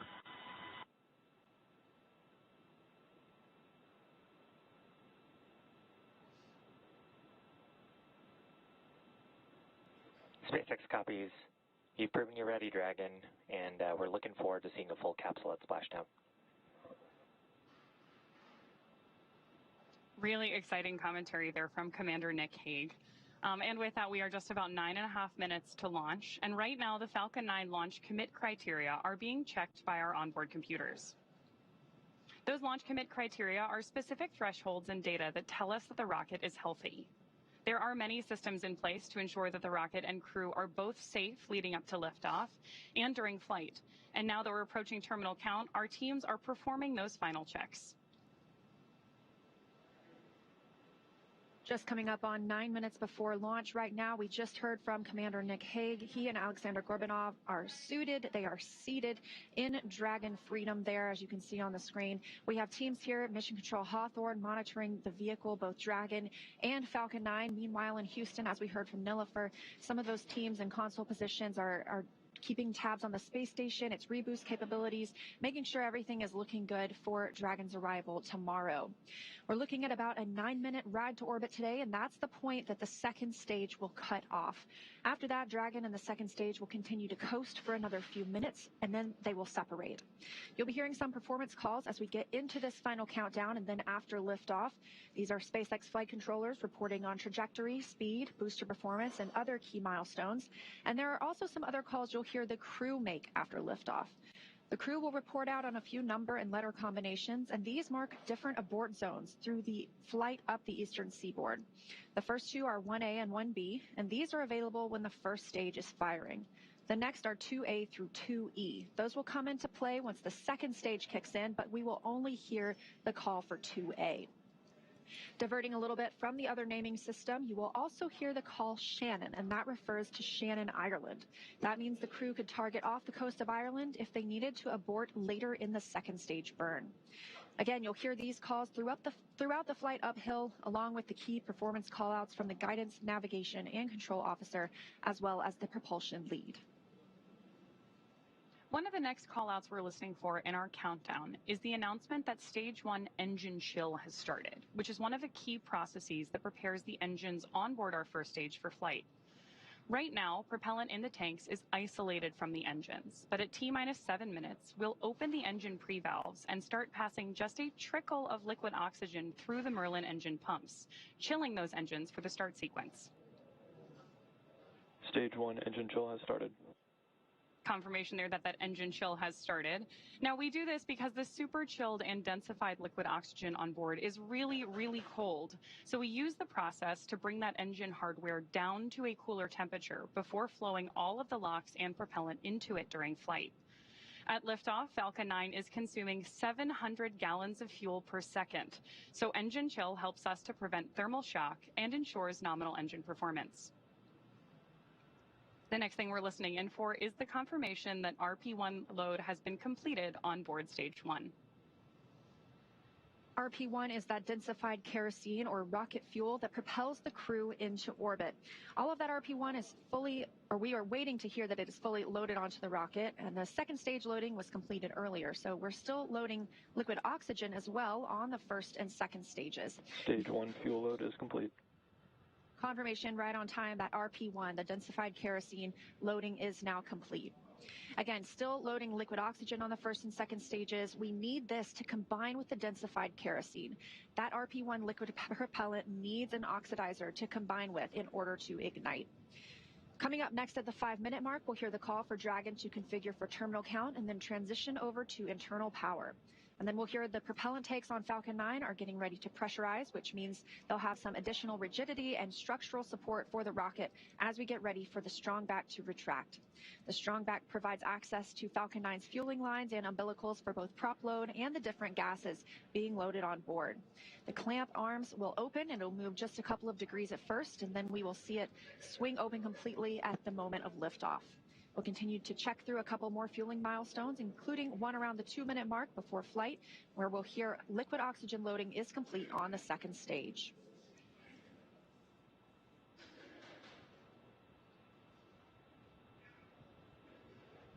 Falcon 9 tanks are pressurizing for strong back retract. Dragon in configure for terminal count. Now under 5 minutes to launch, we are in terminal count, meaning the Dragon onboard computers take control of the spacecraft. Again, we are still watching first stage as its liquid oxygen loading continues. That'll be complete around 3 minutes, followed by completion of second stage liquid oxygen loading about 1 minute later.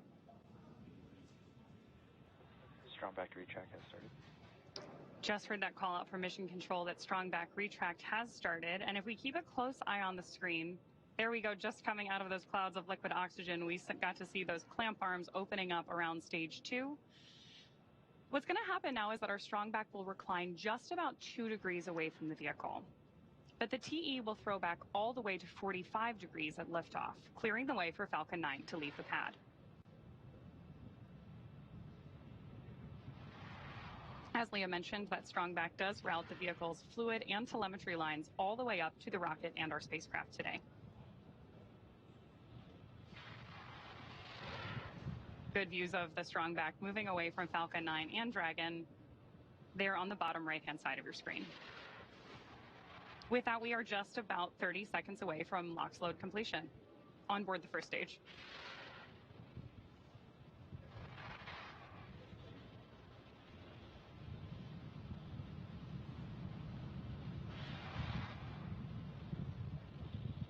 As Ronnie mentioned, standing by just about 20 seconds from now, we're expecting to hear the liquid oxygen loading will finish. Again, this is required to combine with that RP1, the densified kerosene, to give us the chemical composition we need to propel the rocket into space. All of these white clouds of vapor you see on your screen are normal.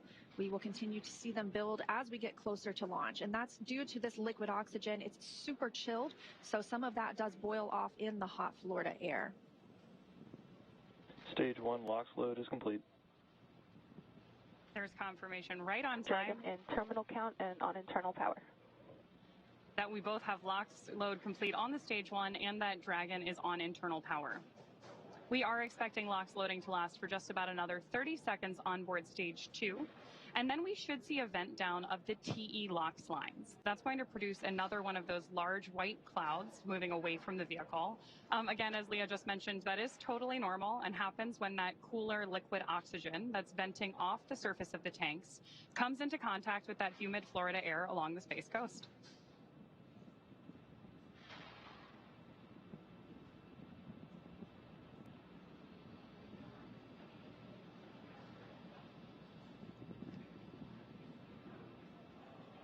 We're standing by now for Stage 2 liquid oxygen loading to be complete.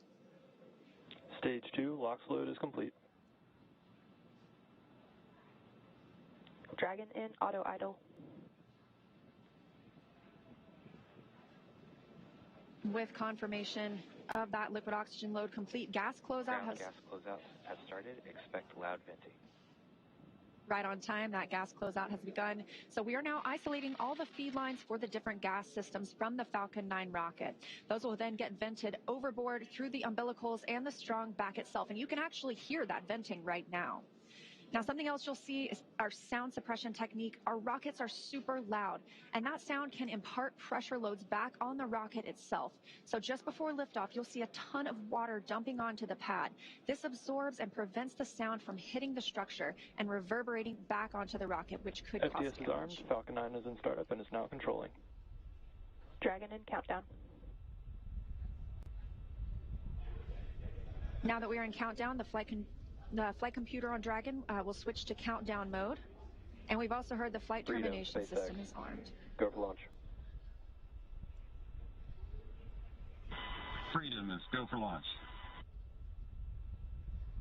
That's our final go for launch. SpaceX reporting go and the crew reporting go. 30 seconds.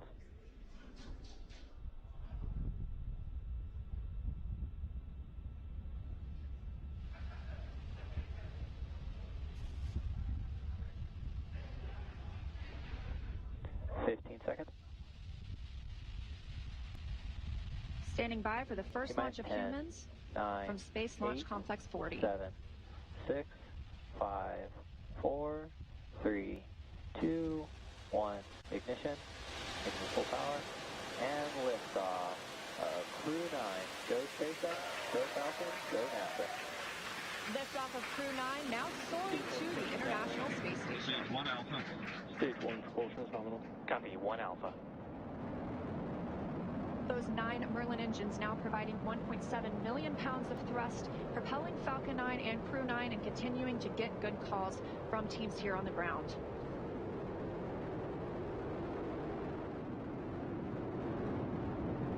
Of course, these incredible views mean we are just a little bit past 30 seconds into our 9th rotational crew mission. Power telemetry nominal. On board Dragon and Falcon 9 with good callouts from mission control that everything is looking good. With that, Stage 1 is throttling down to pass through max Q, which is the period of maximum dynamic pressure on Falcon 9 during ascent. Max Q. Confirmation of max Q. Vehicle is supersonic. And that Falcon 9 is now traveling faster than the speed of sound. Stage 1 throttle up.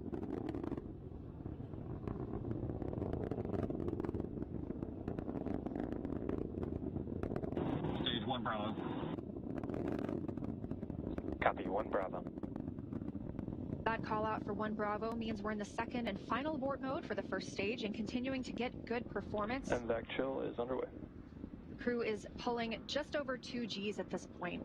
Next up, we heard the engine chill on the second stage MVAC engine has begun, and then we will have MECO, or main engine cutoff, where the 9 engines on the first stage will cut off ahead of the first and the second stages, and then will separate from one another. Then that single Merlin vacuum engine on the second stage will ignite and continue to carry Crew-9 to orbit while the first stage begins its journey back to Earth.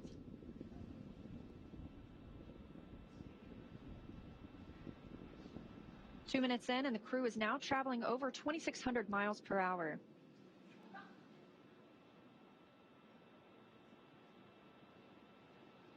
Stage 1 is throttling down.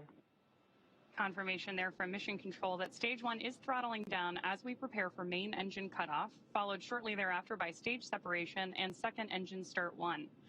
You did hear Mission Control out that we are chilling our... There's confirmation of MECO. Stage separation confirmed. Stage 2 Alpha.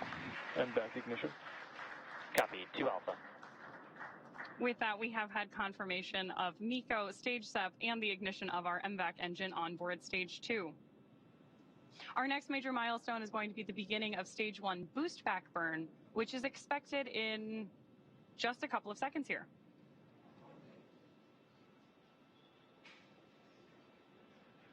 Of course, if you are just joining us, you've got views of our first stage on the left-hand side of your screen and of MVAC burning with our Crew-9 astronauts aboard up in space on the right-hand side of your screen. Now we are coming up on 3 minutes and 20 seconds since liftoff today, traveling over 4,000 miles per hour and 76 miles downrange.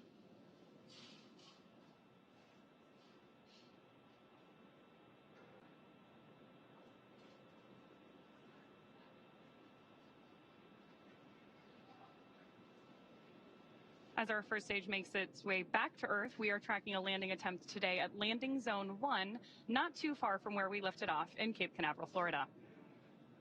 Dragon, SpaceX, nominal trajectory. Confirmation there that both vehicles nominal trajectory.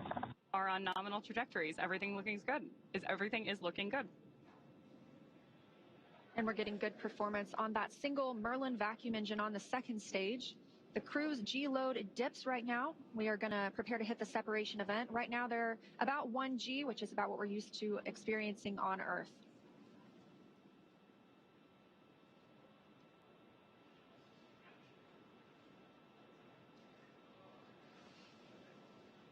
Crew's traveling almost 5,000 miles per hour now and 105 miles in altitude.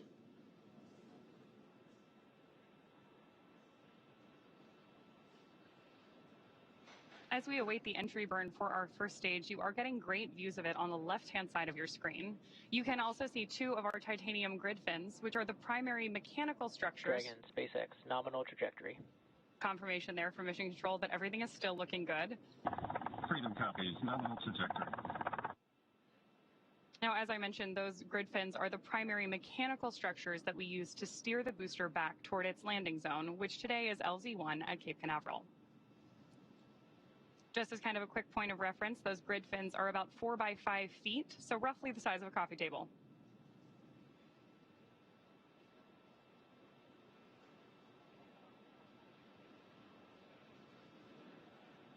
Getting our first tracking shots of the booster on its way back to Earth. Again, we are tracking the first stage on the left-hand side of your screen and MVAC up in space on the right. And we do continue to hear good calls for that second stage. Again, we will see this continue to fire until close to 9 minutes into the flight, now at 5 minutes and 45 seconds since liftoff today. This is accelerating Dragon to more than 17,000. Nominal trajectory. More good news. Freedom copies, nominal trajectory. This second stage is bringing Dragon to more than 17,000 miles per hour. That puts our crew in orbit. And the single Merlin vacuum engine can produce over 220,000 pounds of thrust in the vacuum of space.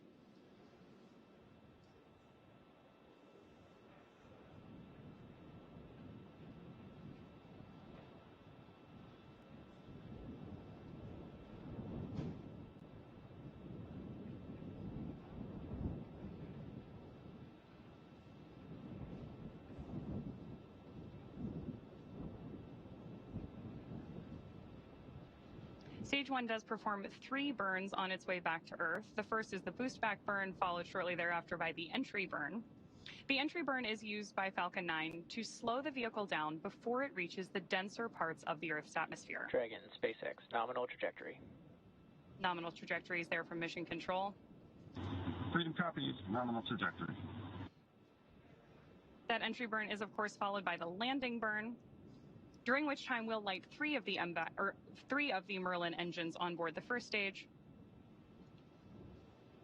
And we expect to see that landing burn just about a minute before we expect Dragon to be inserted into orbit.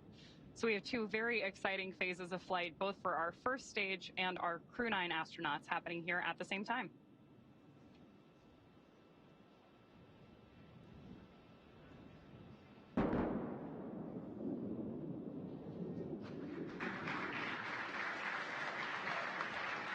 Stage 2, FTX has based.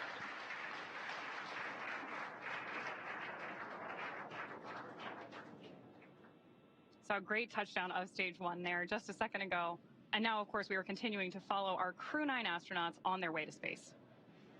And we continue to get good calls for this second stage, that Merlin vacuum engine continuing to fire and propel our crew, now moving over 12,600 miles per hour and 611 miles downrange. Just over 8 minutes since liftoff today, so we are expecting to see this continue to fire until just about the 9-minute mark, at which point this engine will cut off. And of course, Dragon will coast for a few minutes, still attached Terminal to the guidance. second stage.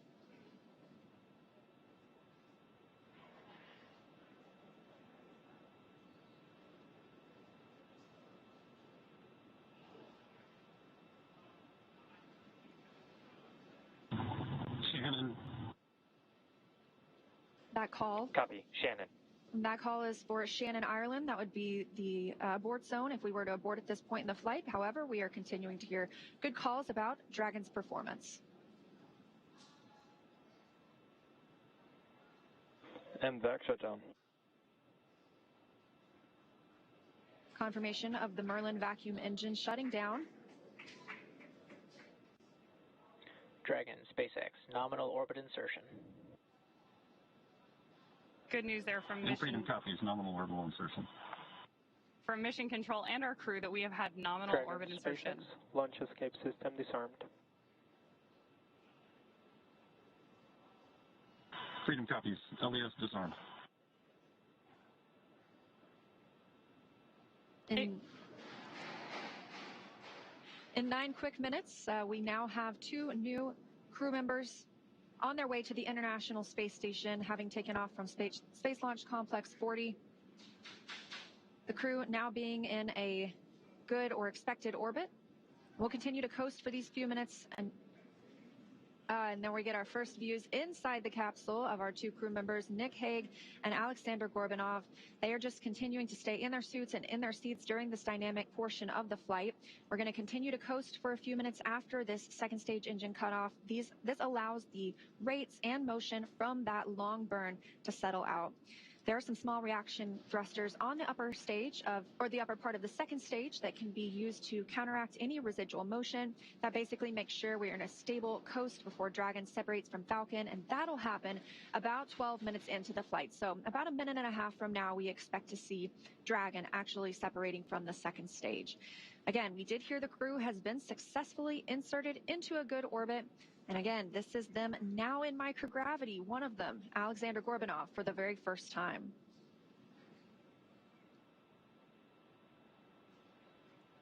So as Leah mentioned, we are now just a few minutes away from the separation of Dragon from stage 2, during which time a number of activation checkouts occur. Automatically, first we're going to be checking out 12 of the Draco maneuvering thrusters, all around the service section of the Dragon spacecraft. We're also, of course, going to get ready for that nose cone opening, which will allow Dragon to dock with the International Space Station about 28 hours from now. The nose cone stays closed for the flight uphill to help protect against all of the guidance, navigation, and control sensors and Dragon's docking adapter.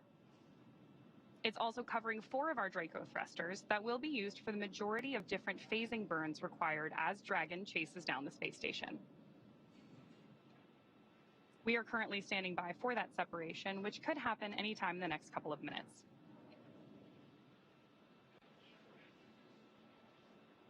Currently, you can see the crew is just relaxing in their seats. They are definitely vigilant, though. They are able to monitor those crew displays in front of them, keep up with what's going on in the mission. They could take control if they needed to. However, it's been a seamless ride to space today. Good views there, looking up into Dragon's trunk, looking at the heat shield on the bottom of Dragon that Crew-9 will use when it returns home early next year.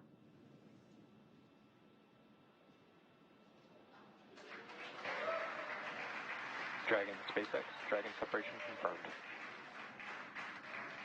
There. And Freedom copies, good separation. There you heard from Mission Control. Both Dragon, Chief Engineer on Countdown 1.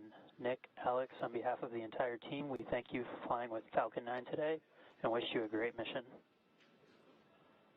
And Freedom, this is Launch Director on Countdown. On behalf of the entire SpaceX Launch and Recovery team, I'd like to extend our congratulations to the entire Crew-9 team. Zena, Stephanie, Nick, Alex, Butch, and Sunny. It's an honor to be a part of this mission with all of you. I'd also like to give a shout out to the Falcon 9 Crew-9 combo, The best bundle in the league, baby. Godspeed, Crew-9.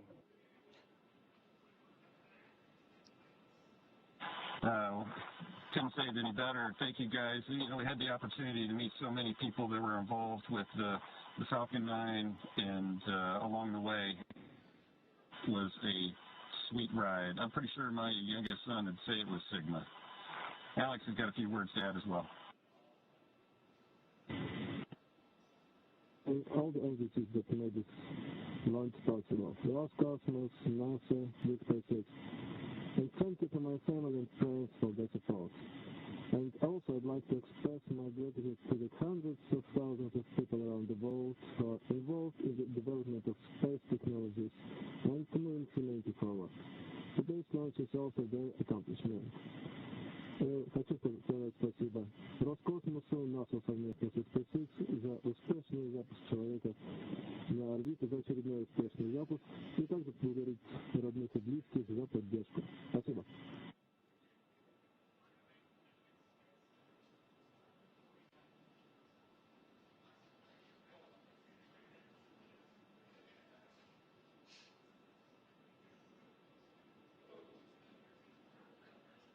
Incredible words from our commander and great views of Dragon up in orbit on your screen right now.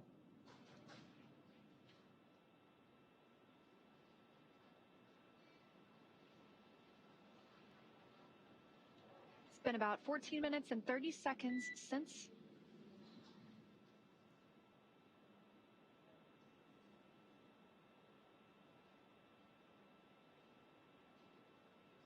coming up on 15 minutes now since liftoff today. You got a quick look inside the capsule.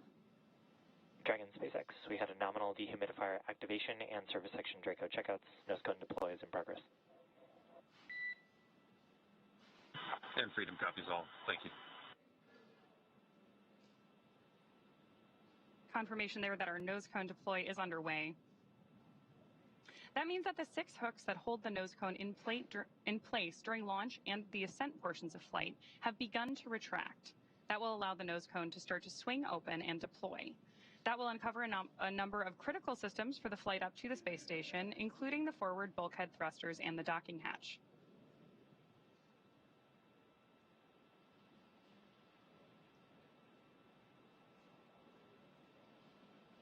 Incredible views from our crew up in space on your screen right now, but I'm sure it's nothing compared to the view out of Dragon's window as they make their way to the space station. I can only imagine. And that journey to the space station will take about 28 hours, so they won't arrive until tomorrow afternoon. In the meantime, they will have the opportunity to get out of their suits, to get out of their seats as well, and kind of just enjoy the ride. They're going to shift into some off-duty time. That allows them to prepare any food that they would want to. That allows them to maybe even call down to the ground. They will also obviously get some sleep before a really big day tomorrow, monitoring the arrival and docking to the International Space Station. Of course, we're going to cover all of that live. I'm really looking forward to seeing 2 more crew members float into the orbiting laboratory. And if you're just joining us, we did lift off now at 16 minutes and 29 seconds ago. That was right on time at 1:17 p.m. Eastern Time from Space Launch Complex 40 down at the Cape Canaveral Space Force Station in Florida. We have 2 members on board Dragon today. That's NASA astronaut Nick Hague, who's serving as the commander, and Roscosmos cosmonaut Alexander Gorbanov, who's making his very first flight to space. Once they arrive at the International Space Station tomorrow afternoon, they will be joining 9 other crew members on orbit.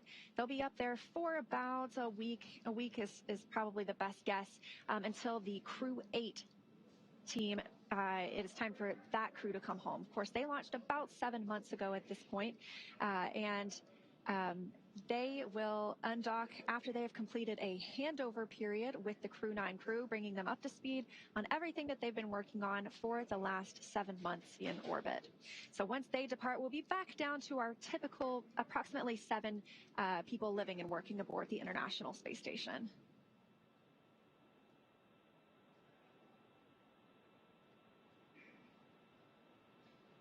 We are getting really spectacular views from up in space today.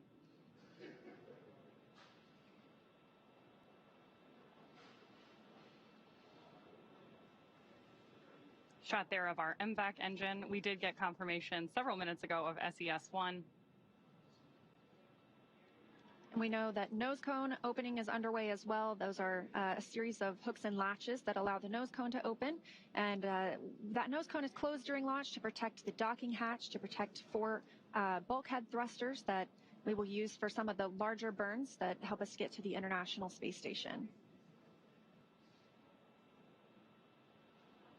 One of the other things we're doing right now is going ahead and opening the ECLSS system, which stands for the Environmental Control and Life Support System, which will be activated inside of Dragon. As Leah mentioned earlier, soon our crew will be able to get their visors open and get out of their spacesuits and settle in for that 28-hour ride to the International Space Station.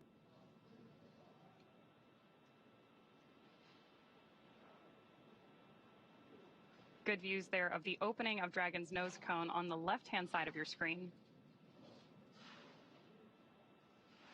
And coming up on 19 minutes since liftoff today, the crew, again, had a good orbital insertion, and that actually puts 14 people currently in low Earth orbit. That includes the those living on the International Space Station right now, as well as those living on the Chinese space station. So a total of 14 humans are now not off the planet, but rather orbiting around it.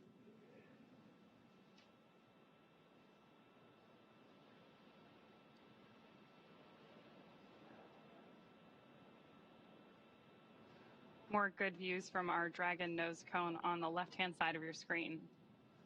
As it very gradually swings open. Obviously, in space, everything we do has an equal and opposite reaction, so slow and steady really wins the race here.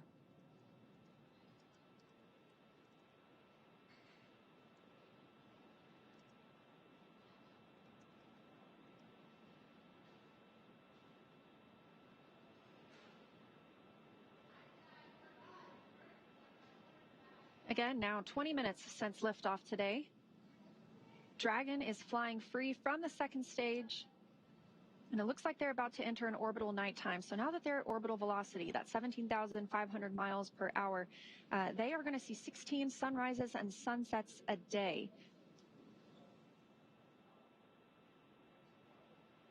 Again, it was an on-time liftoff at 1:17 p.m. Eastern Time from Cape Canaveral Space Force Station in Florida, and a clean ride uphill.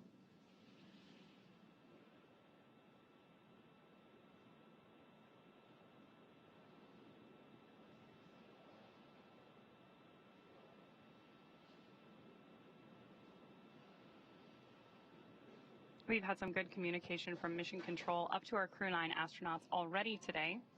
One of the things you may hear every time we communicate with the crew is a slight beep beforehand. That's called a Quindar tone, and actually dates all the way back to the early days of human spaceflight, and is effectively a radio signal indicating that we're communicating between the crew in orbit and our Mission Control team on the ground.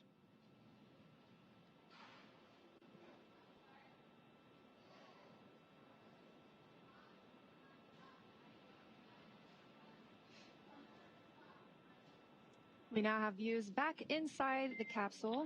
Dragon SpaceX, we had a nominal nose cone opening. We do have just about 3 minutes here left in the ground station pass if you've got any fluffy stowaways you'd like to introduce. Yeah, Freedom copies, good drinker checkout, good nose cone opening. And I just so happen to have a furry friend with me.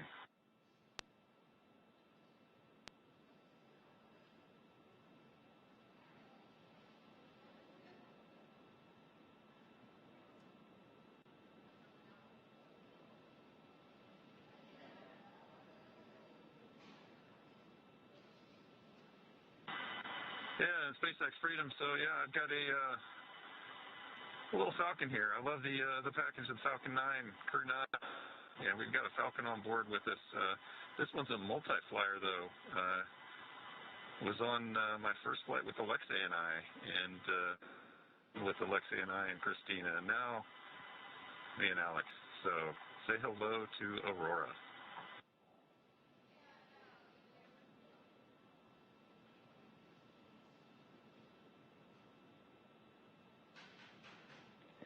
And we see your Dragon. Actually, a good view right now because we're looking at the display cam.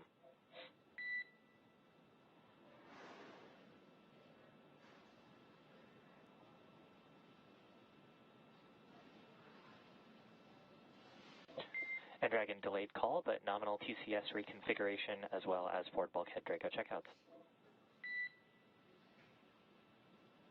And Freedom copies, good TCS, good Draco checkouts.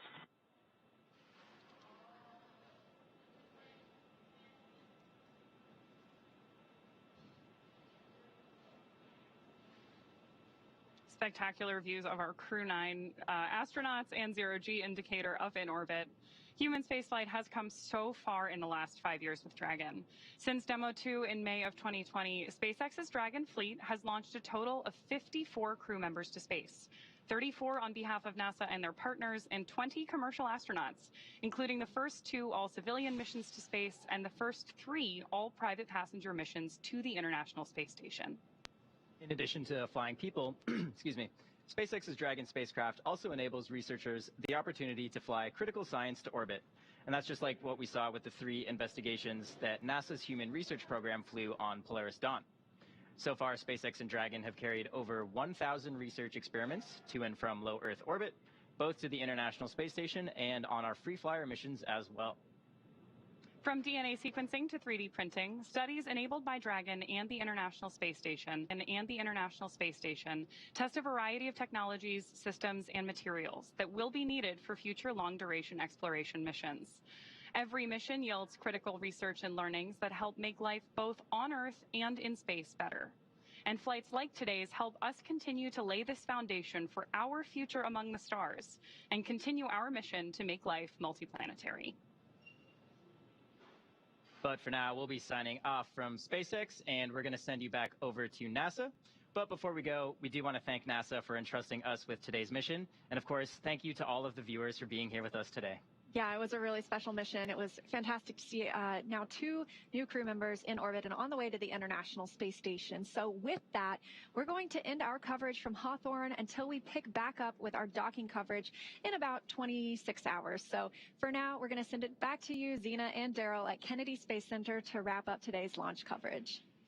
Thank you very much, Leah and Atticus, and welcome back here to the Kennedy Space Center in Florida, where just about 25 minutes ago, we watched Crew-9 lift off from Space Launch Complex 40 for the first time with humans at the Cape Canaveral Space Force Station. NASA astronaut Nick Hague and Roscosmos cosmonaut Alexander Gorbanov are now en route to the International Space Station. I'm Daryl Dale, and this is NASA astronaut Zena Cardman, who has been with us for the past 4 hours, documenting Crew-9's path from astronaut crew quarters, suiting up all the way to the rocket, lifting off, and then getting into space today. And I got to watch it with Zena in this role. I get to watch oftentimes as we break, go outside and watch a launch with the astronaut. And in this particular case, Zena, with you being the commander from the beginning and then giving up your seat, you and fellow astronaut Stephanie Wilson, so that those seats could be used by Butch Wilmore and Sonny Williams to come back.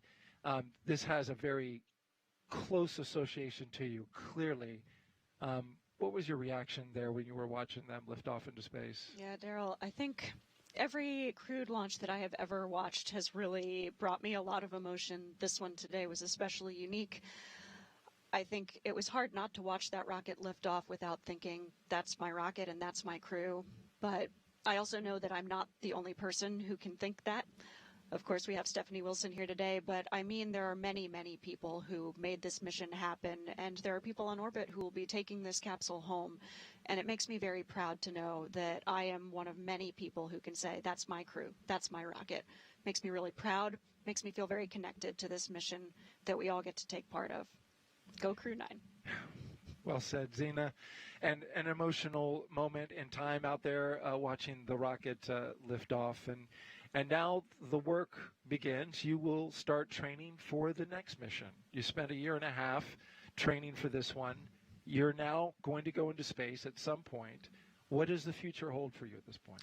Yeah, it's a little bit to be determined. We've got a lot of exciting things ahead. I'm looking forward to starting training again at some point. And in the meantime, I can't wait to watch Nick and Alexander and the entire Expedition 72 crew really get to work and execute that mission that we all have worked so hard to make possible.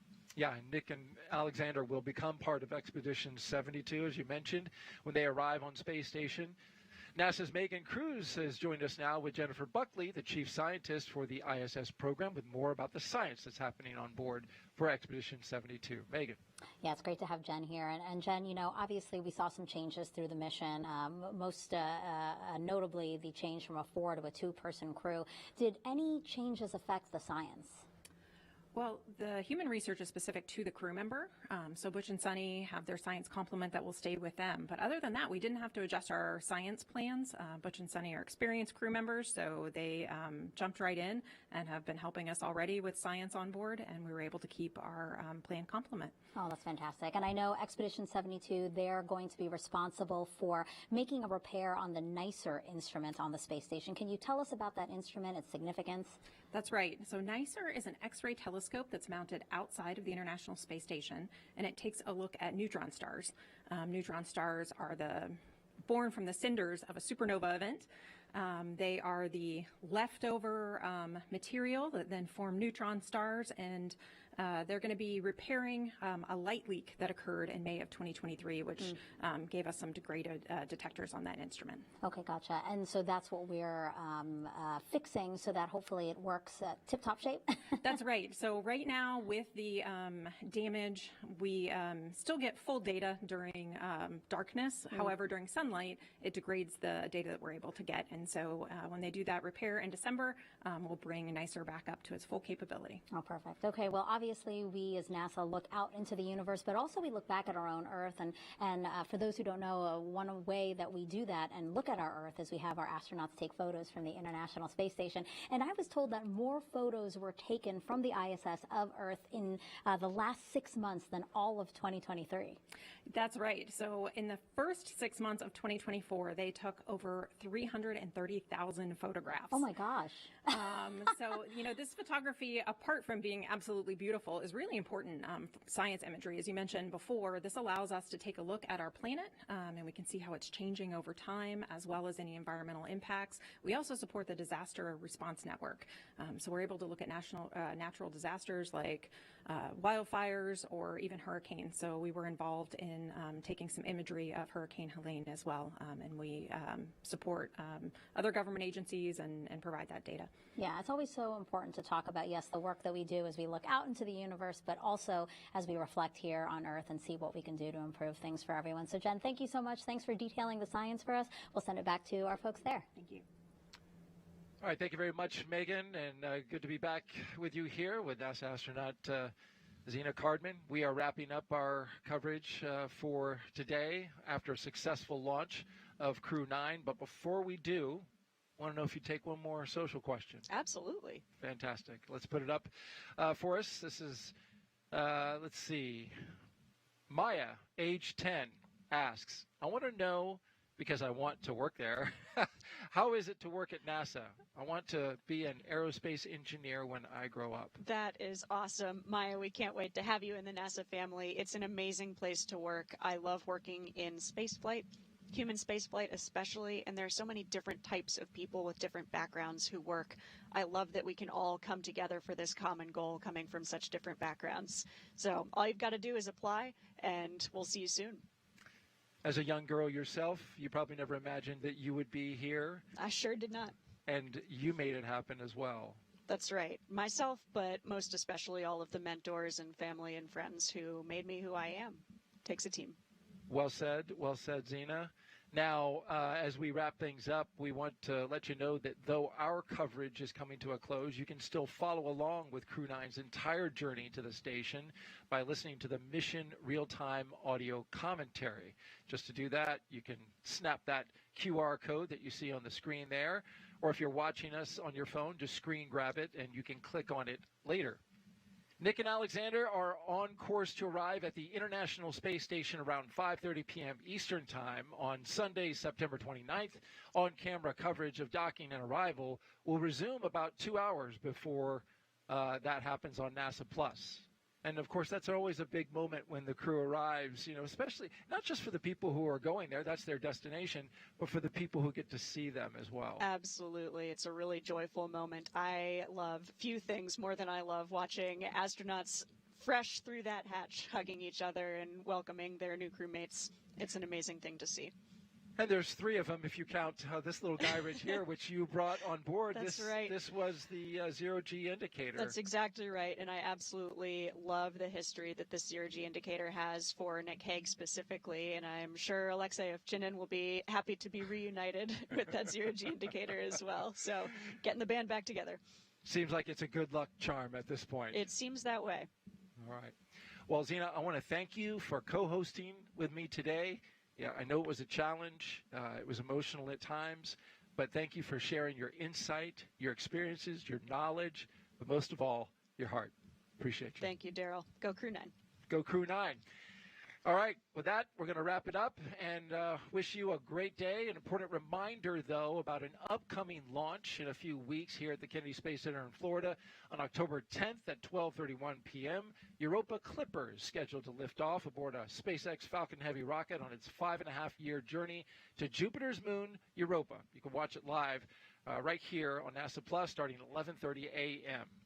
Again, huge thanks to all of our guests, for everyone who joined us today. But most importantly, we appreciate you for being here and watching. You can keep up with any Crew-9 updates to the mission using the online resources you see on your screen now. For everyone here at NASA and SpaceX, have a great rest of the day. We'll look forward to seeing you again soon. But we leave you now with a moment looking back at the highlights from suit up to liftoff. And so it's great to see Nick Hague and Alexander Gorbanov here in suits that are looking good. There's Shannon Walker with the 2 crew members laying out the rules to a card game. Crew-9 leaving the suit-up room and now on the move inside astronaut crew quarters. Nick Hague, commander of Crew-9, with his crewmate Alexander Gorbanov. So they'll have a chance here to say a few words with those who are closest to them. This will begin a roughly 20-minute drive with a full security escort across NASA's Kennedy Space Center. You can see them doing the SpaceX flight suit lean back.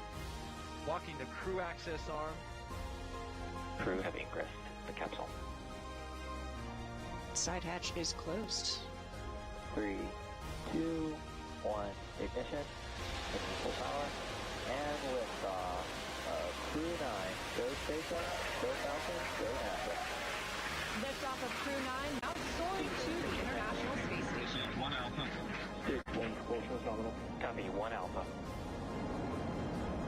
Those 9 Merlin engines now providing 1.7 million pounds of thrust, propelling Falcon 9 and Crew-9 and continuing to get good calls from teams here on the ground.